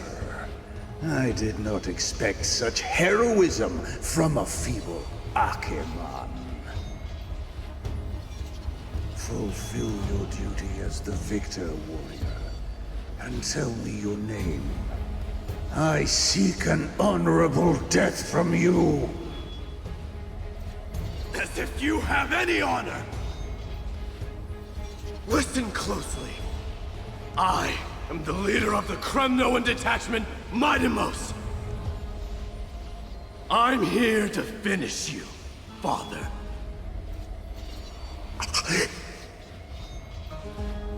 It is you, the beast spurned by all. So you did defy death. The prophecy was true. You will bring an end to my Kremnoan dynasty. Defy? You're wrong. Death fears me. It's the reason I have this body of steel. As for you, you already stand at death's door, Father. You were the one who threw me into the Sea of Souls. The one who tried in vain to enslave a Titan. And the one who desecrated the body of a god. Hyakis! You're a weak king. So weak that even the lowliest hyena is a more noble existence than you. And now, fate's reckoning is upon you. Then swing your blade. Take my crown, coronate yourself with an old king's blood, and inherit it all. Become the new rightful king of Kremnos. No. I don't want the crown. Listen. If there's only one end for the kings of Kremnos, then the crown means nothing to me. All I want is your life. To avenge Mother and my comrades. But the walls of Kremnos will not fall with me. Do you truly think you can escape fate's grasp, my son?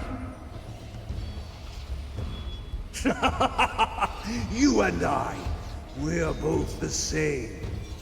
We feast on strife and fear. Now, kill me!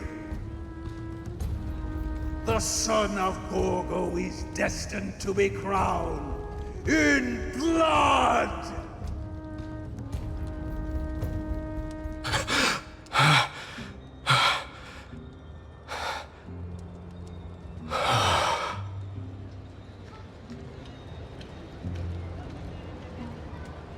Kratos. He said the Grand Craftsman Cartonus might have some suggestions. Might as well go see him. Grand Craftsman, how have you been? King of Kremnos it is. That you would come, I knew. You knew I was coming? Your matters, I've heard. The path forward you seek. Many questions you have. But before that, take this. What's this? A signet ring for the King of Kremnos. Belonged to your mother. Recast and restore it. I did. What? Mother threw it into the Sea of Souls. A long time to fish out it took. Very fortunate we were. I can hardly imagine how much patience and courage it must have taken to find such a small signet ring in the Sea of Souls. I owe you one. Gratitude there is no need for. Repayment for saving me, this is. Questions you bring with you? Ask, now. Fate I've always denied has finally caught up to me. By all rights, I should accept Strife's authority. It would make everyone happy. The Chrysos heirs, the Council of Elders, the Kremnoans. Even the bards who will write it all into song. Yet hesitate still you do. Hesitate, why do you, young king? Because of my people. Be they men, women, the elderly or children. The hearts of all Kremnoans yearn for home. They've all been waiting for this day, for the day their king returns. The children of Strife would then be able to go home and embrace the old traditions. Never mind that most of them have only ever been heard in these so-called traditions and song. They would then gather around their king and throw themselves into battle. This is not a good thing, you believe. The Kremnoans have been trapped in a cycle of bloodshed for the past 1,000 years. They seek vengeance, start wars, become prosperous, and decline. How much innocent blood flowed into the River of Souls in all those years? How many needless sacrifices could we have avoided? If I accept that fate and become the totem of strife, and lead my people into repeating the same mistakes, then of course I would be terrified. I'd be terrified of becoming king. A different kind of Kremnoan you truly are.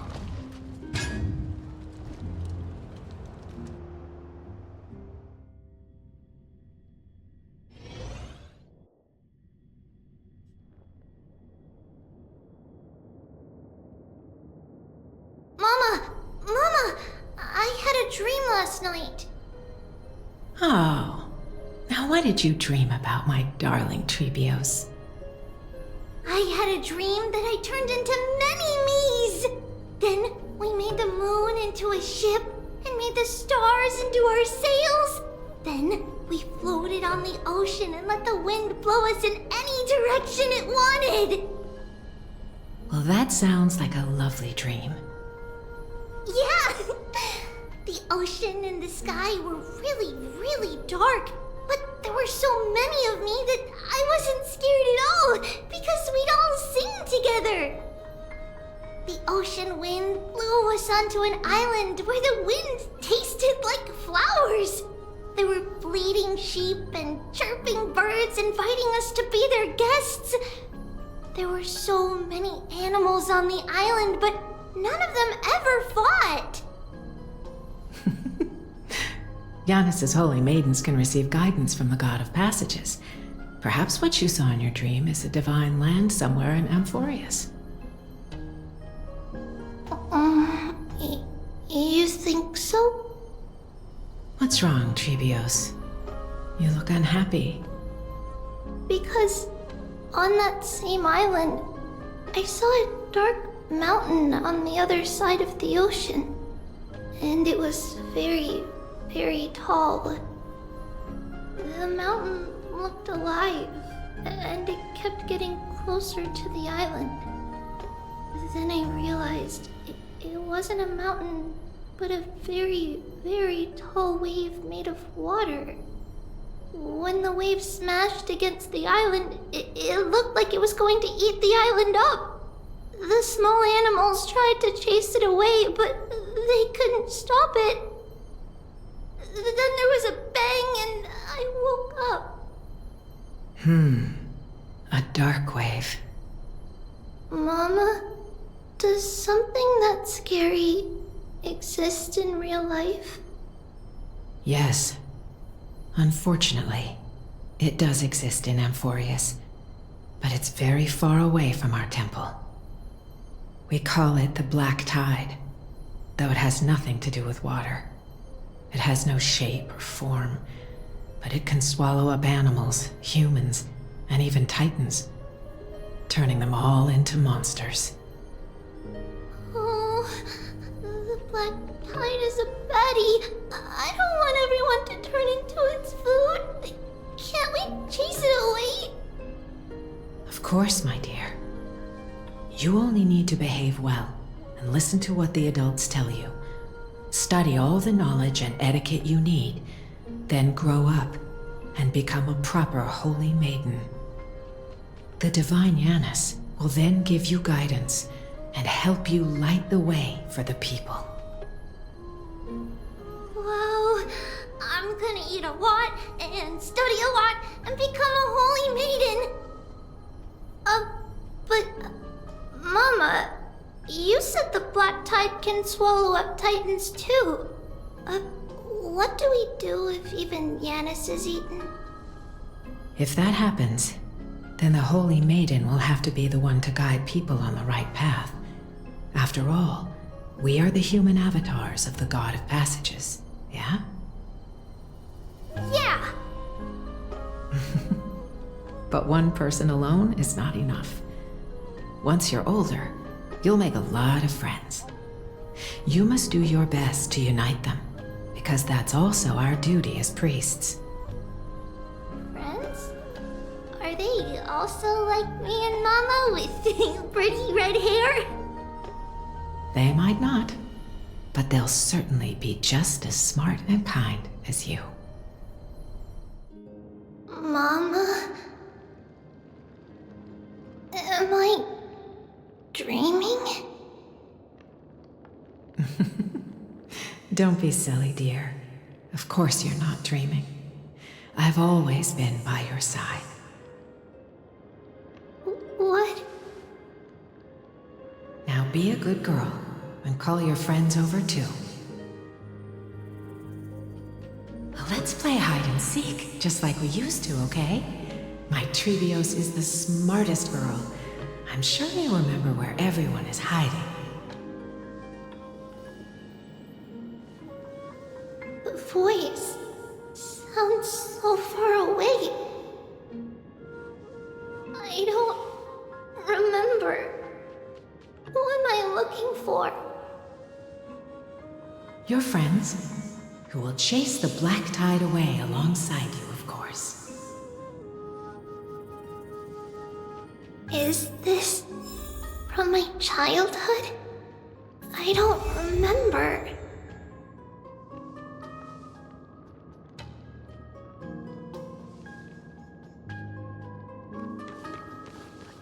I used to sit here and listen to Mama tell stories. Oh, how I wish to see you again, Mama. Use the spindle to connect everyone. There will be an amazing captain on that big ship. She's cheerful, optimistic, bold, and cautious. She'll be able to get everyone together. Wow, that's amazing! Can I be the captain? Of course you can. but you'll find someone else who's better for the job, my dear. I think that person lives in a beautiful temple that sits atop a hillside, covered in golden fig trees. There's a noble girl there who's very smart, but also very delicate. Just like Mama? Perhaps. But before we find the captain, the ship also needs someone who can navigate it. Who could that be? Let me think. I know! She's Trivy! I named this doll after myself? I don't remember it all. Is this a dream? Or something that happened in the past?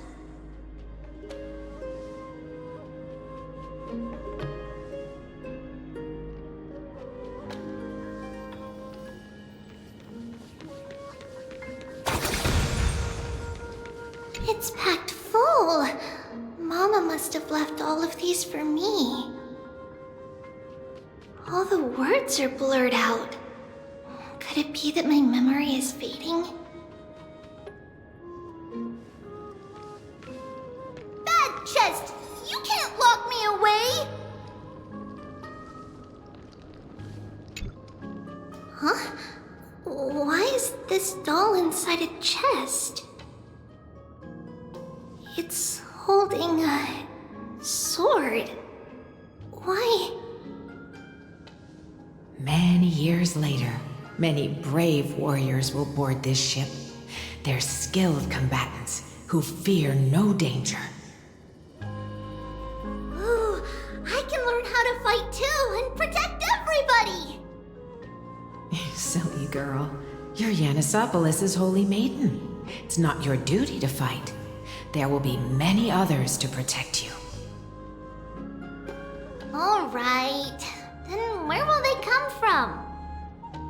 I believe one warrior hails from a lovely village where bulrushes flourish, while another comes from a magnificent royal city. Though each has their own troubles, both are ready to lend their strength for the ship's long voyage. In that case, let Trianne fight by their side. This way, they'll always stay on course. How could I have known the name Trianne back then? Was it just a coincidence, or...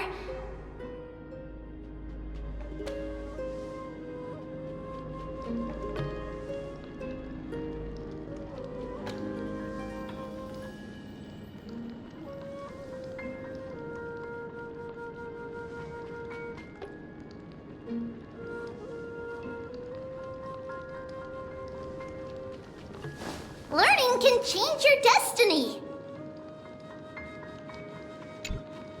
When navigating at sea, you need to know both astronomy and geography. Isn't Yanis's knowledge enough? Oh, sweetie. The ocean isn't like the land. It's easy to get lost. That's why it's important to learn to recognize the miracle of Aquila. Alright! Even though my brain is already super duper smart, I'll still try my very best!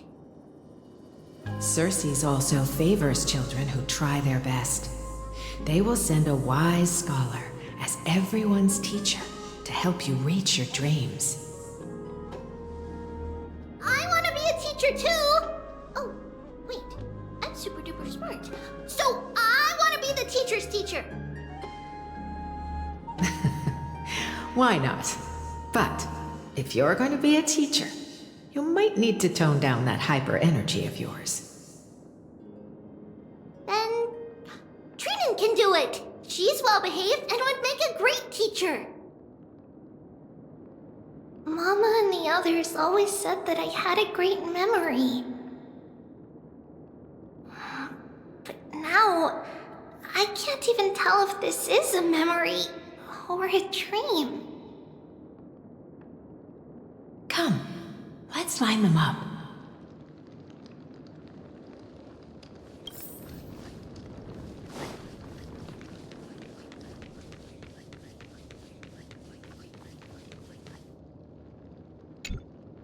Now, Treebios, set them on this music box and let them compose a melody for our song. Music box? What's that? Sweetheart, are you still groggy from your nap? You invented it. I invented it? What does it do? Oh, my lovely Treeby. You're usually so bright. What's gotten into you today? Well, you might as well see for yourself. Put your good friends on it and see the wonders it can do. Put the dolls on.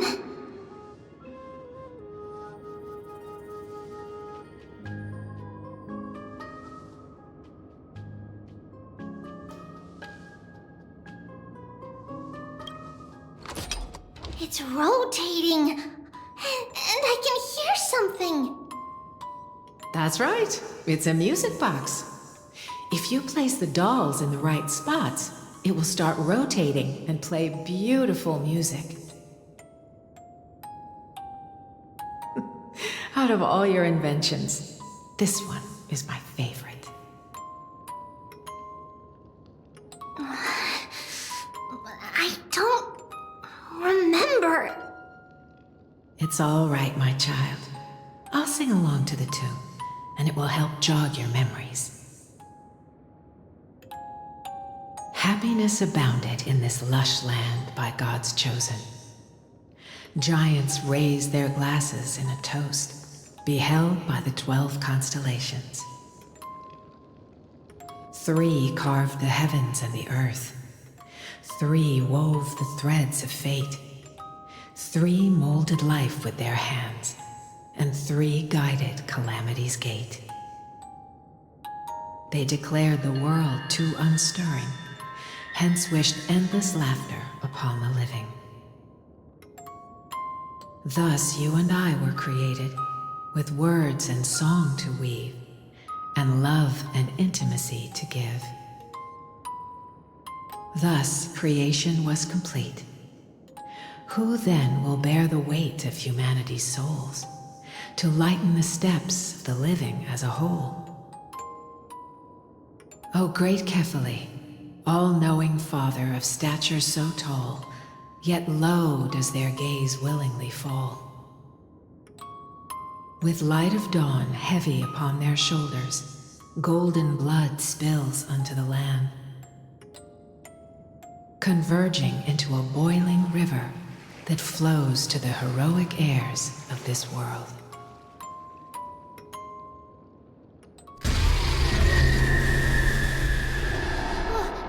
What's going on? Oh, Yanis, please lend me your ears.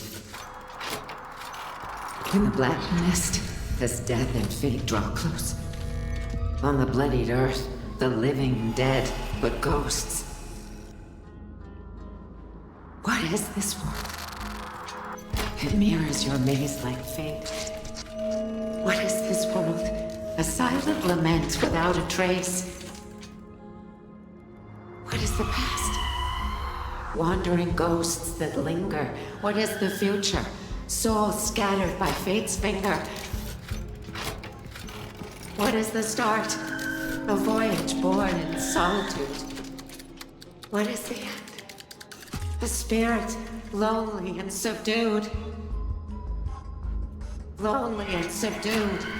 And subdued. And subdued. Subdued. Subdued. Subdued. Subdued. Subdued.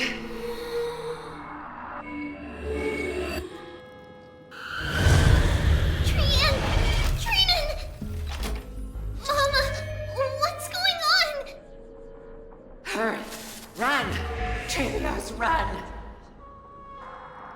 The black tide has arrived!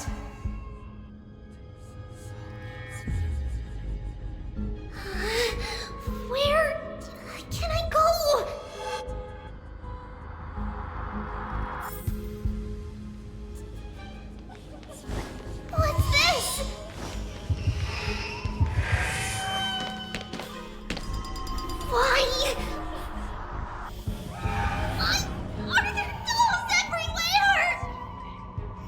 This is the sacrifice of a holy maiden.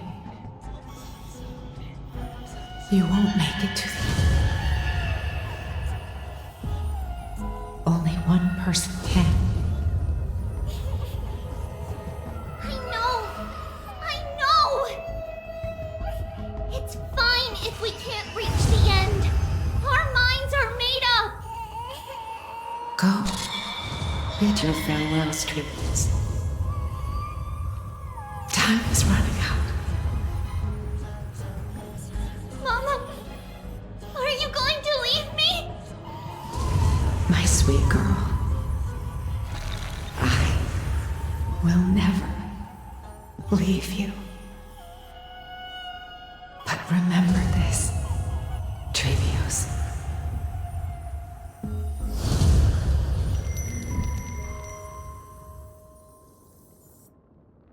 All shall bid farewell to one, and that person alone will witness the miracle.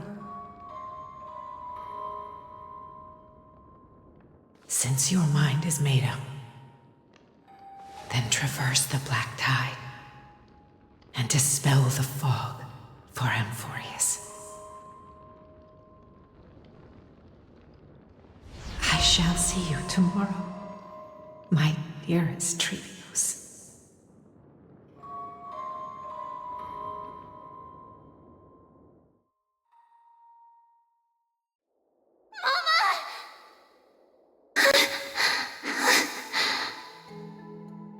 Are we still in a dream? Did you have a nightmare? Maybe. But it's been a long time since we had any dreams. It's not yet the entry hour. You still have plenty of time to rest. No. Our heart is still racing. It must be that reckless Kremnoan soldier who startled Trinan, and you as well. If you want, I can pass through his chest with the golden thread right now. Aggie, cut it out with the scary talk. I'm just kidding. If I were serious, I wouldn't have waited until now.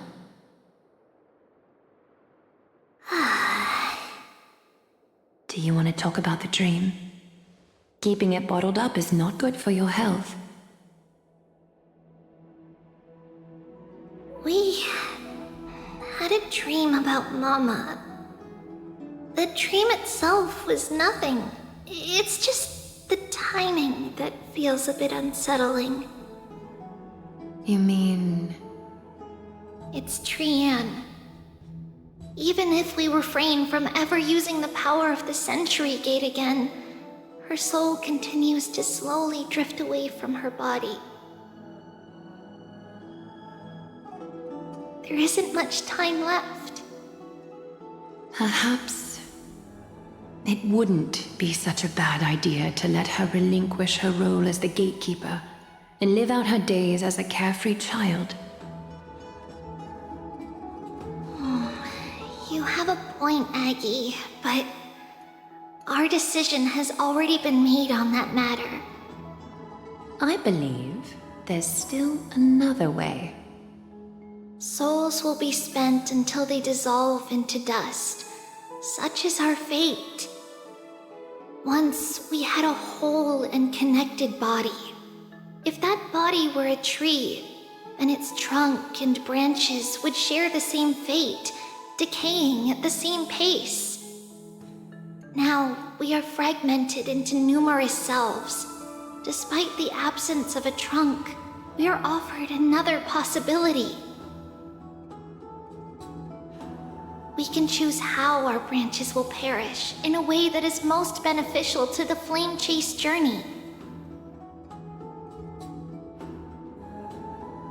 Compared with saying farewell to one person, watching many fade away before me is even more sorrowful. But advancing is the destined end of Yanis's trial. There's no retreat in our path. Don't feel sad about saying goodbye to us. We have already agreed on this, right? It won't be long before I forget what sorrow tastes like.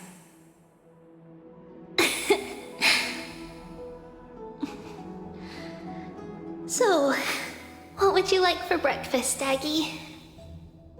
What? Where did that come from? After all this talking, we are feeling a bit hungry. Plus, it's nearly the entry hour now. Do you remember when we first met, Aggie?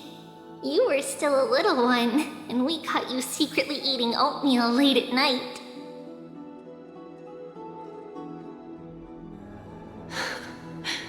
While my emotions might be fading, those memories are still as vivid as ever, teacher. Please, let me do it. What would you like to eat?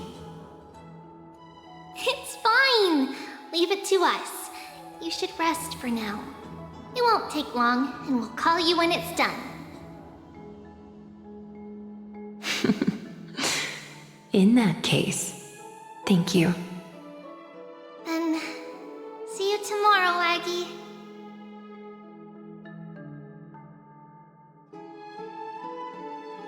Nevertheless, that nightmare is ominous.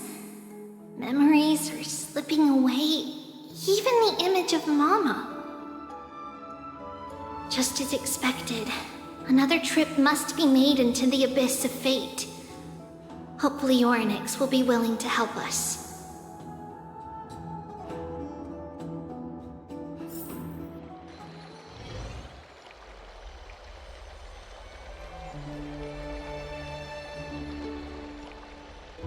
Long time no see, Professor Anaxa.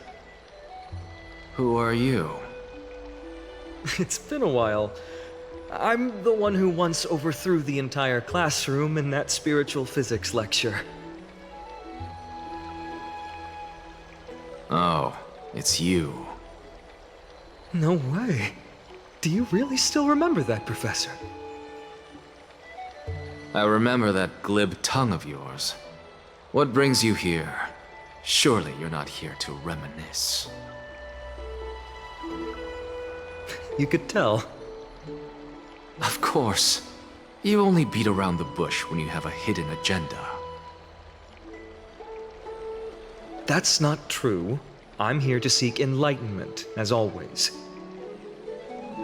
Could you please teach me everything you know about the black-robed swordmaster? Rumors sure travel fast. Unfortunately, I too know nothing about it. I can only tell you that it is clad in a black robe and wields a greatsword. At least, it looks like a greatsword. It's shaped like a twisted half-sun, and a peculiar dagger resembling a crescent moon. By the way, take this with you. I got it from the sneak attack. It's yours now. I was right. It is this thing. The one who torched Aedes Elysiae to the ground. And killed everyone. Don't try to be a hero. No one in Akama stands a chance against that thing right now. Is that what the Titan said as well? Not at first. But the god relented after having had a taste of its power. Even with the god possessing me, I couldn't fight against that blade. That incredible power doesn't seem to be granted by any Titan. Are you suggesting that it originates from beyond Amphorius? It's possible. Much like the Black Tide, no? Nonetheless, it's an enemy we must overcome. We? Drop the pipe dream, Phainon. No one wants to see you fall by their blade. His mere presence will endanger the Holy City and the Flame Chase. You know that I don't believe. You don't believe in the so-called prophecy, I know. However, I'm here to seek your assistance, not at the request of Aglaya or Treeby. I just want to eliminate a threat to the city I pledged to protect. That's all. The tragedy at the Grove must never happen again.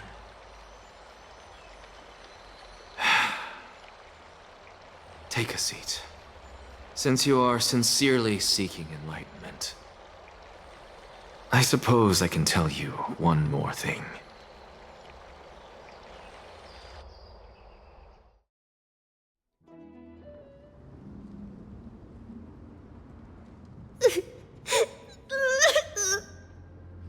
What's wrong, Trian? Nothing. Just remembering what happened at the Grove. Monster in the black cloak. So scary.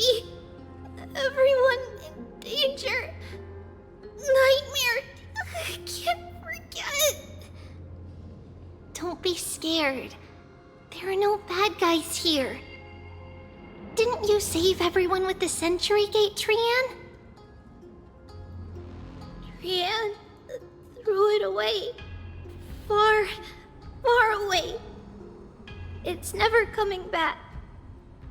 We got back safe from the Grove because of you, Trian. You're the reason the Flame Chase journey can continue. Sorry. Trian feels a bit dizzy. Why are we here again? For the same thing, of course. Remember? Tomorrow we will reveal the prophecies past to everyone.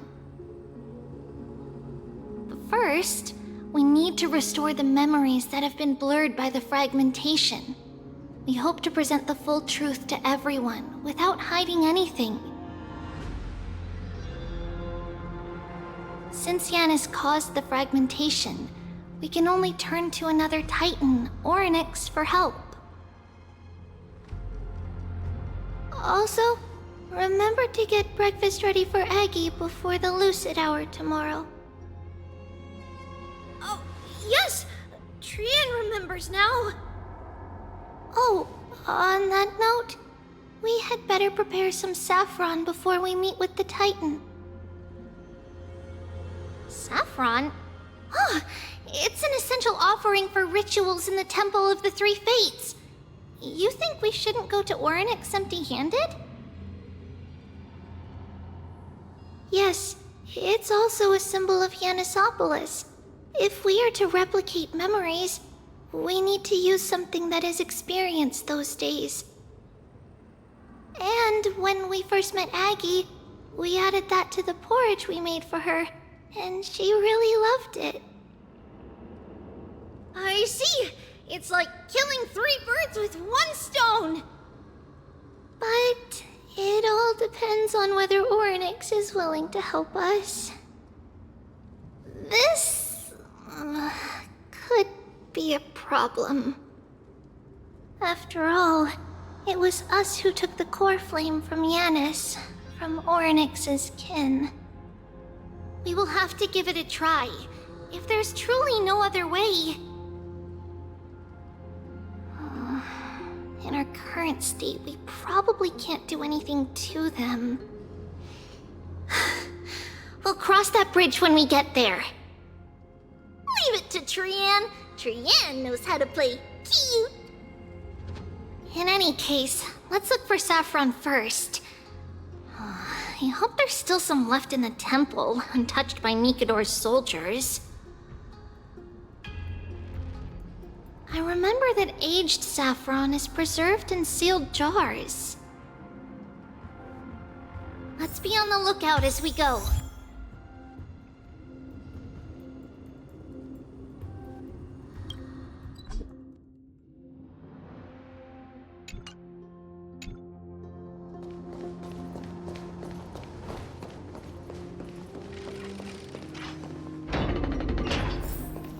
It's a dead end ahead. Turn back, teacher. What? Aggie? No, it's an illusion.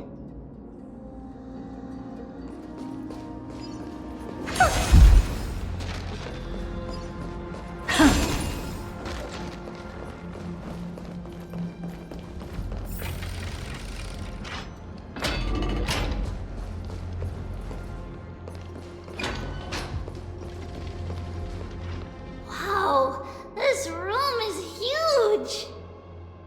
Trinan, did you? Yeah, I saw it. Was that a warning from Oryx? What are you two whispering about? Treeby? Trinan? Trian can't even hear her own telecommunication. Well, never mind. Trian suddenly feels like this place is quite familiar. Oh, there's a whiff of safari in this room. It's right over there. Over here! Follow Trian! Trian, slow down!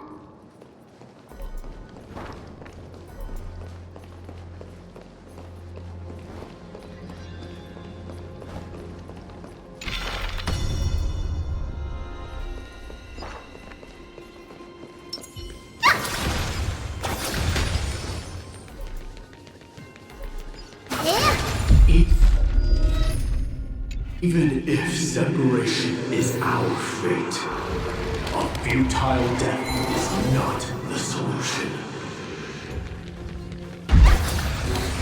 It appeared again.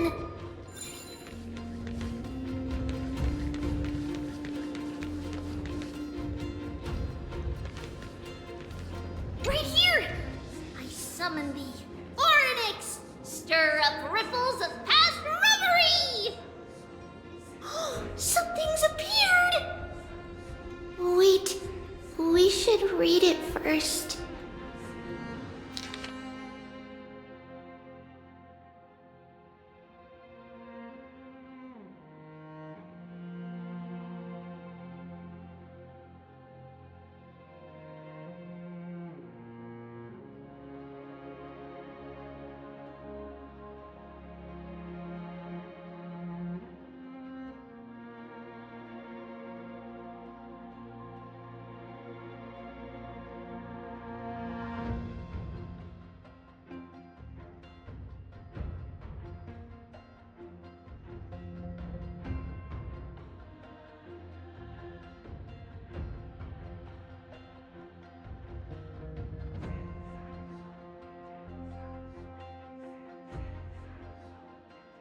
Wait, this is a letter?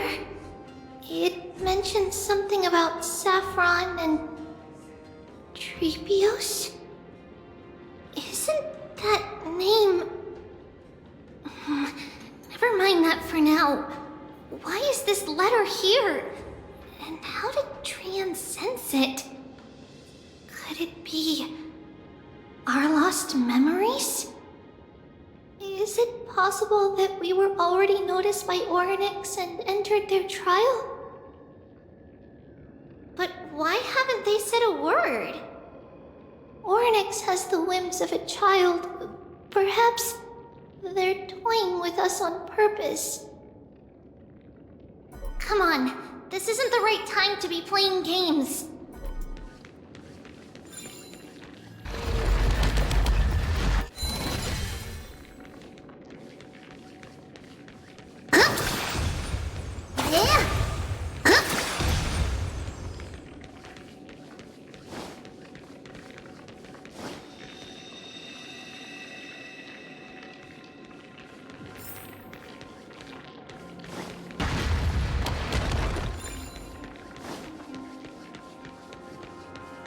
Separation and death are two sides of the same coin.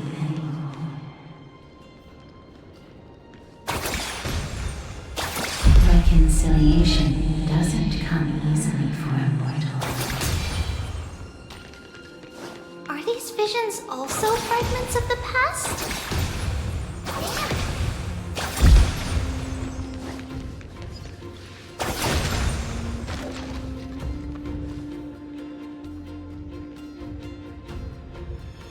Treeby! Trinin! Look what I found! Is this the safari? Coming! We'll take a look. But Trian, there's nothing in here. What? It was right in the stolium. Huh? There's really nothing here. That can't be! I swear I saw it! I swear! Trian is telling the truth. It was right there! Where did it go? Trinan, Treeby, why aren't you saying anything? Trian can't seem to hear you at all. We were just lost in our thoughts. Don't worry, Trian. What you saw was likely, Yana's hair. We must have startled it away. Okay. Could Orynyx be trying to make us falter? But why would they do that? Something feels off. Treeby, don't you think this temple is a little too quiet? What do you mean? It might just be an illusion, but Trinan wonders, is Orynyx really putting us through a trial?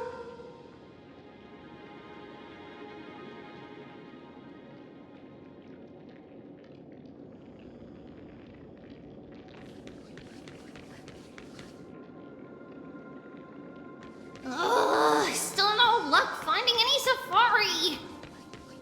I suppose we can do without it. Let's try to convince Orynyx.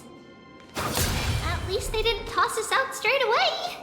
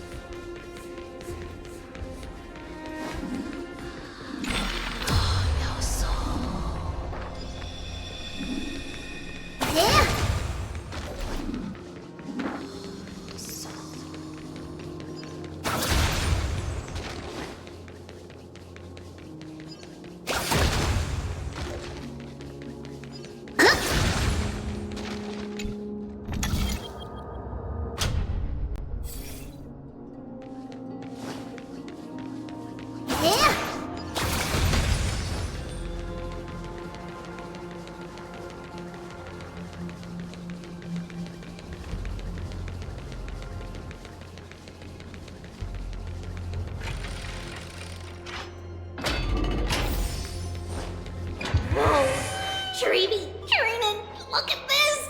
So cool!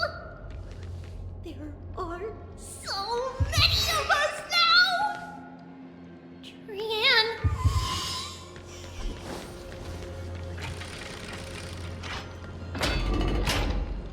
It's really quiet in here.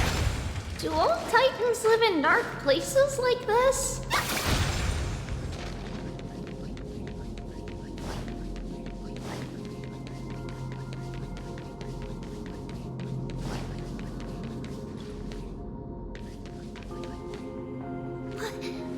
What's going on? Orynyx disappeared?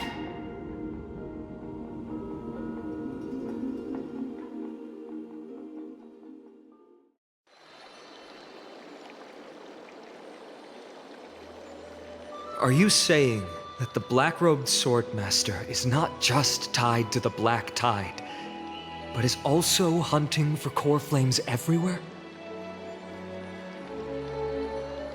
This is the most plausible possibility. First, it has a vessel that can hold core flames. Second, I'm one of its targets. Let's start with the first premise. Its peculiar ceremonial blade can interact with a core flame, as evidenced by the pull I felt when it stabbed into my chest. I hypothesized that the blade can sense, absorb, or even retain core flames. The second premise is even more explicit. When it was engaged in fierce battle with many of us and was heavily distracted, it remained consistently focused on me. Or rather, on the Titan Circes inside me. So it's plundering the flames. But if your argument holds up, wouldn't he be headed to Akama soon? The vortex of Genesis is full of the Titan's core flames. Not necessarily. Let's call that person the Flame Reaver for now. If my presumption holds, that person has 3 targets. The first target is me. The second target is Orynyx, who hasn't yet fallen. And the third is Akama and the Vortex of Genesis, where the core flames are housed. But I suspect Akama won't be their first target. Kefali's core flame is guarded by the Council of Elders' arcane power. And Fagusa's water curtain should be able to block out any external perceptions. What about Thanatos and Aquila? Their core flames are yet to be restored. The whereabouts of Thanatos remain a mystery to all. As for Aquila, can you fly? No, I can't. Why are you asking that? Can that Swordmaster fly? Good point. But what if he does grow wings? If they had wings, I wouldn't have made it out of the grove alive. That's a relief. Anyway, since the Flame Reaver has 2 targets, we need to move fast. With the distances between Akama, the grove, and these potential targets, I believe we should bolster our defenses and...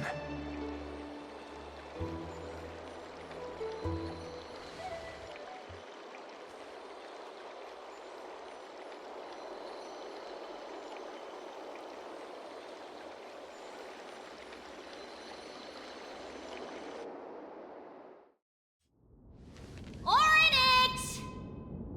Are you in here? No response at all. Did they foresee that we were coming and hide in the fog? Or...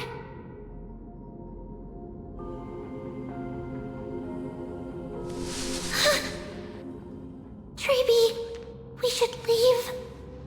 This temple has other people in it. What?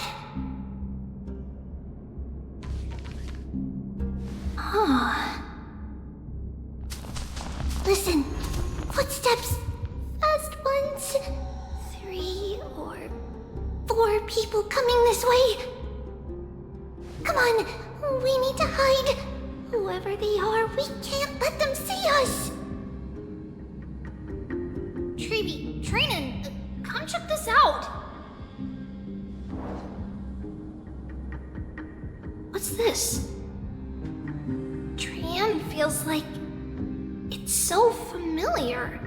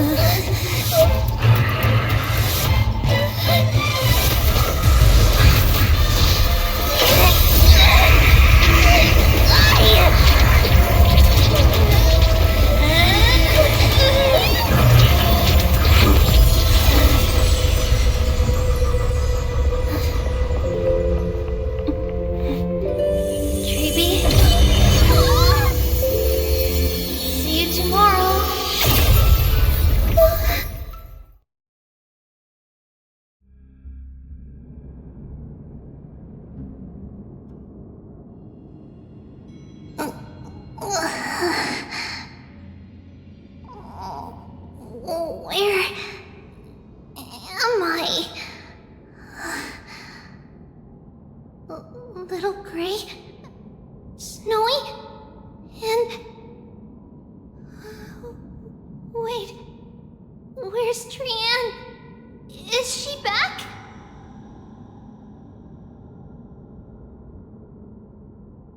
We only saw the two of you collapsed on the side of the road when we arrived. Danny and I looked around, but we couldn't find any traces of Lady Trianne. What about the black-robed swordmaster? Blast it! Of course it's him. We were still too late. I fear something bad has happened to Orynyx's core flame. Then Lady Trianne... She doesn't have much divine power left. We can barely sense anything.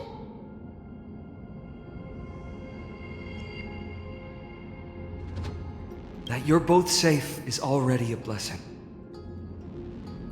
Everyone, we must take action now. We should split into two groups. One group will stay in the Abyss and meet up with Aglaya's reinforcements, then search for Trianne's whereabouts. The other group will come with me to pursue the black-robed swordmaster and recover the core flame.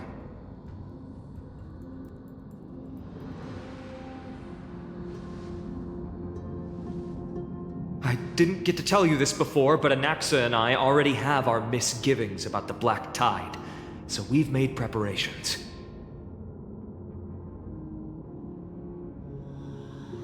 I'll tell you the details as we move. Opportunities are fleeting on the battlefield.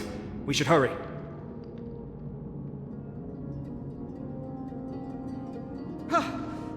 Lord Finan! Lady Treby and Lady Treenan. I'm glad you're all right. Did Aglaya's people get here? Yes. Lady Aglaya already knows about the situation and sent along a message. Finan, I understand that Swordmaster is of great importance to you.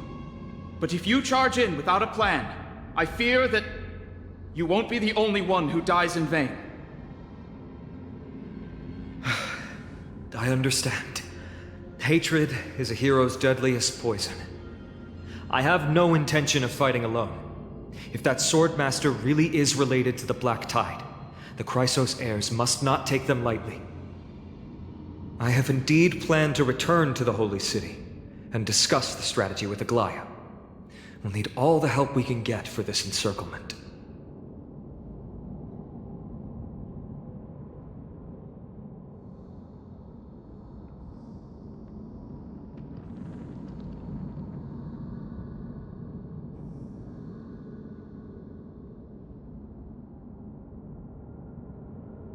Treenan will stay in the Abyss too. That way, both sides can communicate with each other if anything happens. Thank you, everyone. Partner, Treby, let's go.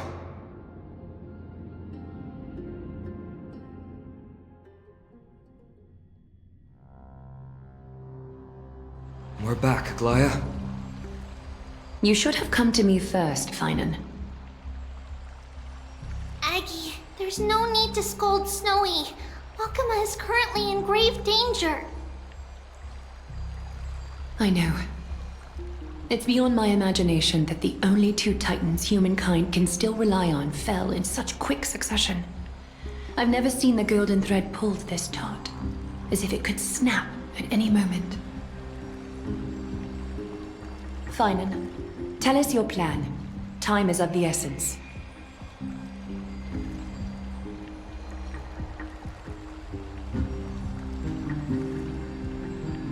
This being is not just hunting titans, but taking the core flames too? Yes, just like the Flame Chase journey is doing. Professor Anaxa thinks the Flame Reaver's arrival is likely a sign the Black Tide has spread further. Regardless of whether you're right, this being is still far more aggressive than we expected. But its madness is also an opportunity for us.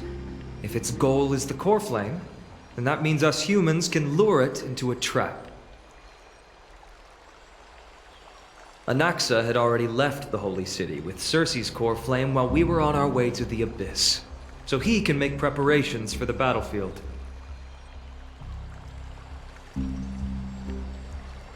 Tell me, what makes you think this won't end with us losing another core flame?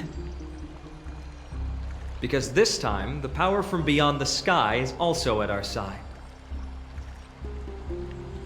He is the key.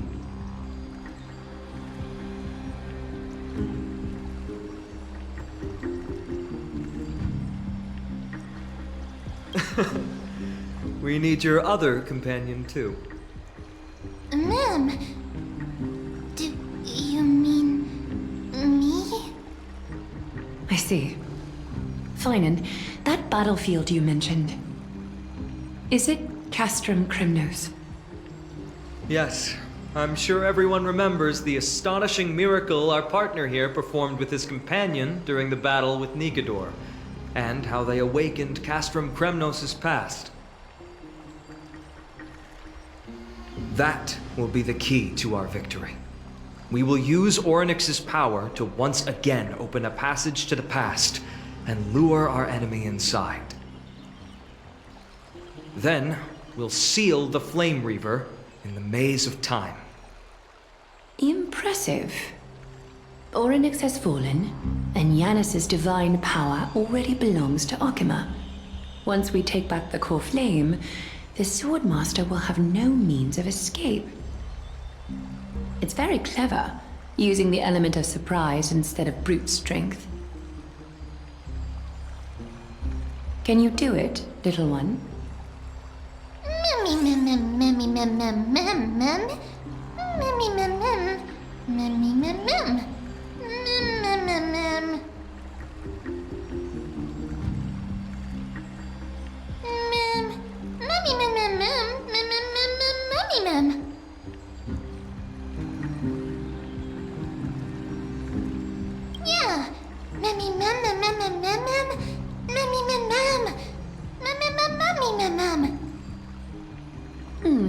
Such enthusiasm. I'm glad to see you're confident.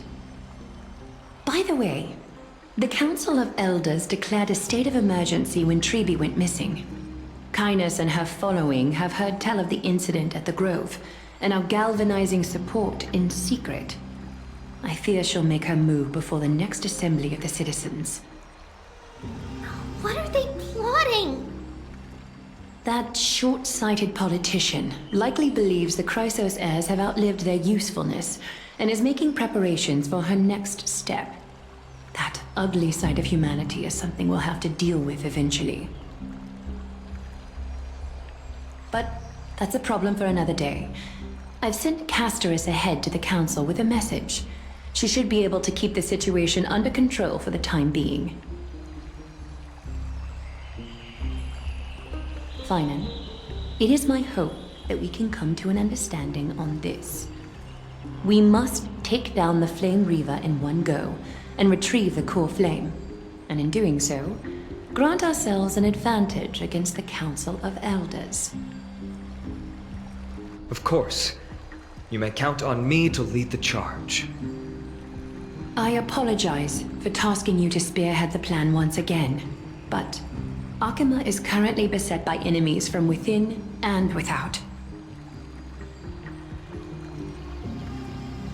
The situation brooks no delay, and we have precious little time to confer and discuss the plan with you. That being said, you are the key to our success, and I shall respect any decision you make.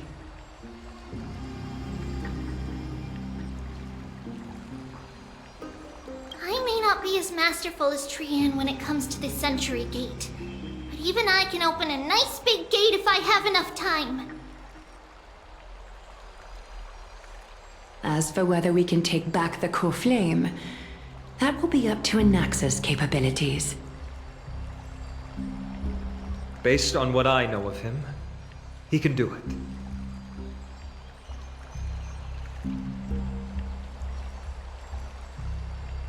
I'll be honest, we can't.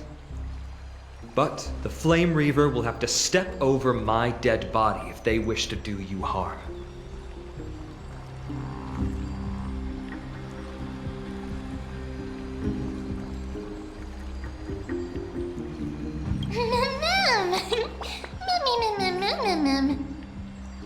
We are grateful to you for your aid, and to the rest of you as well.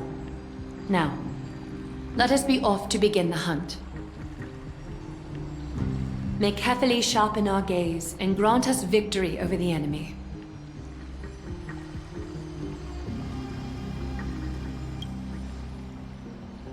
You mean Mighty? He's dealing with a different problem. Don't worry, that man would never miss out on this fight.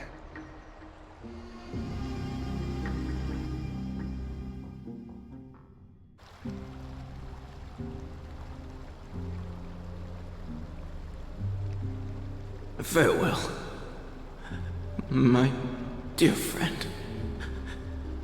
You must lead us back home. You and I, we are both the same. We feast on strife and fear. If you're truly capable of leading our people beyond this blood-stained fate, then prove it to me once more, Mighty Mos.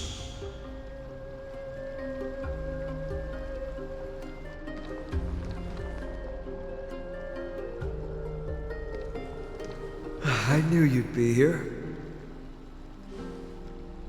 I heard you're about to set off on an expedition. That's right. It's going to be a tough battle, and our destination turns out to be Castrum Kremnos. Is that why you're here? To pray to the dead Nikador? No, just the opposite. I'm here to tell you, you can entrust the front lines to us this time. You can't afford to lose your upcoming battle either.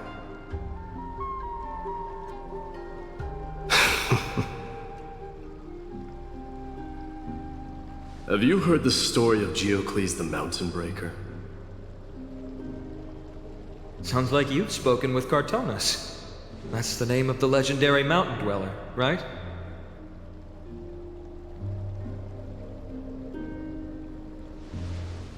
Let's have a chat before we go our separate ways.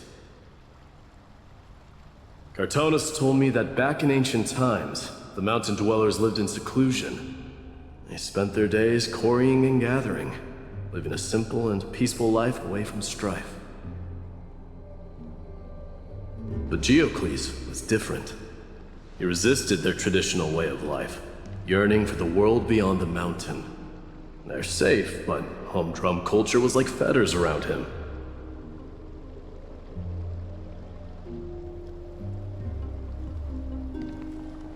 He sounds a lot like you. Yes, that is why he too faced the same dilemma as I do. One day, during one of Geocles' many ventures beyond the mountain, he spied a battalion of Laedonians stationed at the foot of the mountain.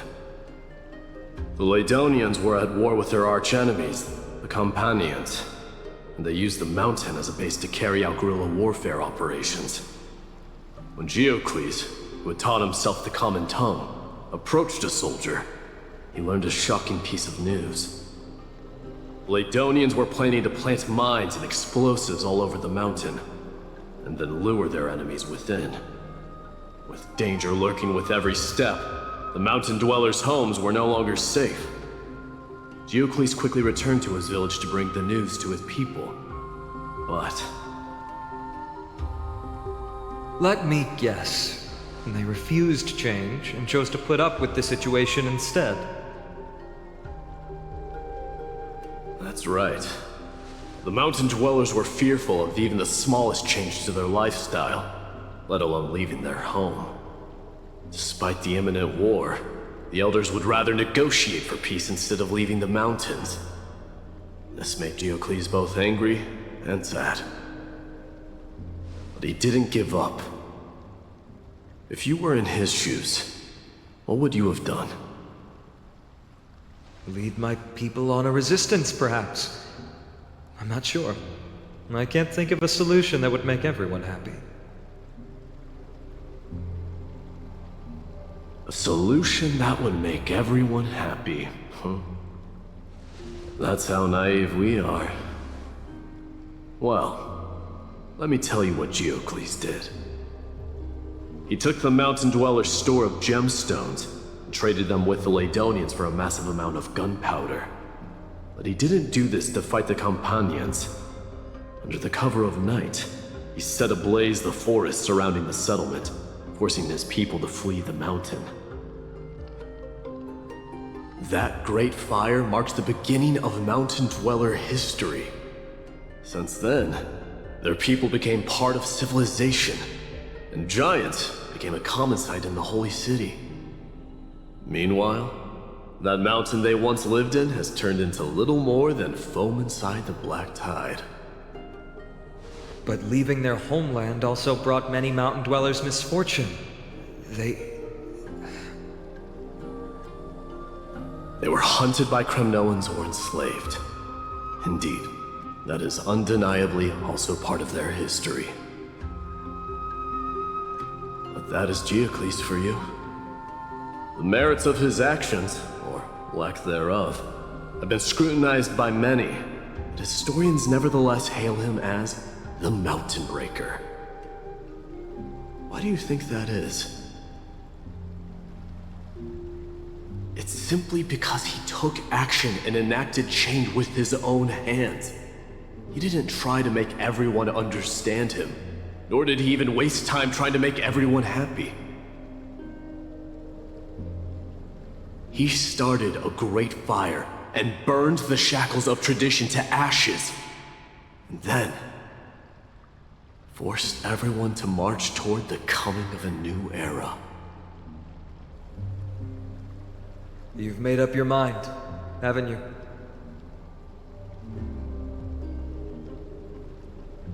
I'll be leaving Akama soon to fight the great darkness of this world, and to shoulder Nikador's destiny.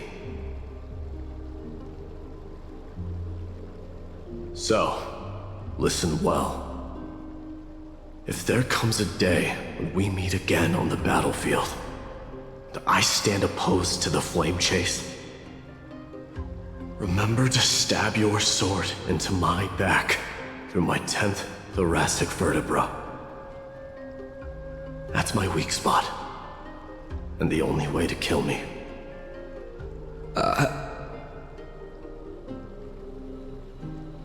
You have my word.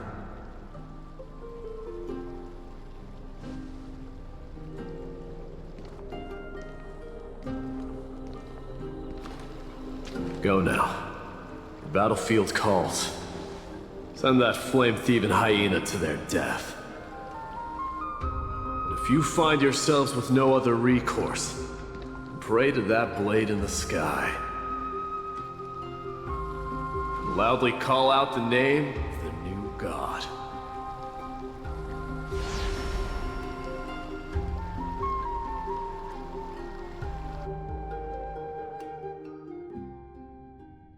That's the sound of an all-out war. Not the kind of ruckus Professor Anaxa can raise on his own. Let's hurry. The battlefield is just ahead.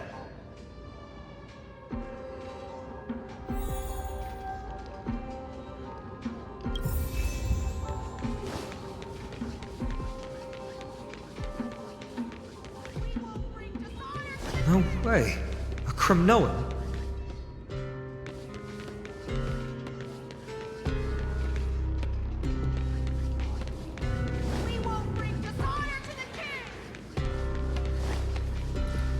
I didn't think she'd manage to send the Kremnoans to assist. Brave warrior, what's the situation on the front line? Ackerman, why are you here? What? Didn't Aglaya tell you? We have been instructed to assist you in trapping the Flame Reaver.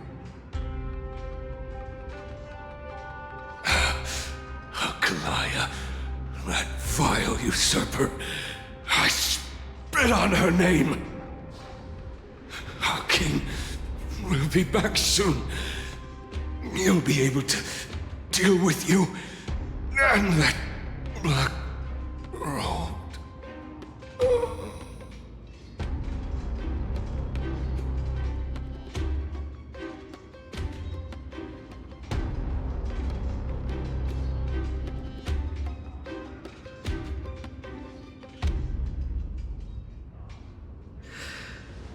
The Kremnoans really are just like their king.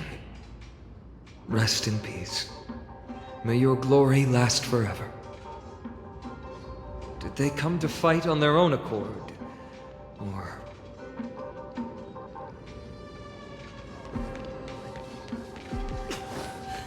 I can still fight. You must become king. You must become king.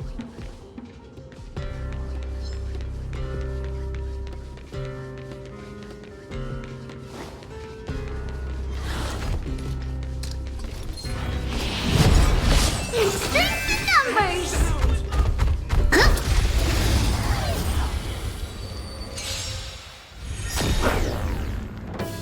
Give an inch, and they'll definitely take a mile. Lighting the west wind!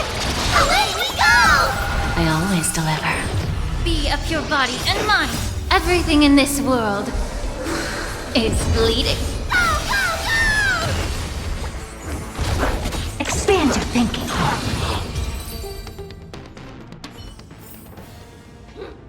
Toward tomorrow! Onward! Yeah! We're almost there. I can't see. I can't see.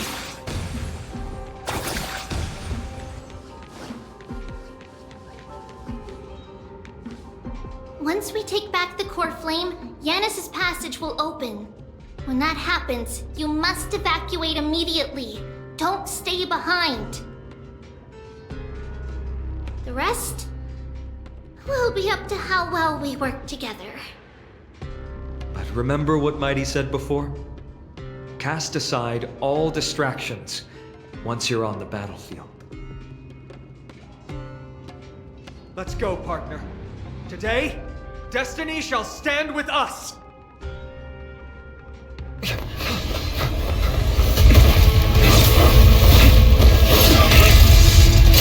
Finally.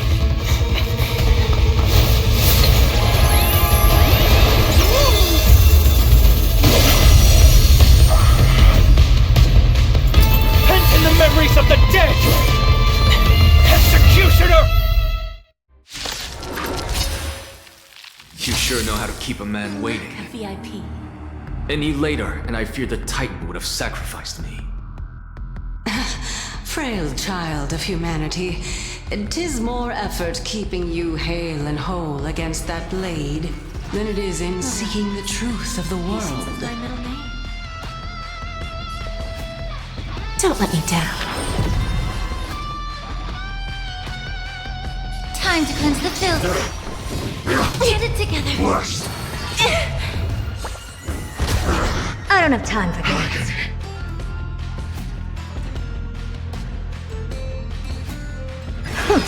Watch closely. Delivering warmth. It's coming. Lighting the west wind. Away we go! May the foul stench dissipate quickly.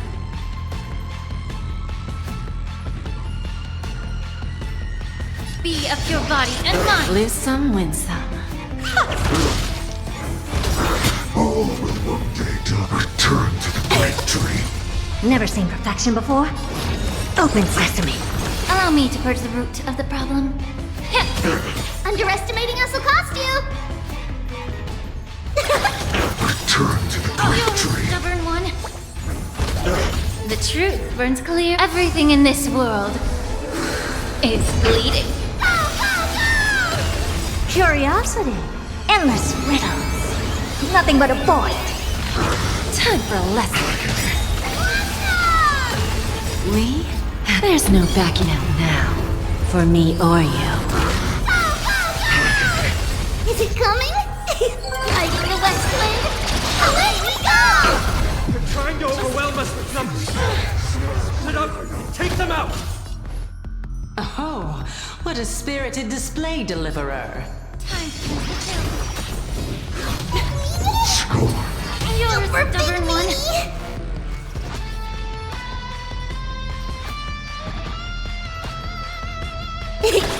May the foul stench dissipate quickly up your body and mind. The truth burns clear as if everything in this world is bleeding.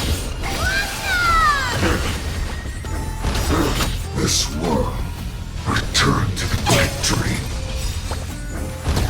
It's coming! Like the West Wind? Away we go! Allow me to purge the root of the problem. Time to cleanse the filth.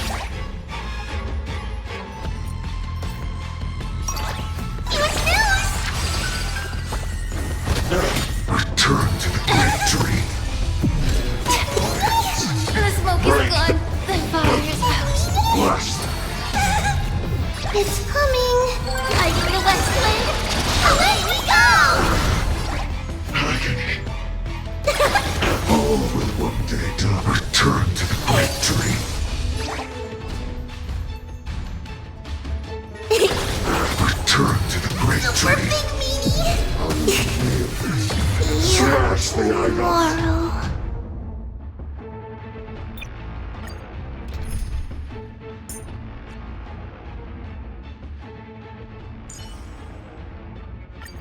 Oh, Lady Jade herself has come. What's wrong? You don't trust me?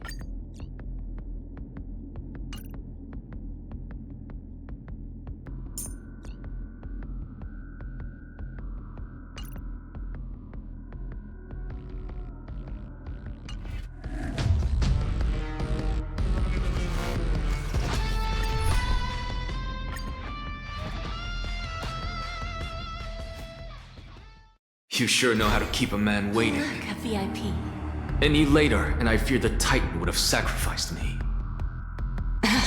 Frail child of humanity, 'tis more effort keeping you hale and whole against that blade than it is in seeking the truth of the world. Sure, I'll play along. It's on me. I don't have time for games.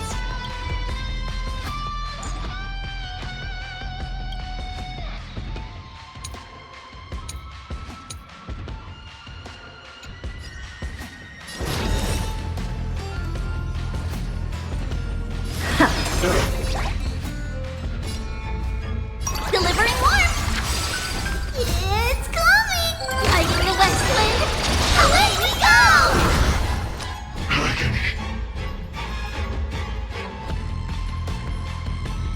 Spend freely.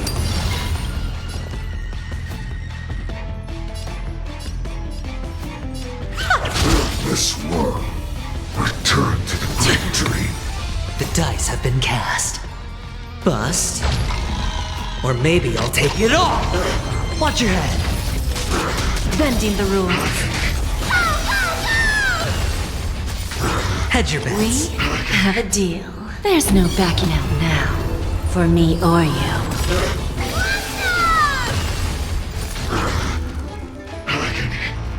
It's on me. Curiosity. Endless riddles. Nothing but a void. All in. Never seen perfection before. Expand your thinking. Watch it crumble. Underestimating us, Okasti! Return to the Great Dream. They're trying to overwhelm us with numbers. Split up and take them out! Oh, what a spirited display, Deliverer. Self-inflicted misery. Spend freely. The dice have been cast. Bust. Or maybe I'll take it all! All in. I don't have time for games. Open sesame. Watch your head. Sure, I'll play along. Watch closely!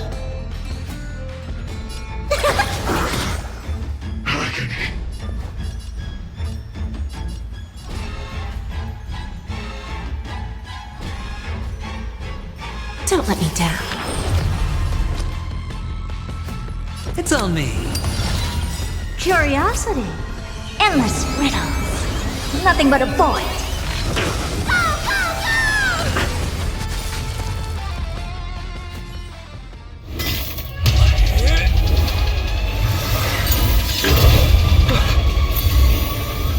At long last.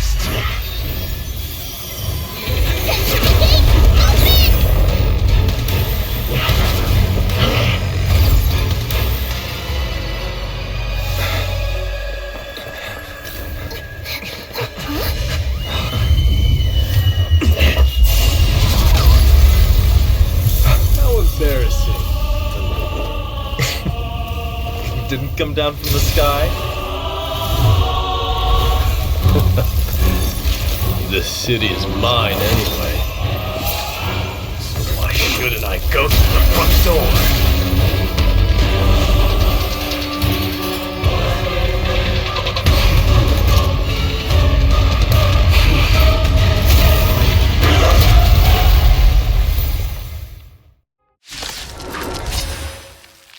Minion of the Black Tide.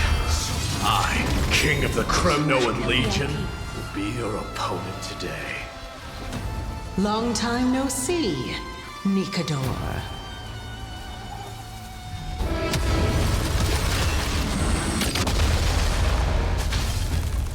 It's coming! Like the West Wind, away we go! I always deliver. We have a deal. There's no backing out now. For me or you. Hedge your bets. Spend freely. The dice have been cast. Bust. Or maybe I'll take it all! Watch your head. I don't have time for games. Expand your thinking. Who's the little backstabber? Watch closely!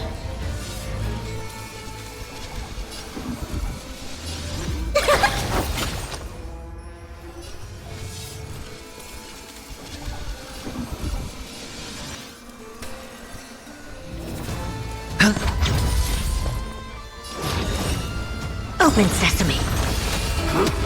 Such petty tricks.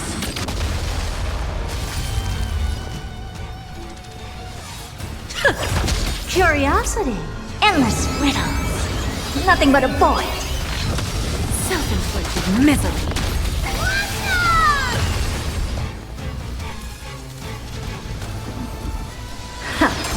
Vanity leads to self-destruction.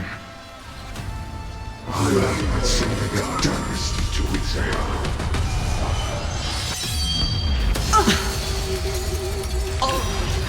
Well fought. That was a good opener to the ceremony. Now, we honor the fallen gods with this fight to the death. It's coming! Like the West Wind, away we go! It's on me.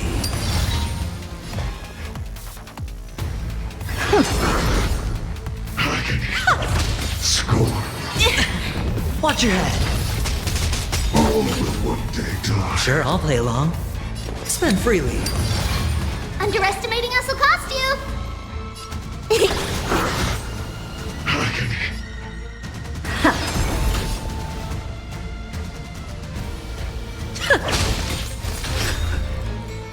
It's time to end this.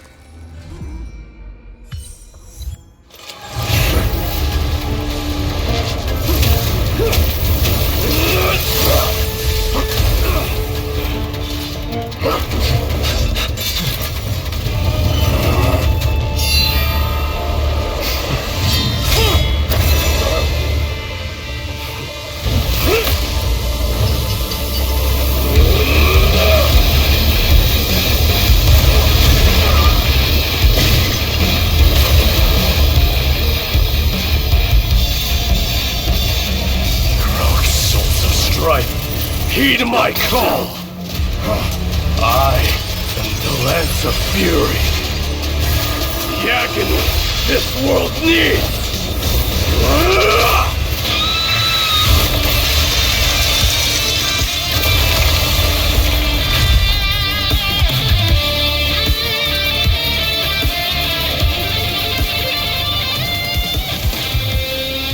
Witness this. A new god has come to Castrum Kremnos.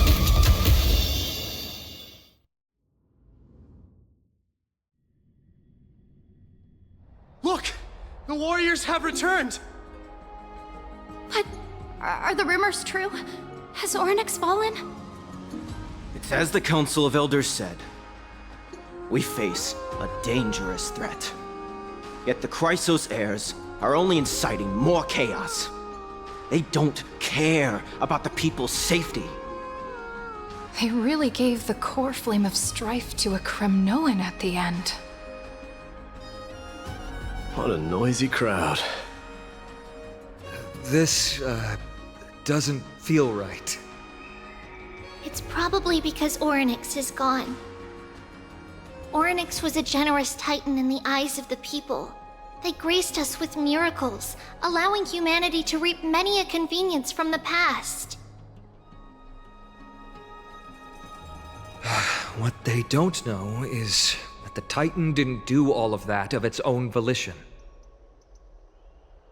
Regardless, the Titan has fallen, and we must surrender Oryx's core flame. A meeting with that woman again so soon? I just can't catch a break.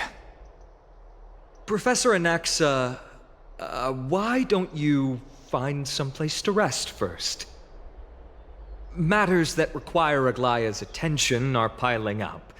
You two meeting again will, forgive my honesty, only distract her. Just try to stay on your best behavior, if you know what I mean. That's not up to me, I'm afraid. I've been trapped in her prison the moment I set foot in this holy city. The price of having a Titan living in my head, I suppose. Don't worry, I don't want trouble either.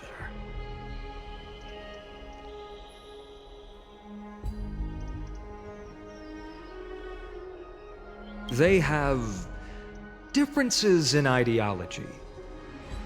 All right, I suppose that's putting it lightly. Don't worry, you'll figure out the intricacies of these relationships sooner or later.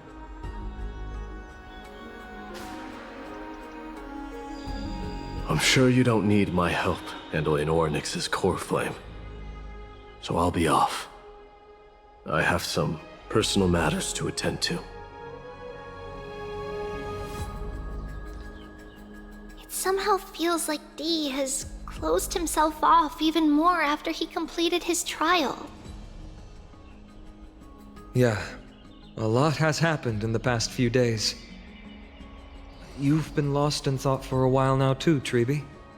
Did Trinon bring news? Yes. She has found Trian. She was at the bottom of the valley outside the temple.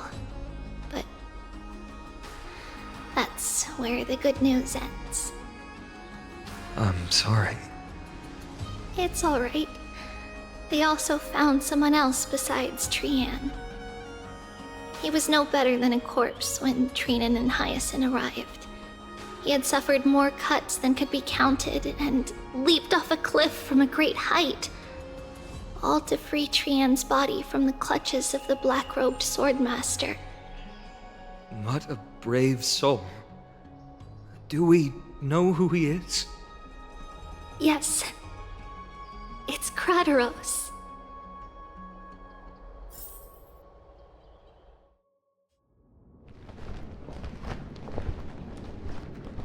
Stop!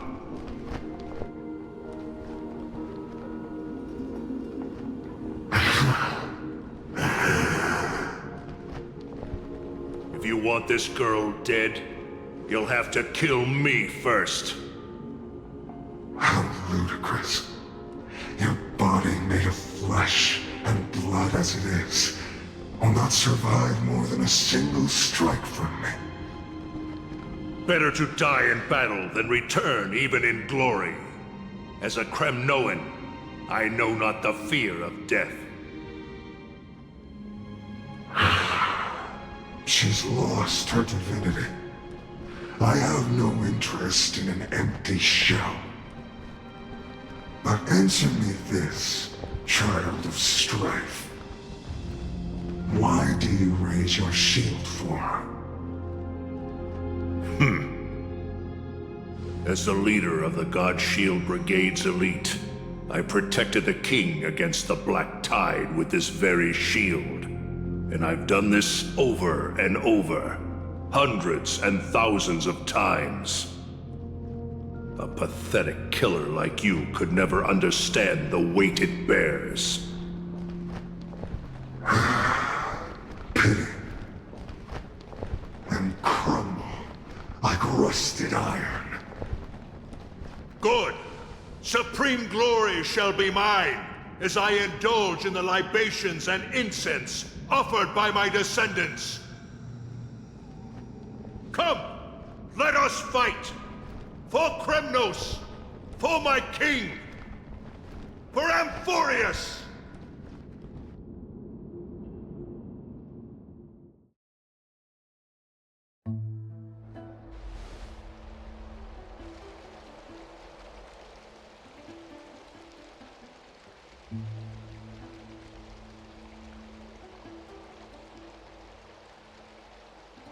We foresaw this cruel parting 1,000 years ago.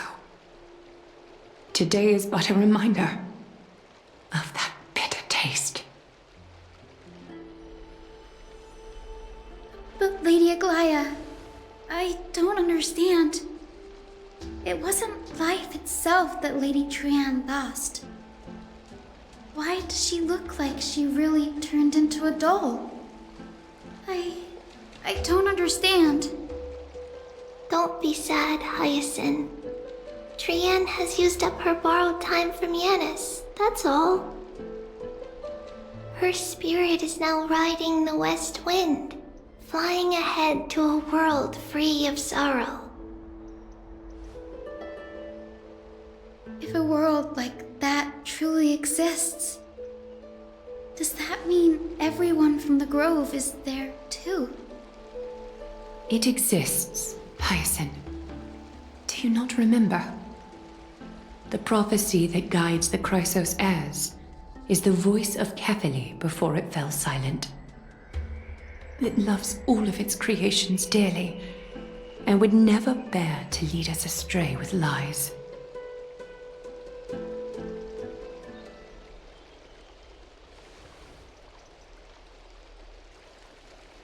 What about the Kremnoan veteran?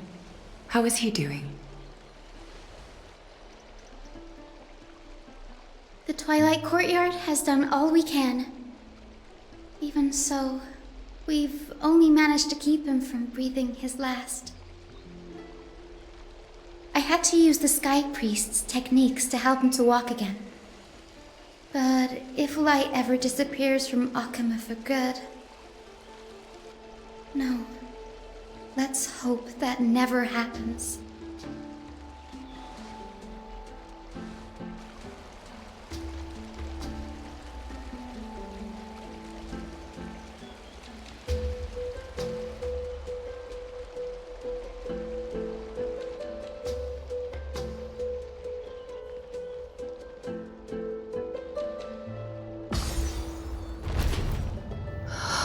The parting hour is upon us. Yet the golden thread runs slack. The heroes have returned with their spoils. Everyone, please take this opportunity to rest and prepare for what awaits us. You've returned unscathed and brought tidings of triumph. Truly a moment worthy of celebration.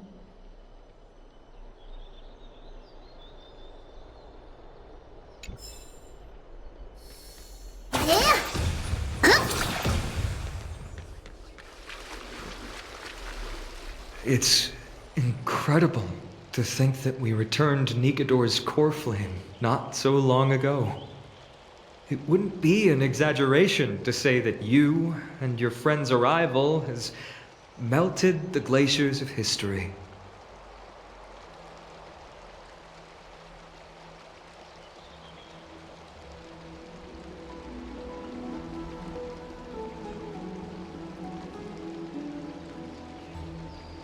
You could say this is the true face of history.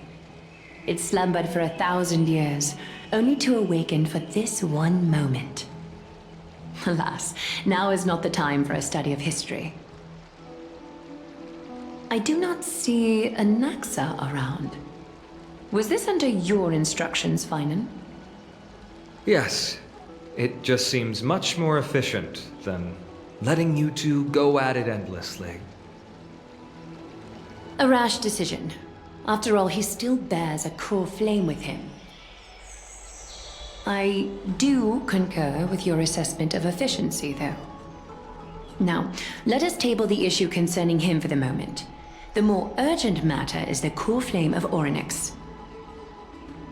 The Chrysos heirs had initially crafted a plan regarding the order to return the core flames, for titans like Orynyx and Circes, who harbor no intentions of harming humanity. Our strategy entailed assuming their divinity only at the very end. But this unforeseen turn of events has thrown everything into disarray. If we don't return the core flames to the vortex of Genesis, and we leave the Titan's divine positions vacant, we can't even begin to imagine the disaster that would follow.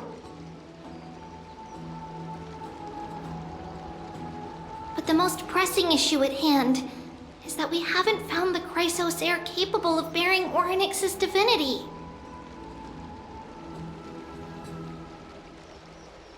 Finan, Castorus, Mighty, and Hyacinth. Treepy and I devoted a millennium scouring the world, only to find these few people.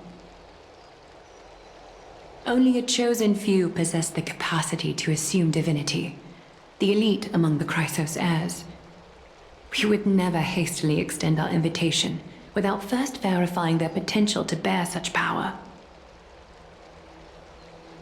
Yet we cannot compel anyone into divinity, as it would be no different from sentencing them to the gallows. Truly a dilemma. Yeah.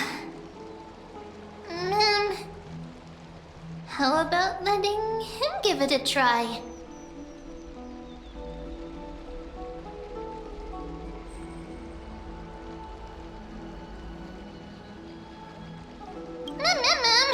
Mem special, mem.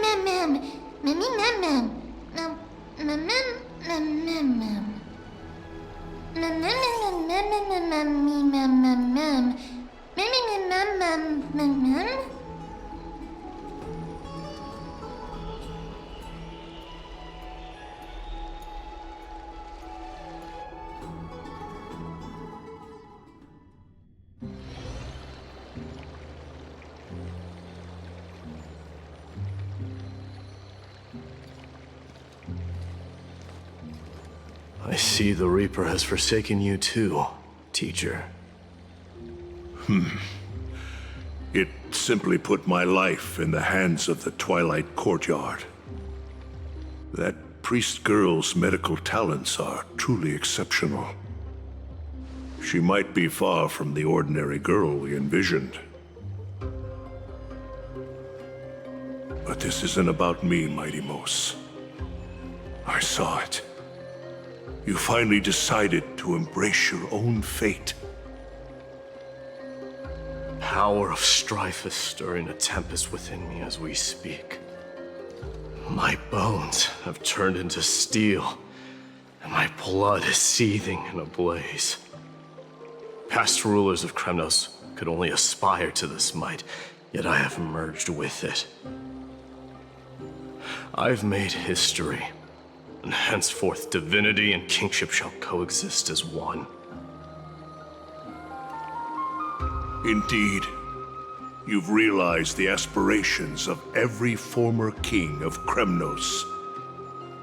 And now, you can at last bring our people home and reforge the glory of Kremnos. Unfortunately, I harbor no such desire. What? What do you mean by that? Over 2 millennia past, devotees of Nikador's might banded together beneath their feet and erected a city of their own. Ever since then, Kremnoans have served as the blades wielded by the god of war, following the Titan's path in its conquest. Yet, gazing upon our history through the lens of my newfound divinity, I now see it with unprecedented clarity.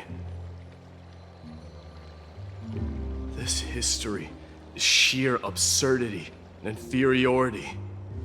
People surge onto the battlefield like ants, plundering and slaying for their own greed, only to be trampled upon like ants. The city and the beliefs that Kremnoans hold so dearly, alongside the supposed tradition, mere anthills that could be crushed with a single touch in the eyes of the Titan. You!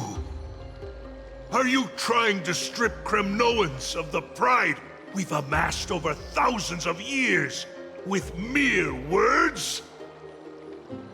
That pride holds little significance, Krateros.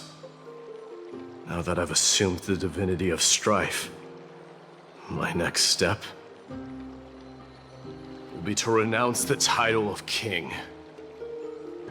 No. No! Convey my message to every Kremnoan.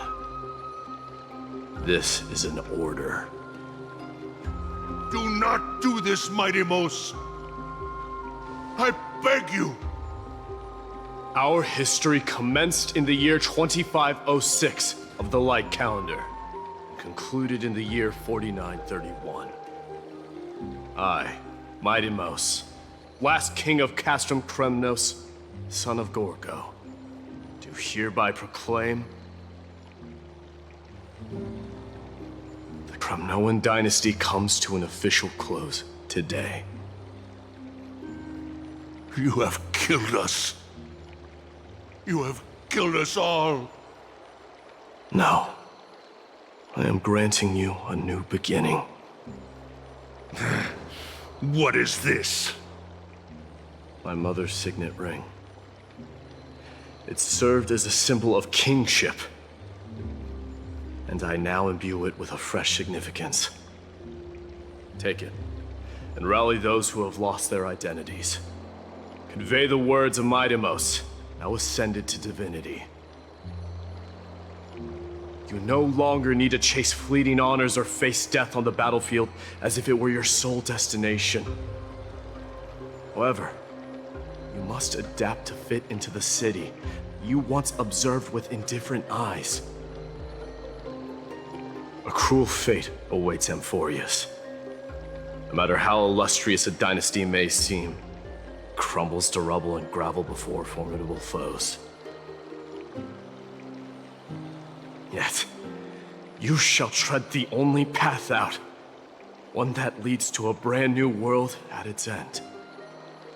Why task me with being your messenger? Why not explain all this to them yourself? Because only humans can guide the path to be trodden by humans. It's not the lot of humans who crave the power of gods and spiral into madness for it, but humans who stand ready to raise their shields high to protect the lives behind them.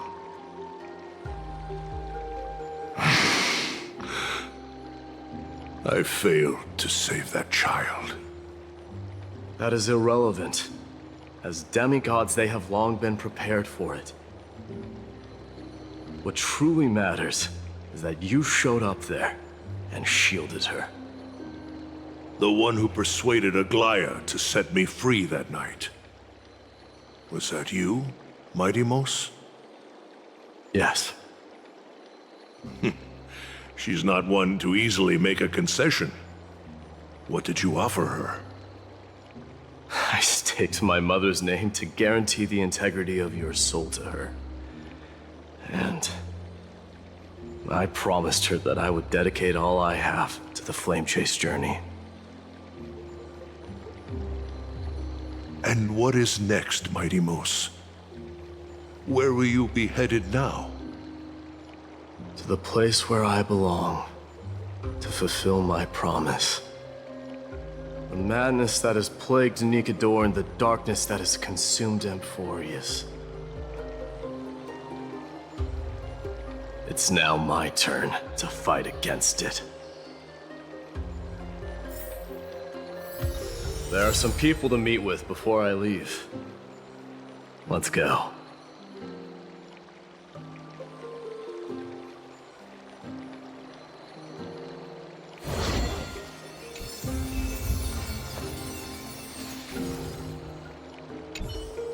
And what is next, Mighty Moose? Where will you be headed now?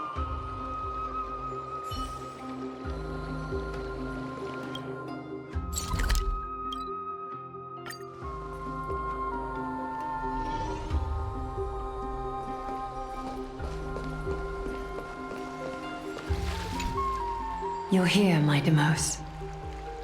It seems that you are prepared. Yes. You aided Akuma through yet another trying ordeal, and my gratitude knows no bounds. Isn't that exactly what you wanted? Not everything unfolds according to my plan.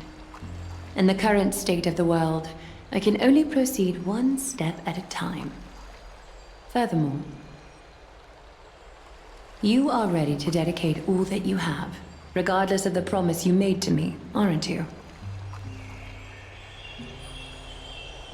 Throughout my time in the Holy City, I've gleaned valuable lessons from you. Strategy, leadership, and adaptability to change. Yet, it's only recently that I've come to realize the truly remarkable quality you possess. And what is it? It's the magnetic allure in your presence. It draws people to gather around you willingly, to seek your guidance. They strive not to disappoint you, not due to fear of repercussions, but out of sincere alignment with your ideals. That is precisely what every ruler of Castrum Kremnos has been missing. I am truly honored to hear that. And now, Idemos, you have risen as the most powerful demigod in the world. How do you intend to wield this newfound power? I shall see Nikador's aborted mission through to completion, and become the strongest bulwark for Amphorius to defend against the Black Tide. I will secure enough time for the Flame Chase journey, until you manage to lead everyone to reach the miracle of Genesis.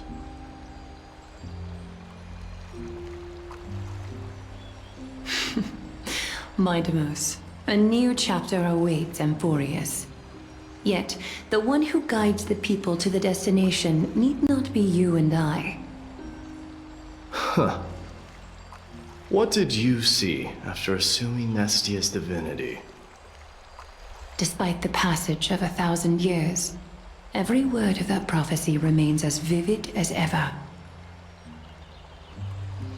You shall have your final bath in warm and radiant gold. Just as cryptic as all the other prophecies. What's the reason for the laughter? I was just thinking, if an ordinary person encountered these words, they would probably stay away from the baths for the rest of their life.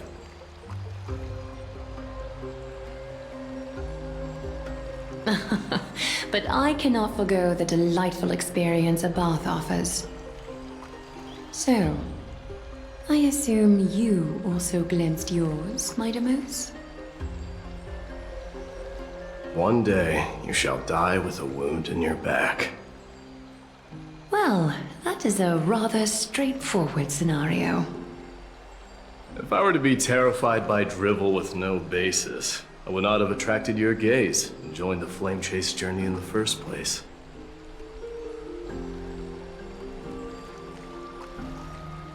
You speak the truth. May you be destined for a powerful fate, and may we reunite in the promised new world. Farewell, mighty.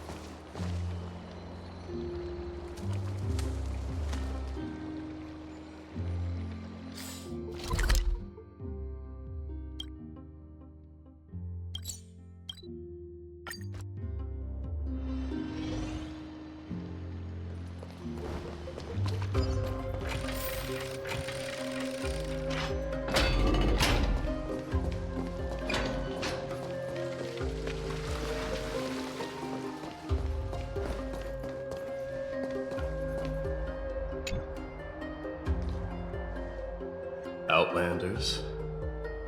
No. Trailblazers. I will soon make my way to Castrum Kremnos. If all goes according to plan, this may be our final meeting. I just want to let you know that I appreciate everything you have done for Amphorius.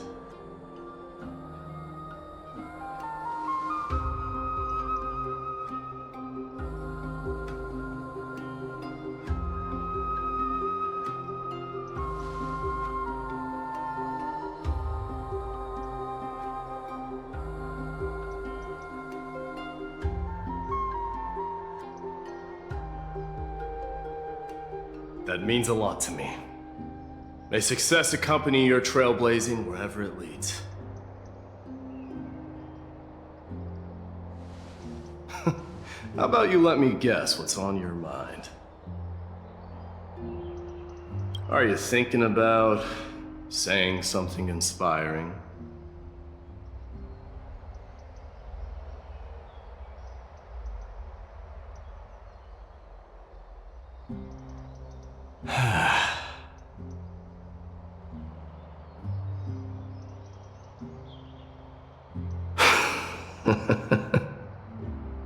Now that I bear the divine within me, I can get the vague feeling that you have a great significance for the future of Amphorius.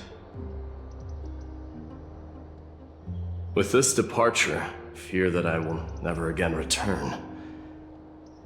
Can I entrust you both to watch my back and to continue supporting the Flame Chase journey in my absence?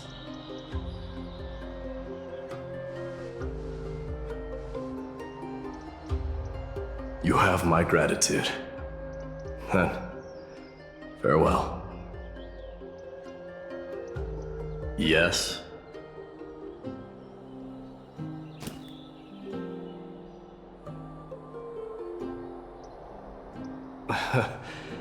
Sure, let's do it.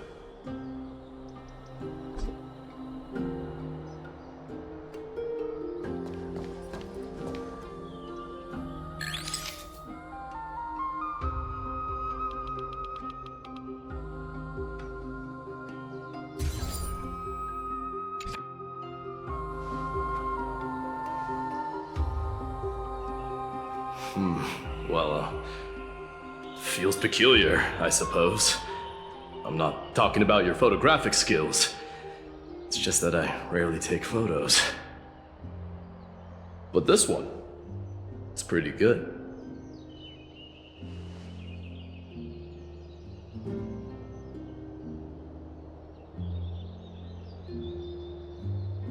I wish the same for you during your time in Amphorius.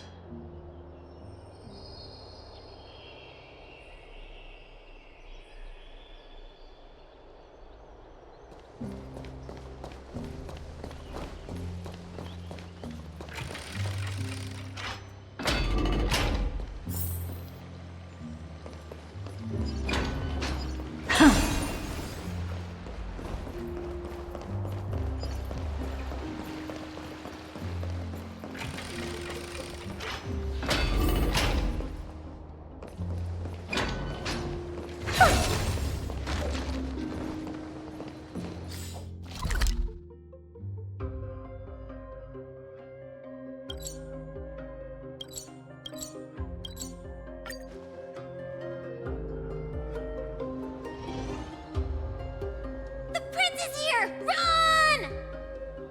Hold on! Lord Mightimos isn't the prince anymore. He's now the guardian of Amphorius! What's going on?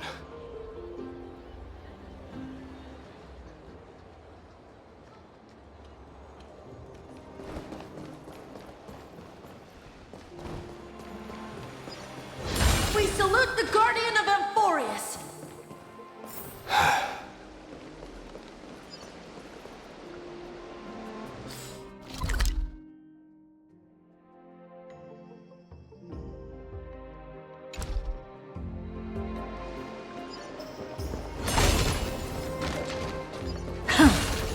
May glory be with you. May glory be with you. It's been a while, Guardian. I should have known you were the mastermind behind this. Hey, don't go pointing fingers without cause. I swear I'm innocent this time.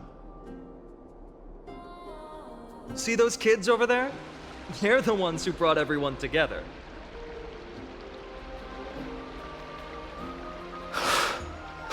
I admit, that took me by surprise. Were you seriously just going to sneak off without a word with me?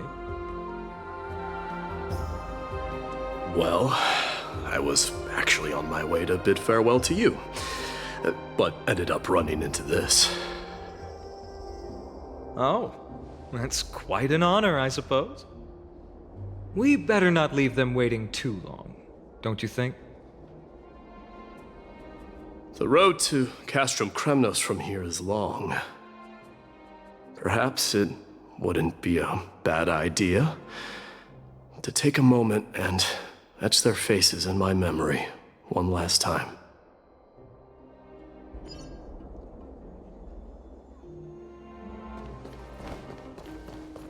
I think I see more than just the Kremnoans here. Have a safe journey. You're now the guardian of Amphorius, after all. Farewell, Mightimos! I'm thinking maybe it's about time the god of strife gets a new name. How about the god of solidarity or preservation? Dong Hung mentioned that one to me. All right, it's about time for us to part ways. Any final goodbyes you want to share? This might be your last chance.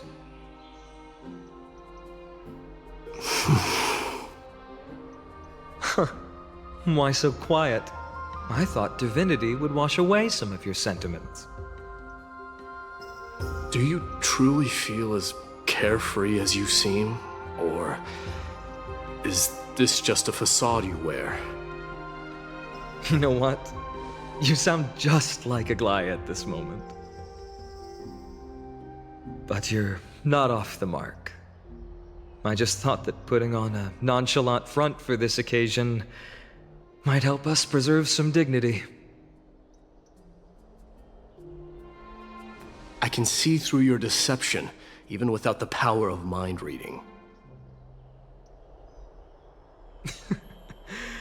Am I really that terrible at controlling my facial expressions?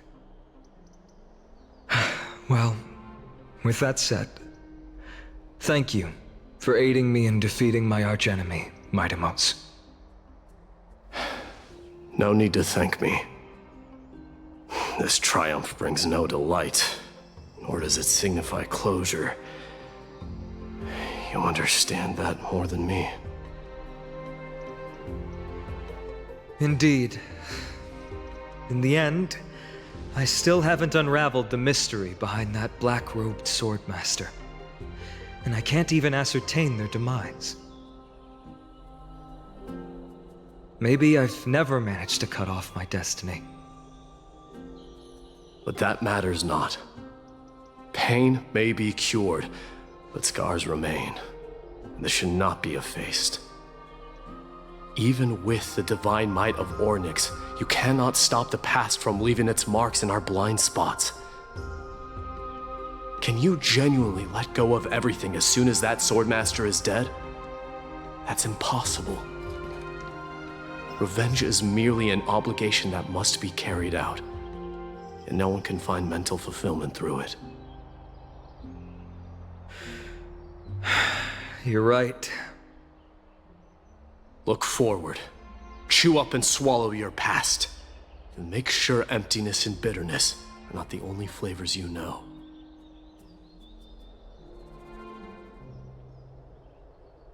Remember that there is a whole world behind you waiting to be saved.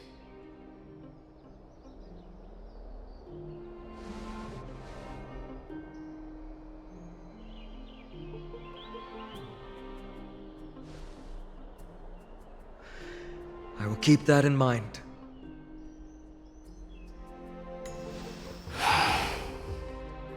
I have a final favor to ask. Please look after the Kremnoan warriors in my absence. They will undoubtedly face challenges while assimilating into Akama. It is my sole regret that I cannot stand by them during this time. Do not worry. Leave it to me. And, while I'm at it, I'm going to find out if the Kremnoan language is really missing that many words.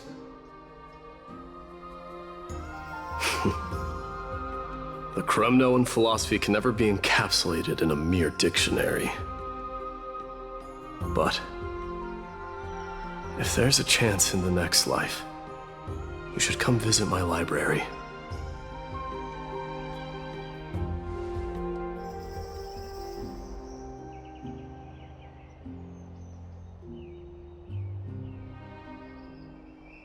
I'll be on my way, Deliverer. Remember to stay alive till the final act. Yes. Same goes for you. Don't die too easily. May triumph always be yours, Midamos.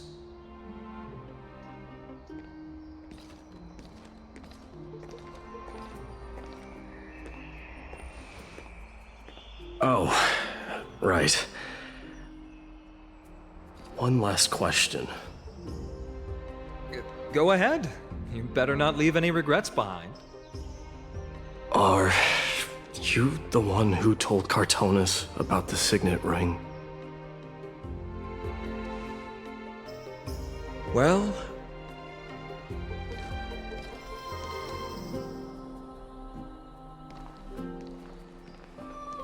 who knows?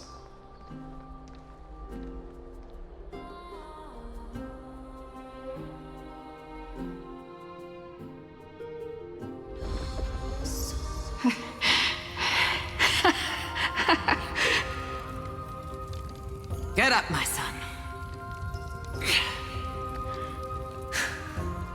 You showed great courage in today's training. Let's wrap it up for now. Yes, Mother. Mother, there's something I want to ask you. What is it, Midamos? Why must we learn to fight? It is for glory and honor, my son. For Kremnoans, mastery of swords and spears is ingrained from birth. And the battlefield is our destined end. Is that really the way it is, Mother? What makes you say so? Because you don't sound entirely sure. You're right, Midamos. I once believed those words, without question. Until your father cast you into the Sea of Souls. It was at that moment I realized how everything I believed in was utterly hollow.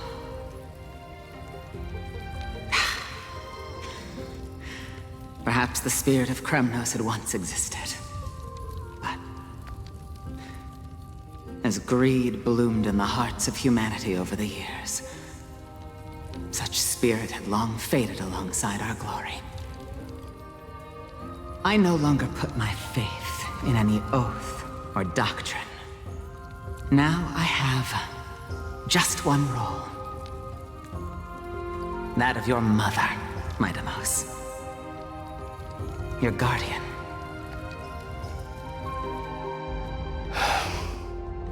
That dream always ends there.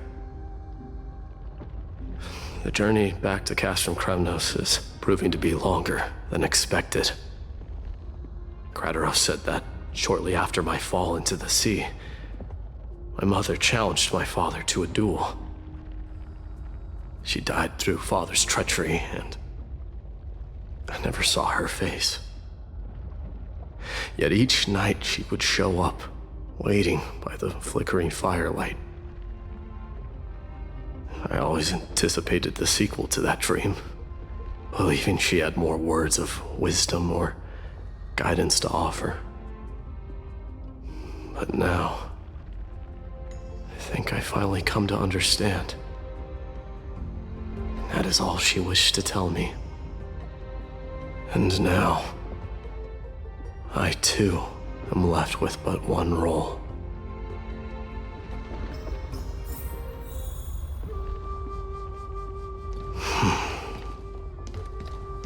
It is time for this journey to reach its end.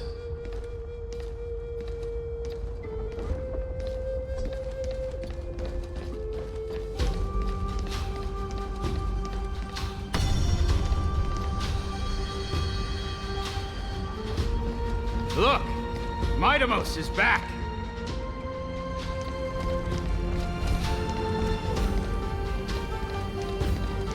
Glory belongs to you! We've got fresh pomegranate juice. Welcome Want to back. try some? We meet again, Your Highness. Welcome back!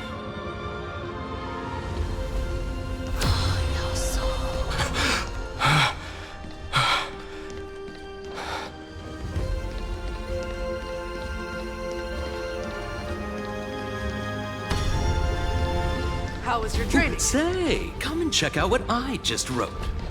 You're looking well. Midamos! Did you just come back from training?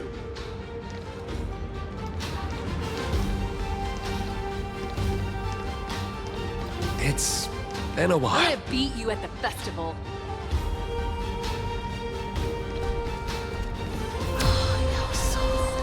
Welcome home, Midamos. Have you found some...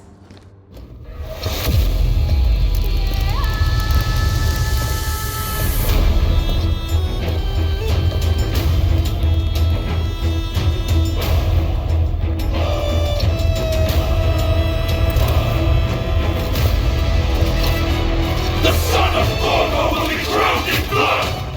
The son of Gorgo will be drowned in blood!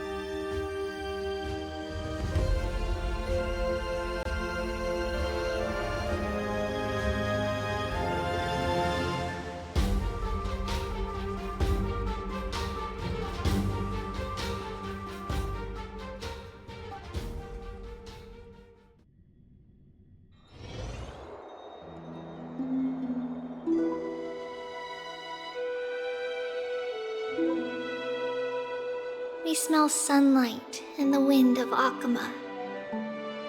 This was your favorite spot, wasn't it, Trian?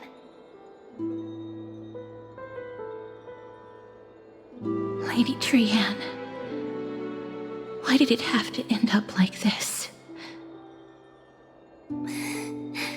Take it easy, Cass. Departure is a part of life.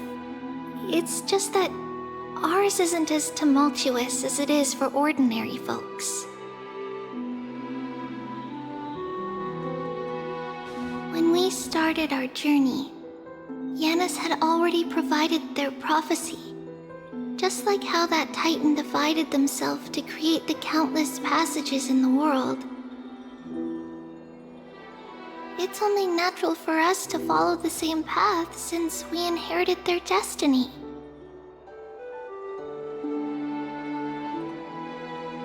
If you don't mind, Treeby, are you still willing to unveil that past for us? The past regarding the prophecy?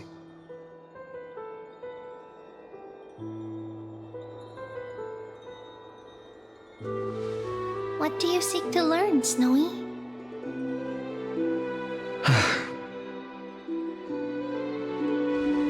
Midimos has left the city to face his own fate.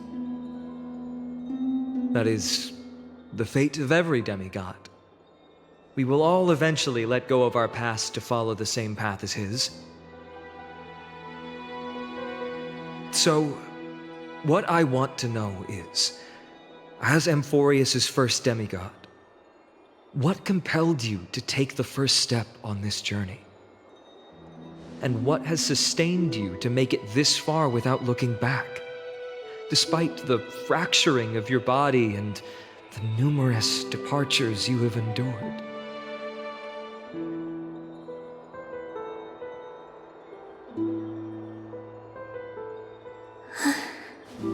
All right.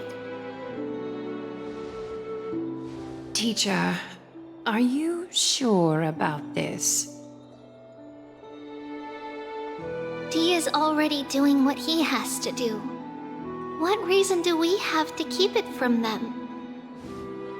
Let's go, everyone. Let's go to the abyss of fate and see how it used to be.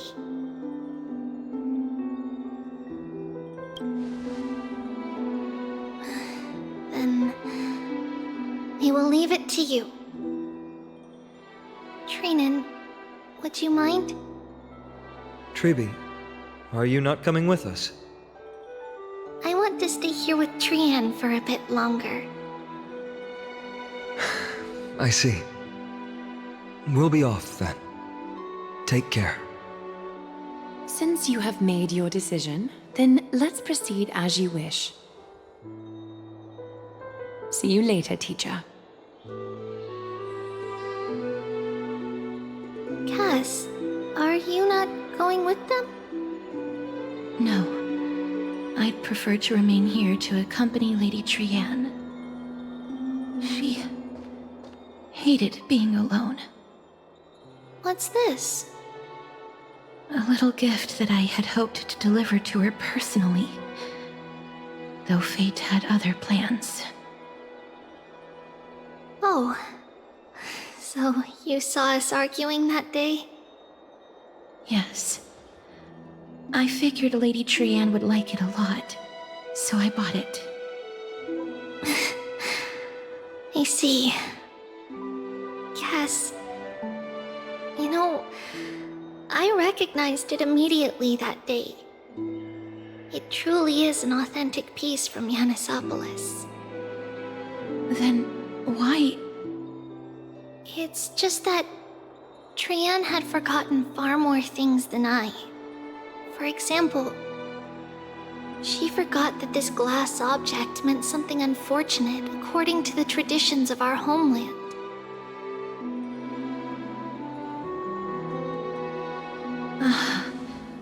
I'm sorry, Lady Treeby. Should I... No need to apologize, Cass. At that time, I simply didn't want her to be trapped by our past. especially considering how much time had passed since we left home. But now, it might just be the perfect gift for Trianne. All shall bid farewell to one, and that person alone will witness the miracle. While you and I have long accepted this absurd fate, they remain fresh and inexperienced. Teacher, don't let the weight of that cruel prophecy crush their spines. But it would be even more cruel if we allow them to ignorantly fall before the gates of the new world. They will eventually need to know the truth. We just need the right opportunity. This, to me, feels like the right opportunity.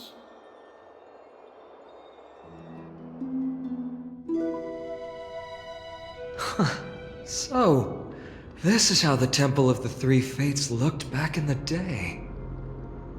At this point, Ianisopolis still resides under Aquila's protection, yet it is already fated for decline, and only contains a beautiful facade.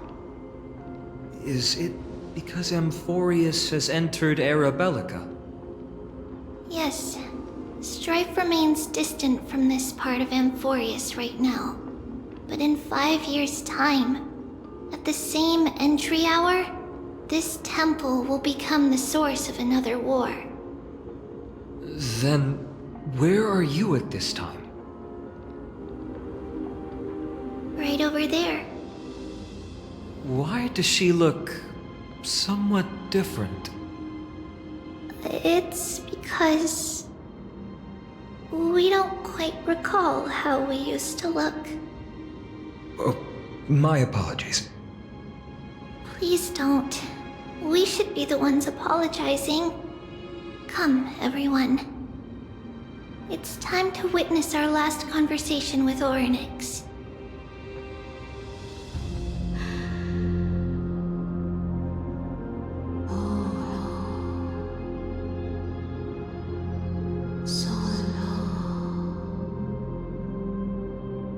You're here, Orynyx.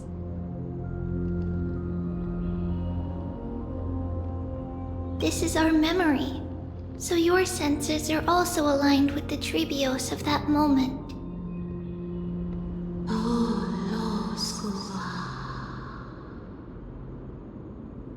False prophecy, huh?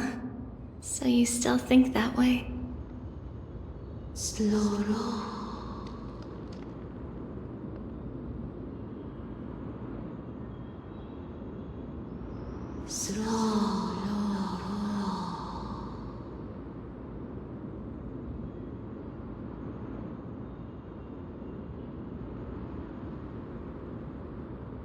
But the Black Tide has already arrived, and Yanis remains in slumber.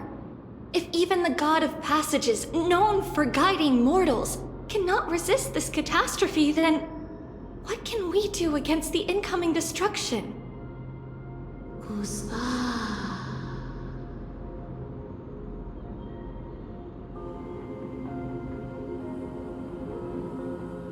Those chosen by fate would never have their family taken from them.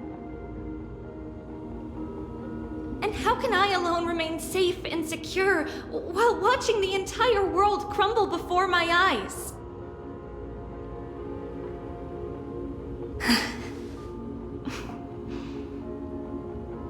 This might be our last conversation, Orynyx. I will do everything I can to protect you from the Black Tide.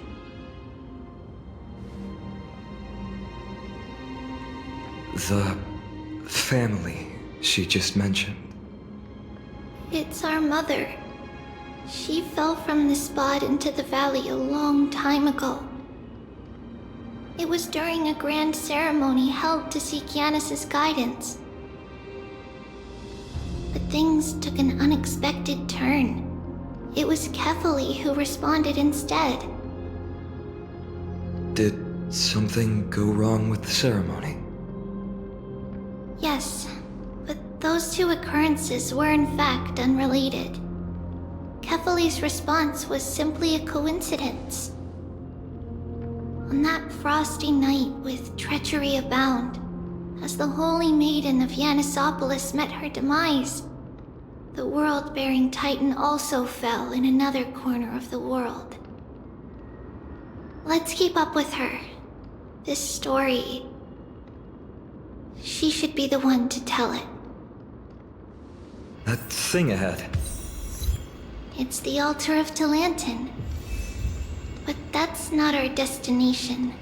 We're heading to the left. This place used to be passable.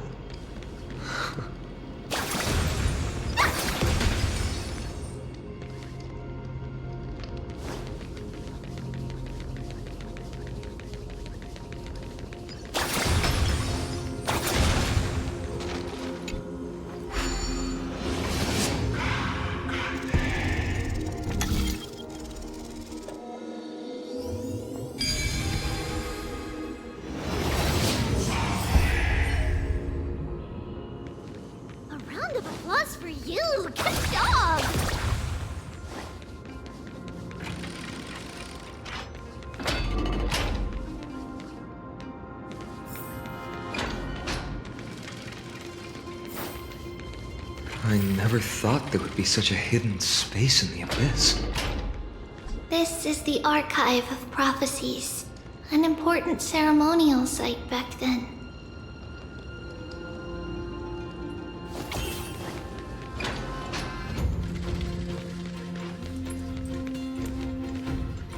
Is this Giannis's maze that Trinon used for divination in the past? Not only that, it also serves as a lock. Our childhood abode lies sealed within. This is the largest puzzle I've ever laid eyes on. And it even acts as a door lock. Should have expected something like this in the homeland of puzzles, I suppose. So, how are we going to solve it? Just follow the designated path and let the stone ball fall into the pool twice. Seems pretty straightforward. Even Mighty might be able to complete it in a single try.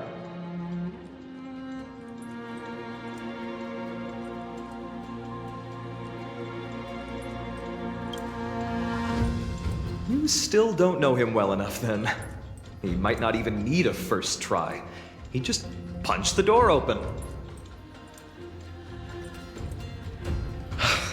Mighty. If he were still here, we'd probably take a lot fewer detours to solve our issues. Enough with the talking. Let's just get started.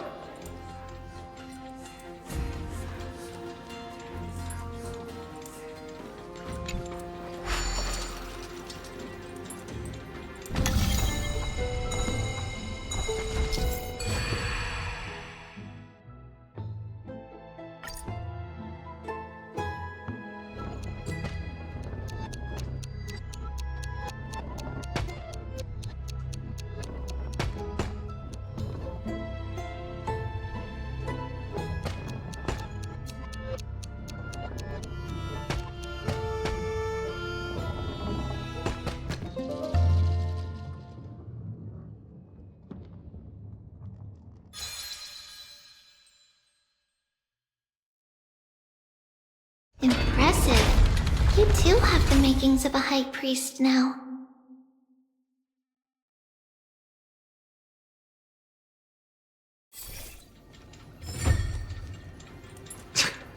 Getting that stone ball to the endpoint looks pretty tough. My hands are shaking just from looking at it.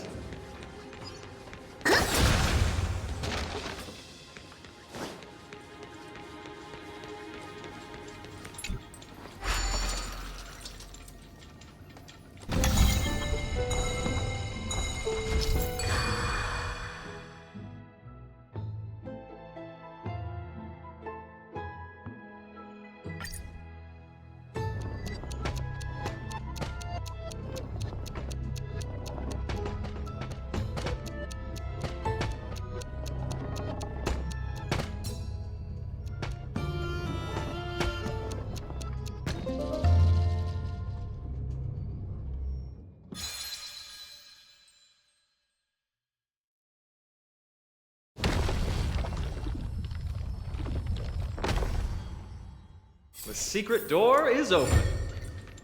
Go inside, and you'll see the place where we grew up.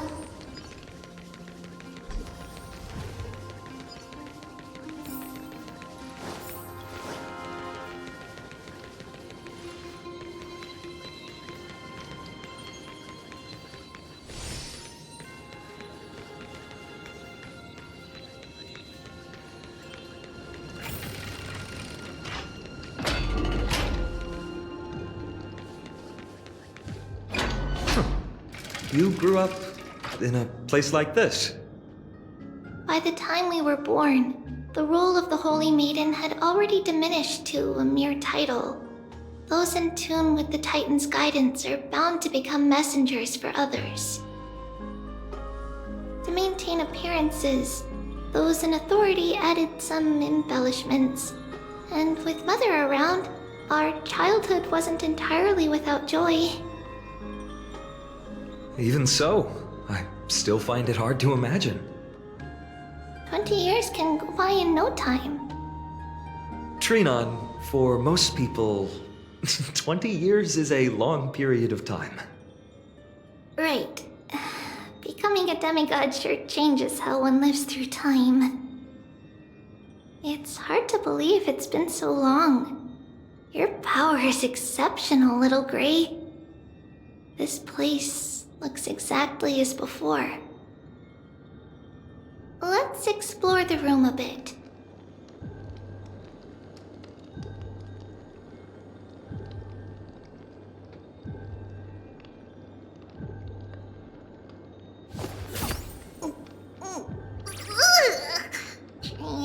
Trinon, which one of you likes such sour stuff?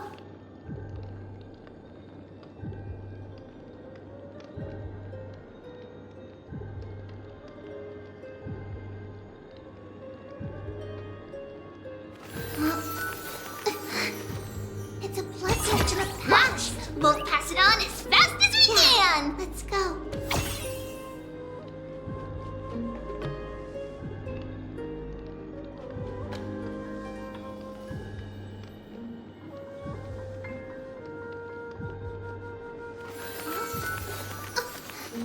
It's a letter to the future. Watch, we'll deliver it as fast as we can. Let's go.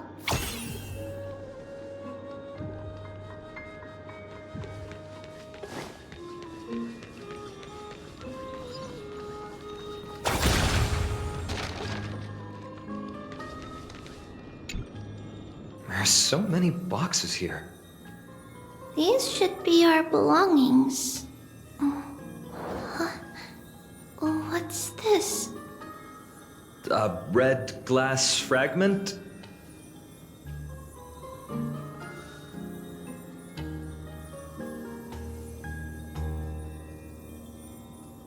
We were still very young the first time we saw it. Mother came back with a beautiful glass piece, but her face was streaked with tears. She simply placed it on the table. It looked so sparkly that we couldn't resist playing with it, but we ended up breaking it by accident. Mother didn't get angry. She simply held us quietly for a long time. It wasn't until we were older that we learned in Yanissopolis, if someone gloriously died for destiny, the Holy Maiden must pick a piece of glass from the volcano's quarry and polish it, then give it to the deceased's family. On the day Mother returned with the glass, her friend lost his life on the battlefield. Since he had no family left, Mother had to keep it herself. Later, on the eve of the ritual, Mother also gave us a beautiful piece of glass. Let's move on to the bedroom.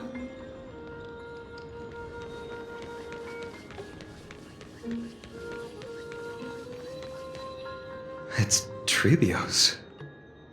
Just as expected. It's time to get going after all. Mama, are you going to that ritual tomorrow? That's right, my sweet girl. What's the matter?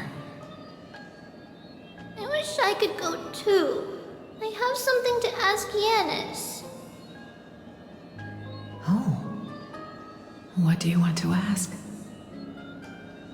I want to know how to chase the black tide away. Ah, I see. Unfortunately, it's a secret ritual, and only I can preside over it. If you want me to consult the Titan on your behalf, you'll have to promise me something. What is it? Be a good girl and go to sleep now. And whatever you dream of, don't be afraid.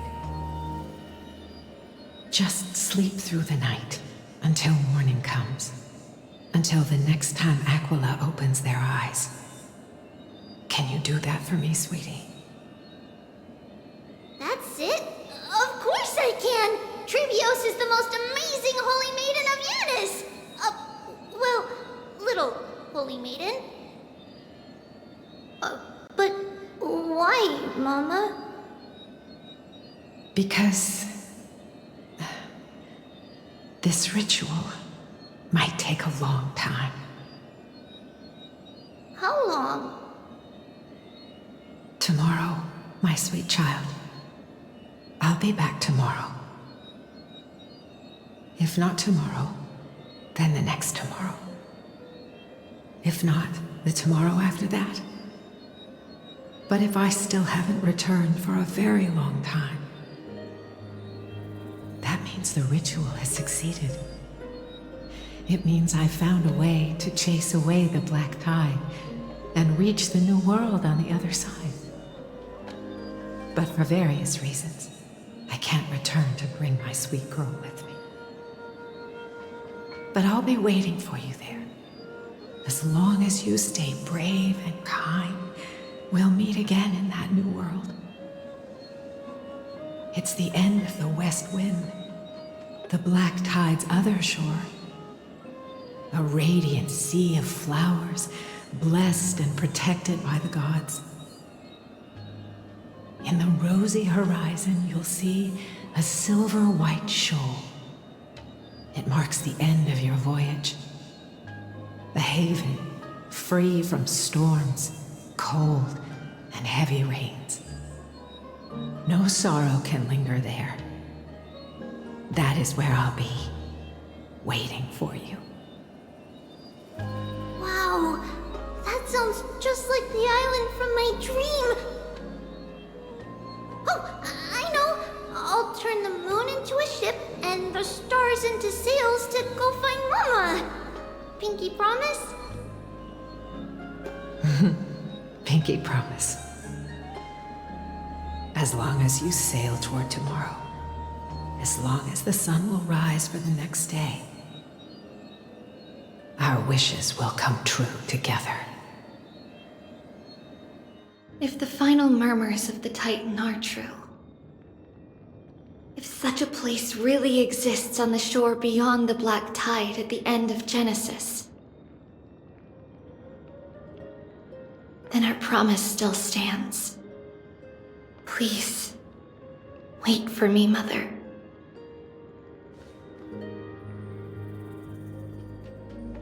After those 10 years of darkness, when Aquila opened their eyes for the last time, we finally set off. Where did she go?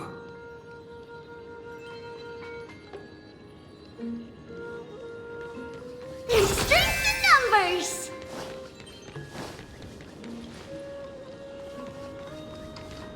This way. Now, we'll go through this shelf. But how?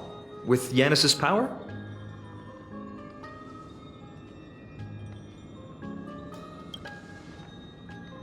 Indeed, we hadn't acquired their power back then. So, this obstacle, it was simply a mirage? Yes, the answer is right on the shelf. Go ahead and give it a try.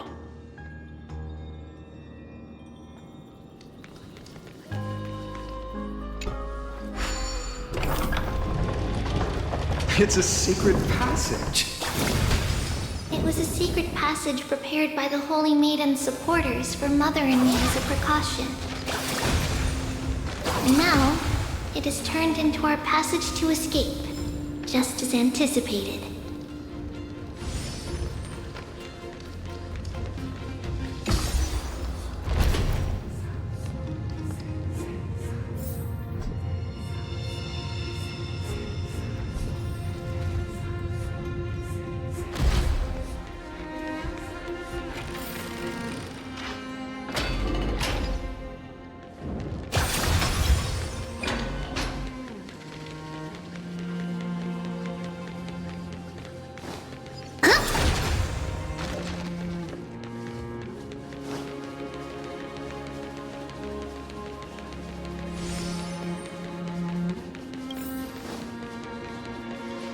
The path to the temple was in quite a state. Did someone do it on purpose? No surprise at all. Some people caught on to what we were planning and tried to intercept us, while others were willing to clear the way for the Holy Maiden. I can't move it. I can't climb over it either.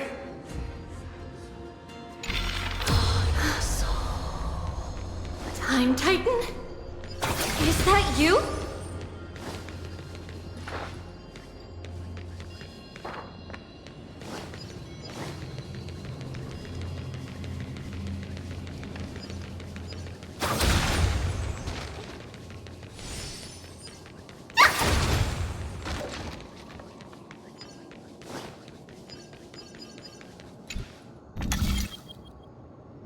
Just like this.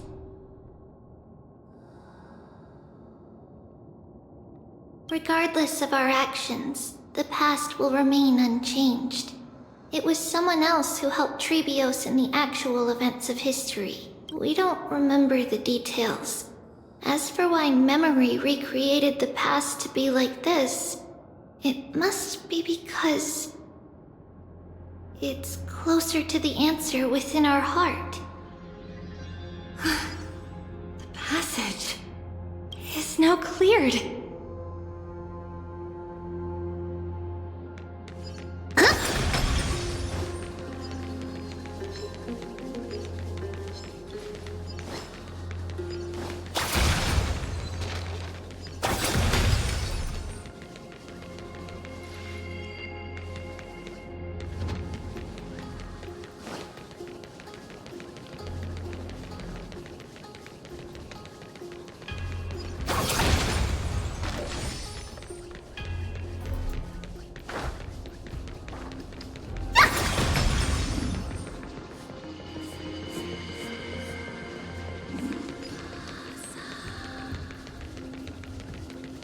Ornix, it's you again. Thank you, nameless god.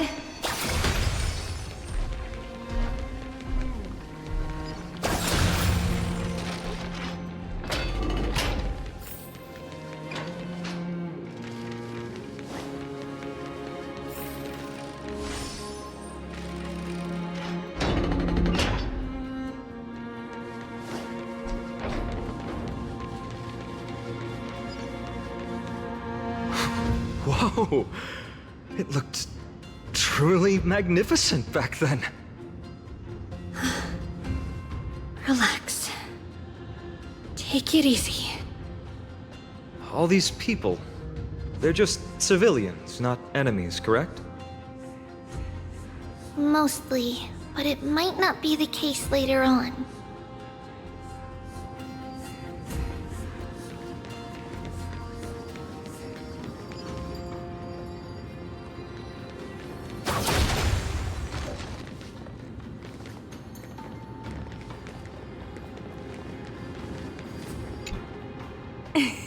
Hey, little ones.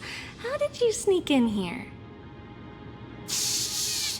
Please keep it down. We had to be really sneaky to get in here. Okay. but what did you sneak in here for? I heard there's a lovely holy maiden living in the temple, and I want to meet her.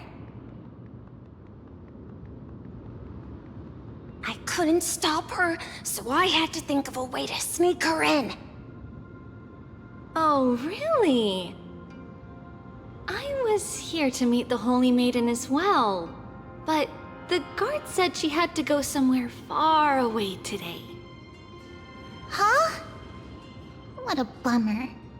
Mommy even asked me to bring her gift to the Holy Maiden. It's getting late. We couldn't go home now, okay? Okay then. We'll come back next time.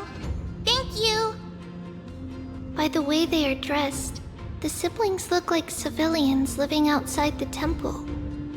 Mother mentioned that when she was a holy maiden, she caught a girl sneaking into the temple to steal the tributes.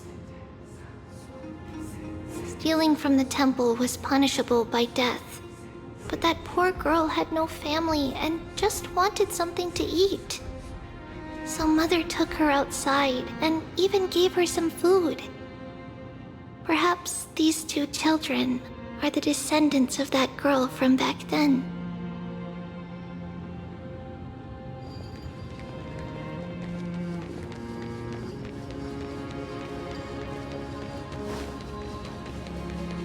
Ah, Lady Maiden.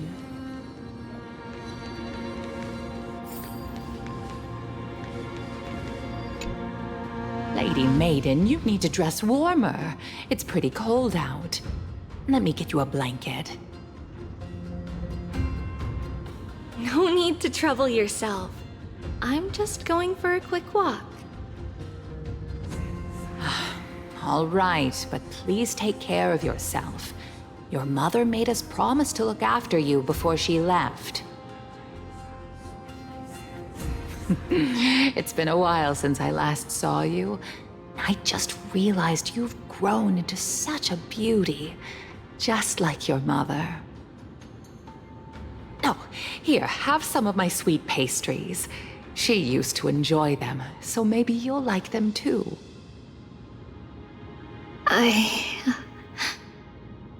What's wrong, Lady Maiden? I'm fine. It tastes really good. This lady is Mother's old friend. When we were little, we sometimes got to eat the sweet pastries she brought back. We've always remembered the familiar taste, and only now do we learn where it came from.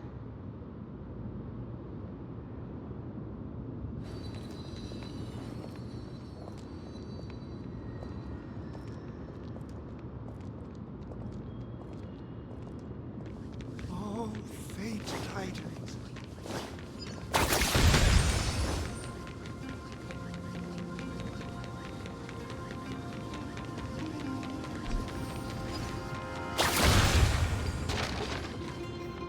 Apologies, Lady Maiden, but the Yanis vault is under maintenance today. Perfect. That way, no one will disturb me while I'm talking to Mother. All right then. May Yanis guide your path. The Yanis vault? It's where Yanis's heart lies and the core flame is kept. Just enter on the left. It's also the place where Trailblaze was born.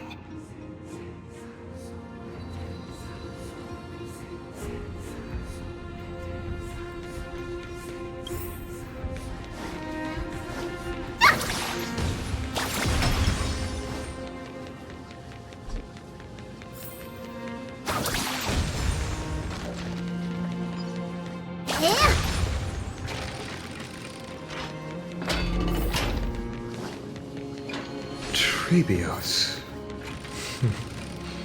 What does that name actually mean? The one with 3 lives.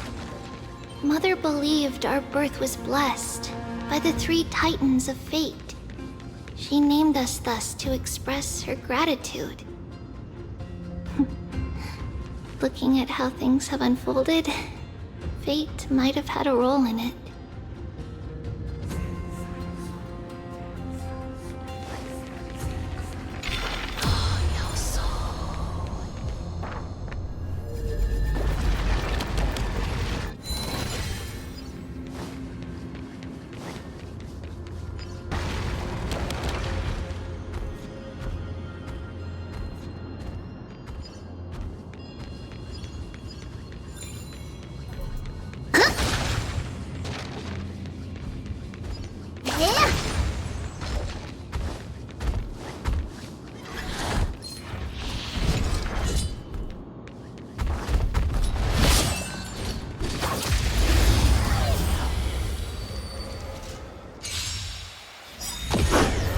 Give an inch and they'll take. There's no backing out now.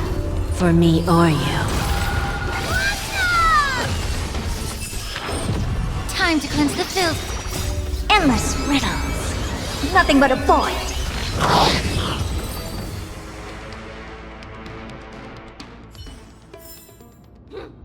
Toward tomorrow. Onward!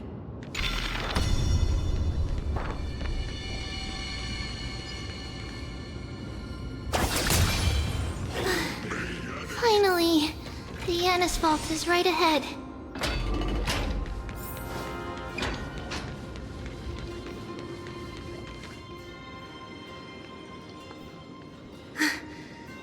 At long last.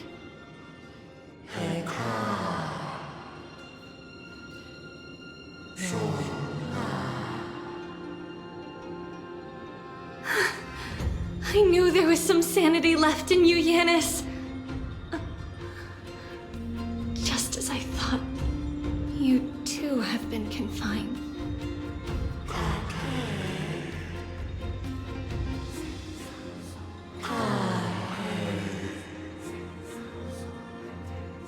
No, Yanis. I've come here to take on your fate.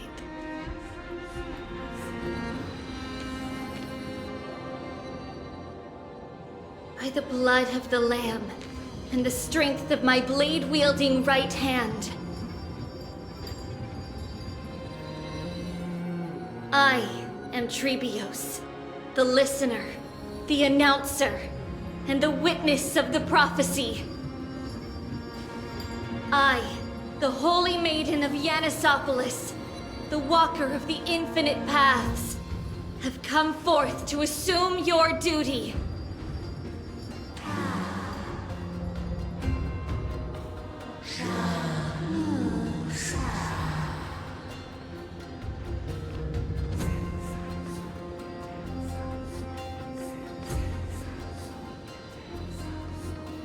Just as I wished. This journey promises to be a long one, with 1,000 selves to accompany me. I'll never be lonely.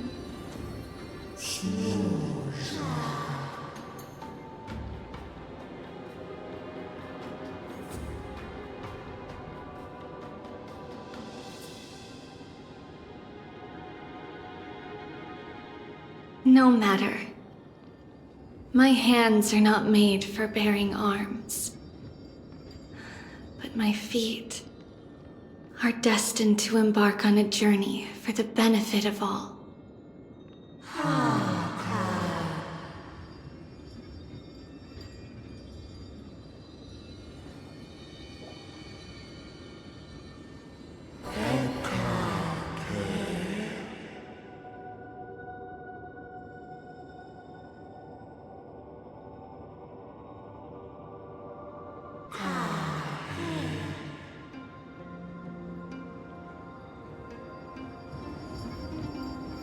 Without a doubt, Titan.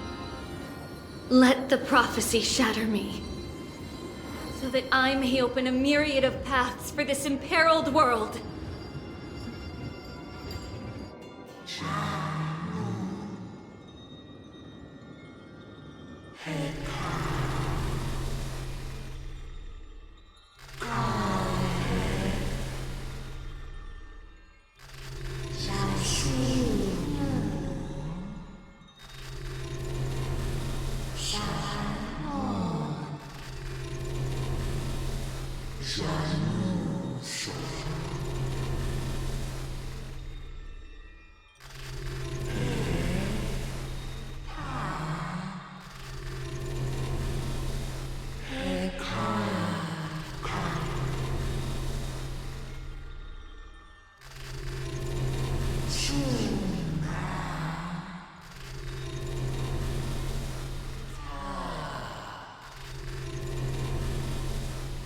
I understand, Yanis.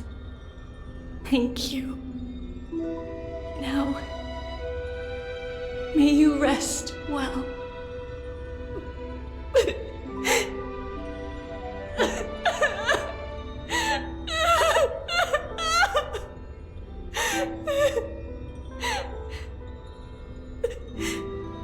Mother, did you see that? I have assumed my duty and stand ready to set out. We will step over the gods' corpses and wander among humanity, and thus we shall sweep apart Amphorius's pitch-dark fog. May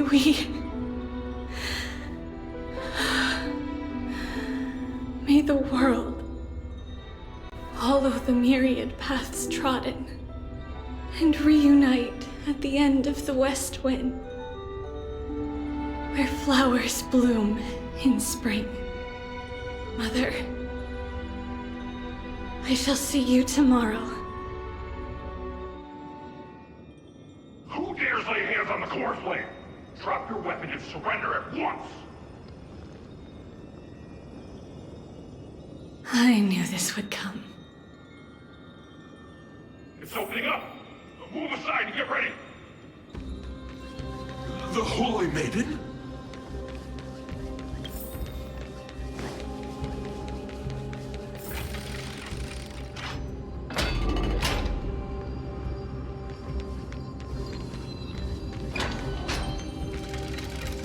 What's happening here? Lady Maiden, where's the thief who stole the core flame? Look at what she's holding, you buffoon! She is the thief! Take your positions and ready your arms! We're taking back the core flame!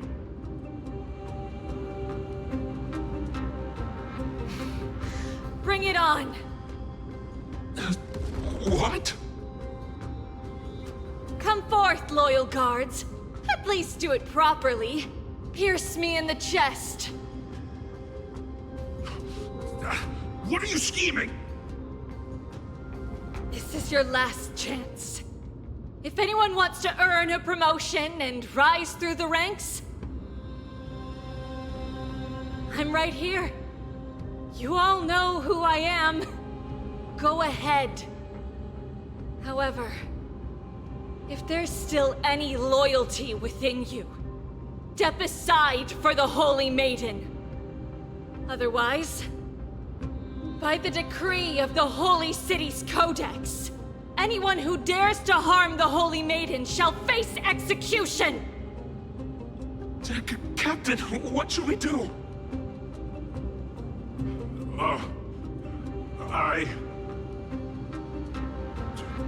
Do it. Kill her! If any of you want to get rich, then come with me. Take this traitor's head and wealth will be ours! We can't just stand by and do nothing. Let's move, partner.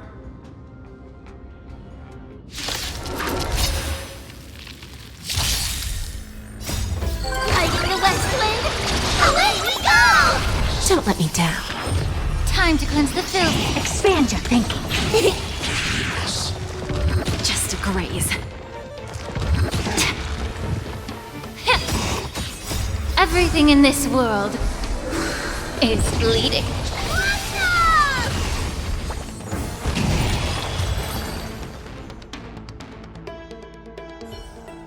How's that possible?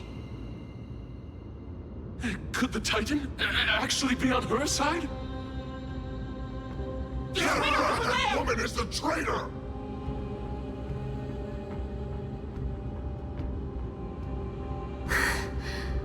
I should go. Let's keep up.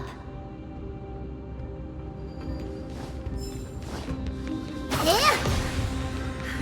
The path is opening up for me. Oh, Yanis, protect me.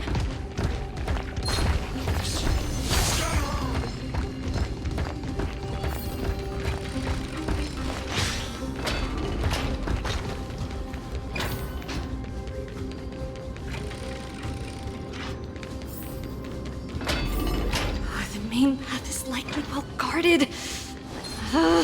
What do I do? Over there! Just as I thought.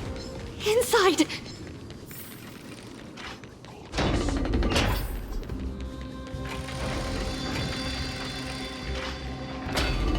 There are guards here too. Don't alert them.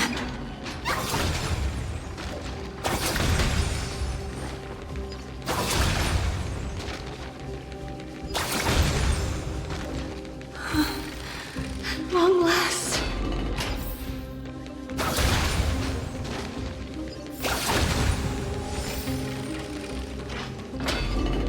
Yeah!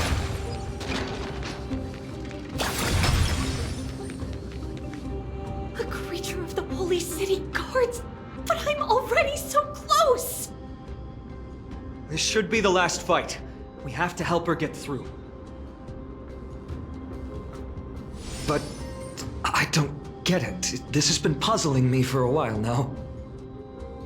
Who has been aiding Trebios in her escape?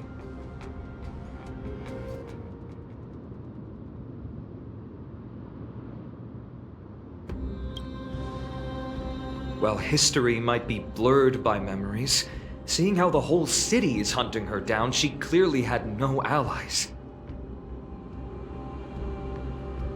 If she pulled it off alone, were we too involved in this process? Trebios had been on her own since she entered the vault. But what did we truly mean to her? You'll find that answer at the end of this memory.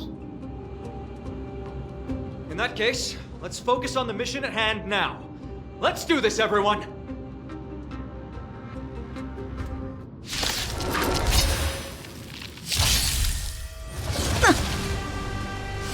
Get it together.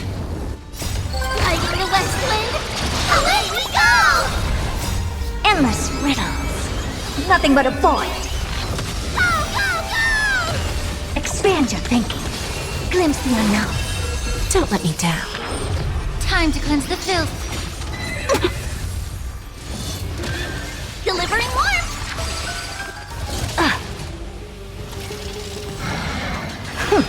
Yeah. Everything in this world is bleeding.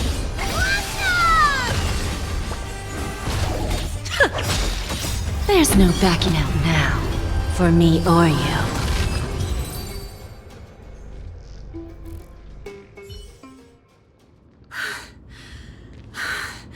Finally, beyond this gate awaits a boundless world. This is where my journey begins. God of Passages, can you see me? I will complete the path that you started. No response after all. Yanis, may you have a good dream. I can't stay here much longer. It's time to leave. Well, looks like this is the end of the memory. Not yet. The question that has been puzzling you. She's about to reveal the answer. But nothing happened. What was making her or you hesitate at this moment? If she had known this flame-chased journey would proceed as the Titan foretold, bringing about great suffering and fatalities, including her own, would she still have chosen to walk through the gate and start her journey? I think the answer is already within you. And you've made your own decision. What? You can hear us? Not really. She can neither see nor hear us. Yet she knew that one day, someone would return to unveil this dust-covered memory. We can never know for sure who helped us back then. But that kindness was forever engraved in our hearts, motivating us to move forward. Time has modified this memory into a special letter, so that we do not forget our original intent. It's a letter written by Trebios of the past and sent to her future self. In this memory, it is Trebios of the future who overcomes all difficulties for her and sends her on a long journey toward the tomorrow where we are. Yes, you'll remember it all. And then find your way back to the gate where everything began. Here, I will set sail toward the distant horizon. Here, you have traveled far on your way home. Such is the maxim that unveils Trebios' fate. You shall shatter into 1,000 fragments and wither on the soil of foreign lands. So, if you ever feel lost, return to this place. I'll keep this memory here for you. Or for me, to embrace it again. Worry not. Though loss is something we've grown used to, our resolve and our pledge are what Trebios will never forget. Each one of us has never failed to remember. Losses are a constant on the flame chase journey, among which even life itself holds little value. The hot blood of the sacrificial lamb will not be spilled in vain, like my mother and I. The libations poured are guaranteed to bear fruit, just as my blade-wielding right hand is not a hollow formality. Surmount the myriad passages of Yanis, and we will once again ride the west wind and let the wings carry us far away. So, this is your answer? That's right. In the name of the three fates, I stand by my answer with no regrets.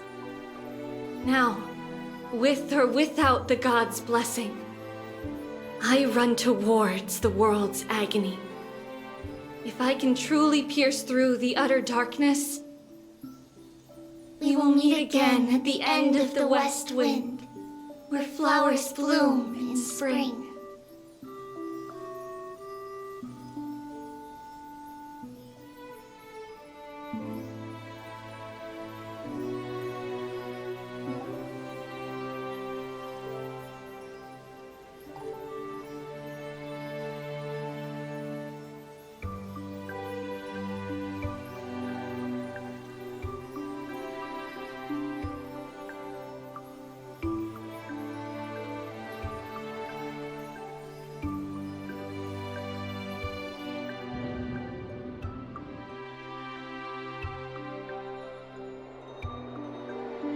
Lady Treeby, do you still think that everything will be fine tomorrow? Yeah, that's what Trianne would say as well. With all due respect, Lady Treeby, you know perfectly well that see you tomorrow is nothing but a white lie. I hope your toughness is not a mask hiding a lonely heart. Cass, that's not a lie. See you tomorrow is the greatest prophecy in the world. Prophecy? Listen, in every corner of this land, every heartbeat carries a prayer for that prophecy to come true. It may be that only a few heroes will bring tomorrow to the new world, but the prophecy of leading everyone to tomorrow belongs to all in Amphorius. But not everyone has the chance to see tomorrow. How can such words be called a prophecy? Because people believe it will come true, and they are trying hard to hold on to that belief. Even as the world teeters on the brink of collapse, everyone is pressing forward, longing to reach farther and move toward tomorrow. And that is why a holy maiden exists to lead the world toward tomorrow, and why Yanisopolis' prophecy unfolds as passages. Fate is not about the outcome, but the journey. It's not the flowers that bloom at the end of the road, but rather the paths that lead beyond the gate, where people tread toward the sea of flowers.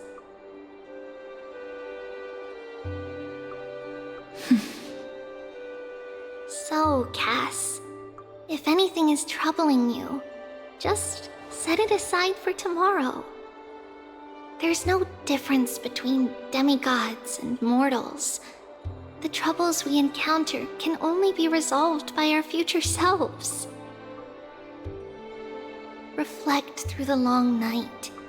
Wait for the dawn as you think. Then set off at daybreak. The hesitant part of us will be left behind in the dark, while the determined side of us will know no fear. Because that's how Trivios has journeyed so far to spread the prophecy. Beckoning the morning sun, and the tomorrow it promises to bring. We will now continue the journey and face our destiny. We will step over the gods' corpses and wander among humanity, and thus we shall sweep apart Amphorius' pitch-dark fog. And at the end, all will reach that silver-white shore, that end of the journey, that new world and new tomorrow. It is a haven free from storms, cold, and heavy rains. No sorrow can linger there. We've made a promise to meet again at the end of the west wind, where flowers bloom in spring. See you tomorrow, Brienne. See you tomorrow!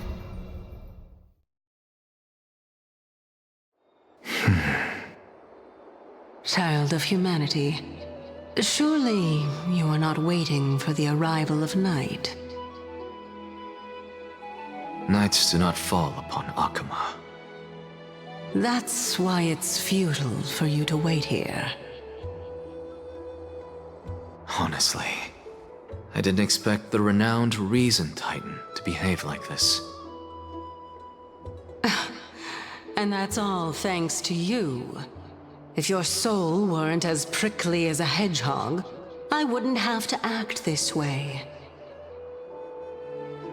If you were more accommodating, you wouldn't be opposing me all the time, and I could teach you more freely instead. It was you who insisted on implanting the core flame in me. Forget it. Cut the sarcasm and just say what you need to say. Fine, fine. All I want is to remind you. There's not much left in your soul. If you don't do something soon, I will have to take over this body. If I'm not worried, why should you be? I know what you're planning. You just want my help answering the question. What exactly are we? Correct? It's good that you remember. Thus, equivalent exchange. It's only fair. Then rest easy. The answer will soon be revealed, and you'll have to return my body shortly. Is that true? Certainly. I initially thought this extremely frail state would hinder me from getting my body back. But I didn't expect the answer to be right within it. That saved me a lot of trouble. I don't even need the black-robed swordmaster's ceremonial blade.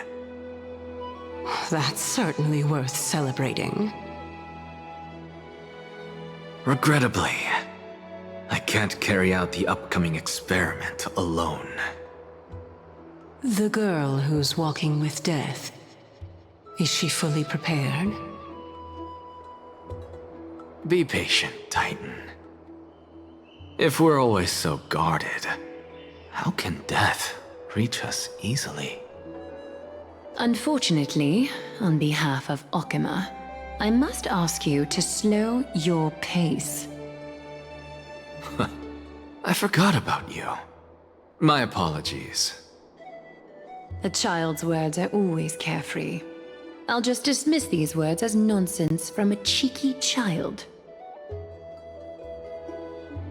Come now, conceited performer. It's time to address your relationship with that Titan. What if I refuse?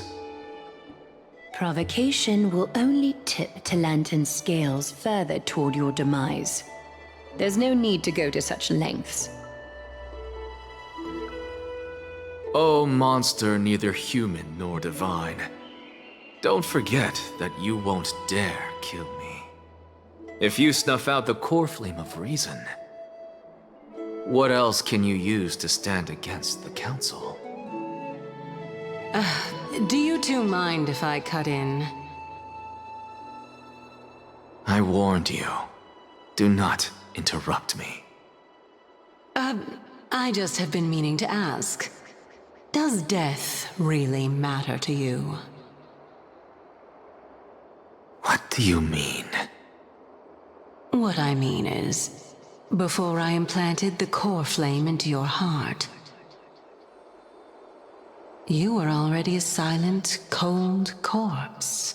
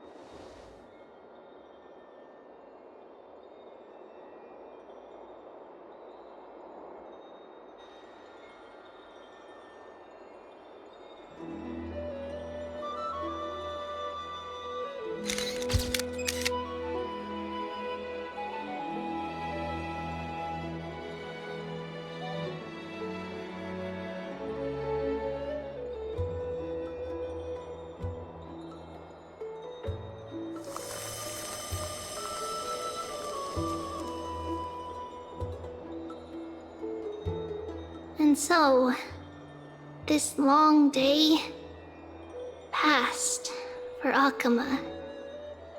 Some people arrived, and some left forever. Just like every other day of this journey, where we, stumbling, move forward. We have long been prepared. If we are to chase the flames, then we must grow used to farewells. And yet, no one back then could foresee death. Its arrival would always be so sudden and so momentous. Even little Gray, coming from beyond the sky, could not escape the Reaper's two hands. And what people gained and lost in that trial of death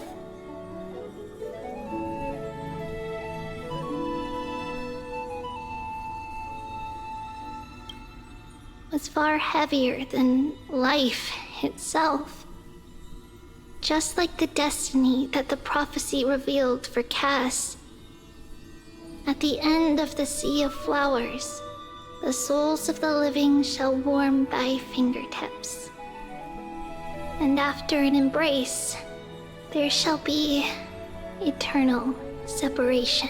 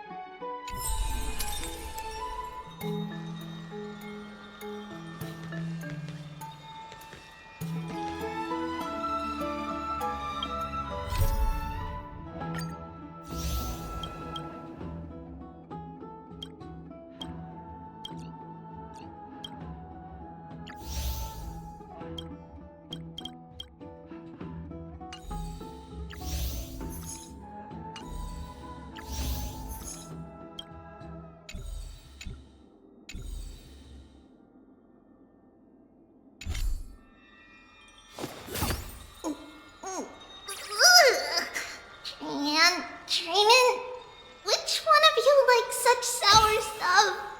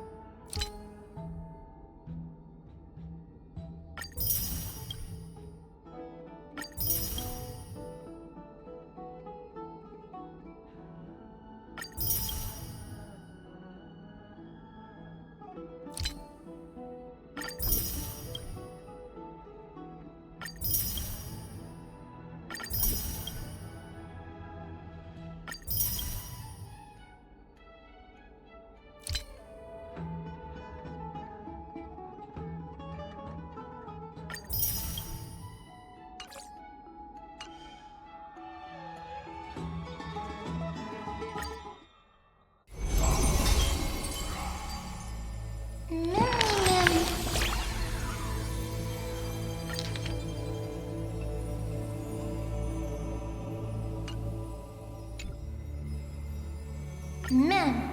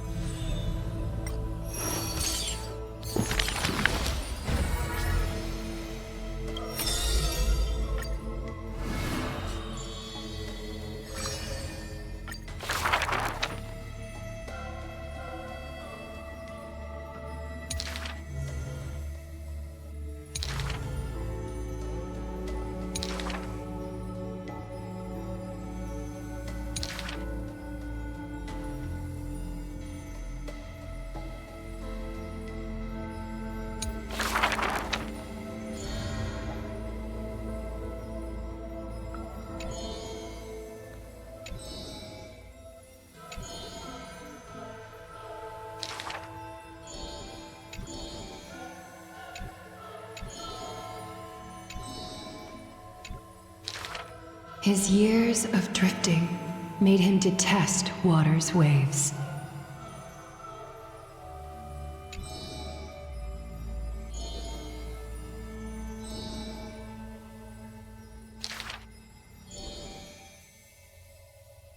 A blade that can cut through the mighty must be enough to slay gods.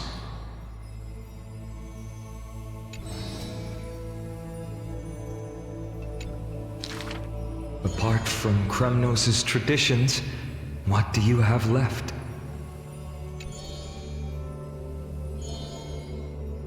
That is why I walk on this path.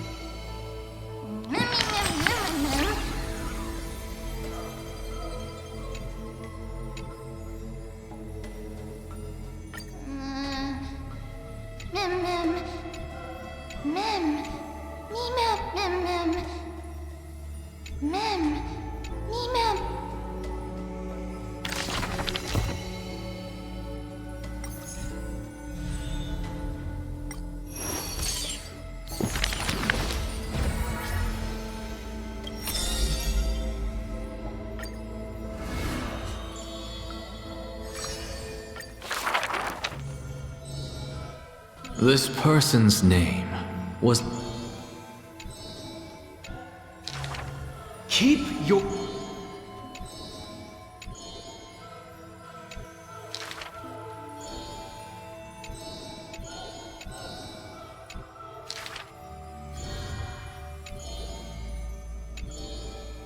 Faced with the god's edict. Miracles are the most magic...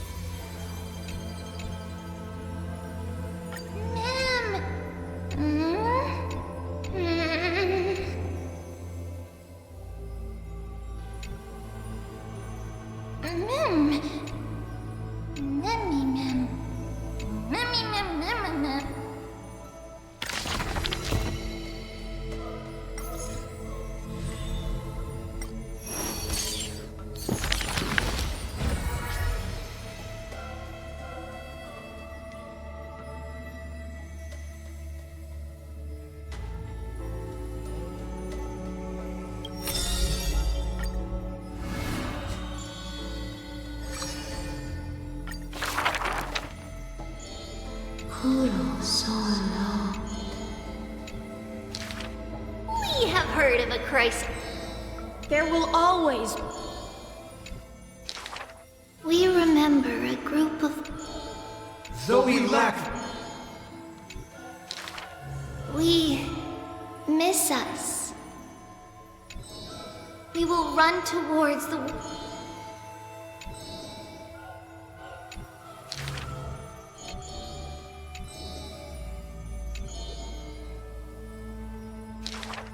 Chase the cool flames with me.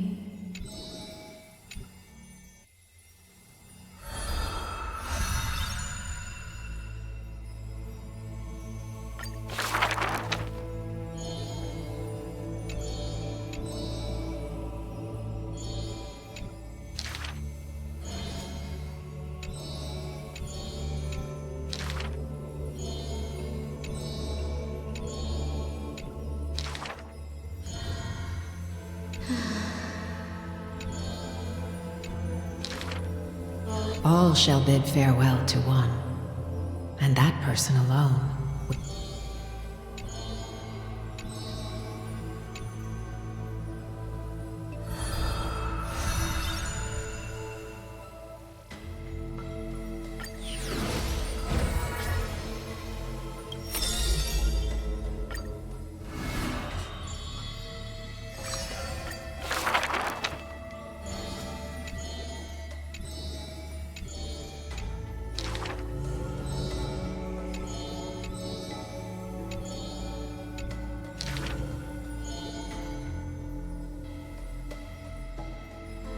The lion and the history...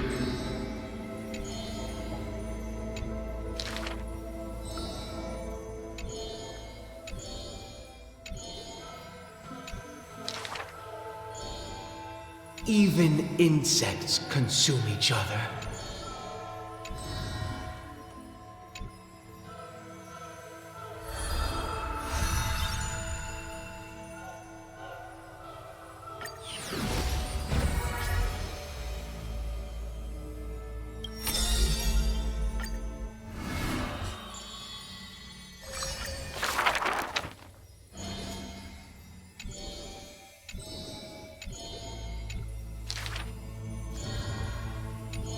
Lady Aglaya,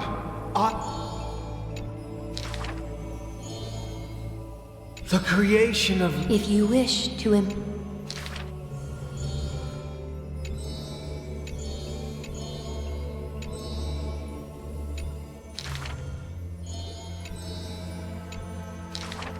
use the needle and thread as you...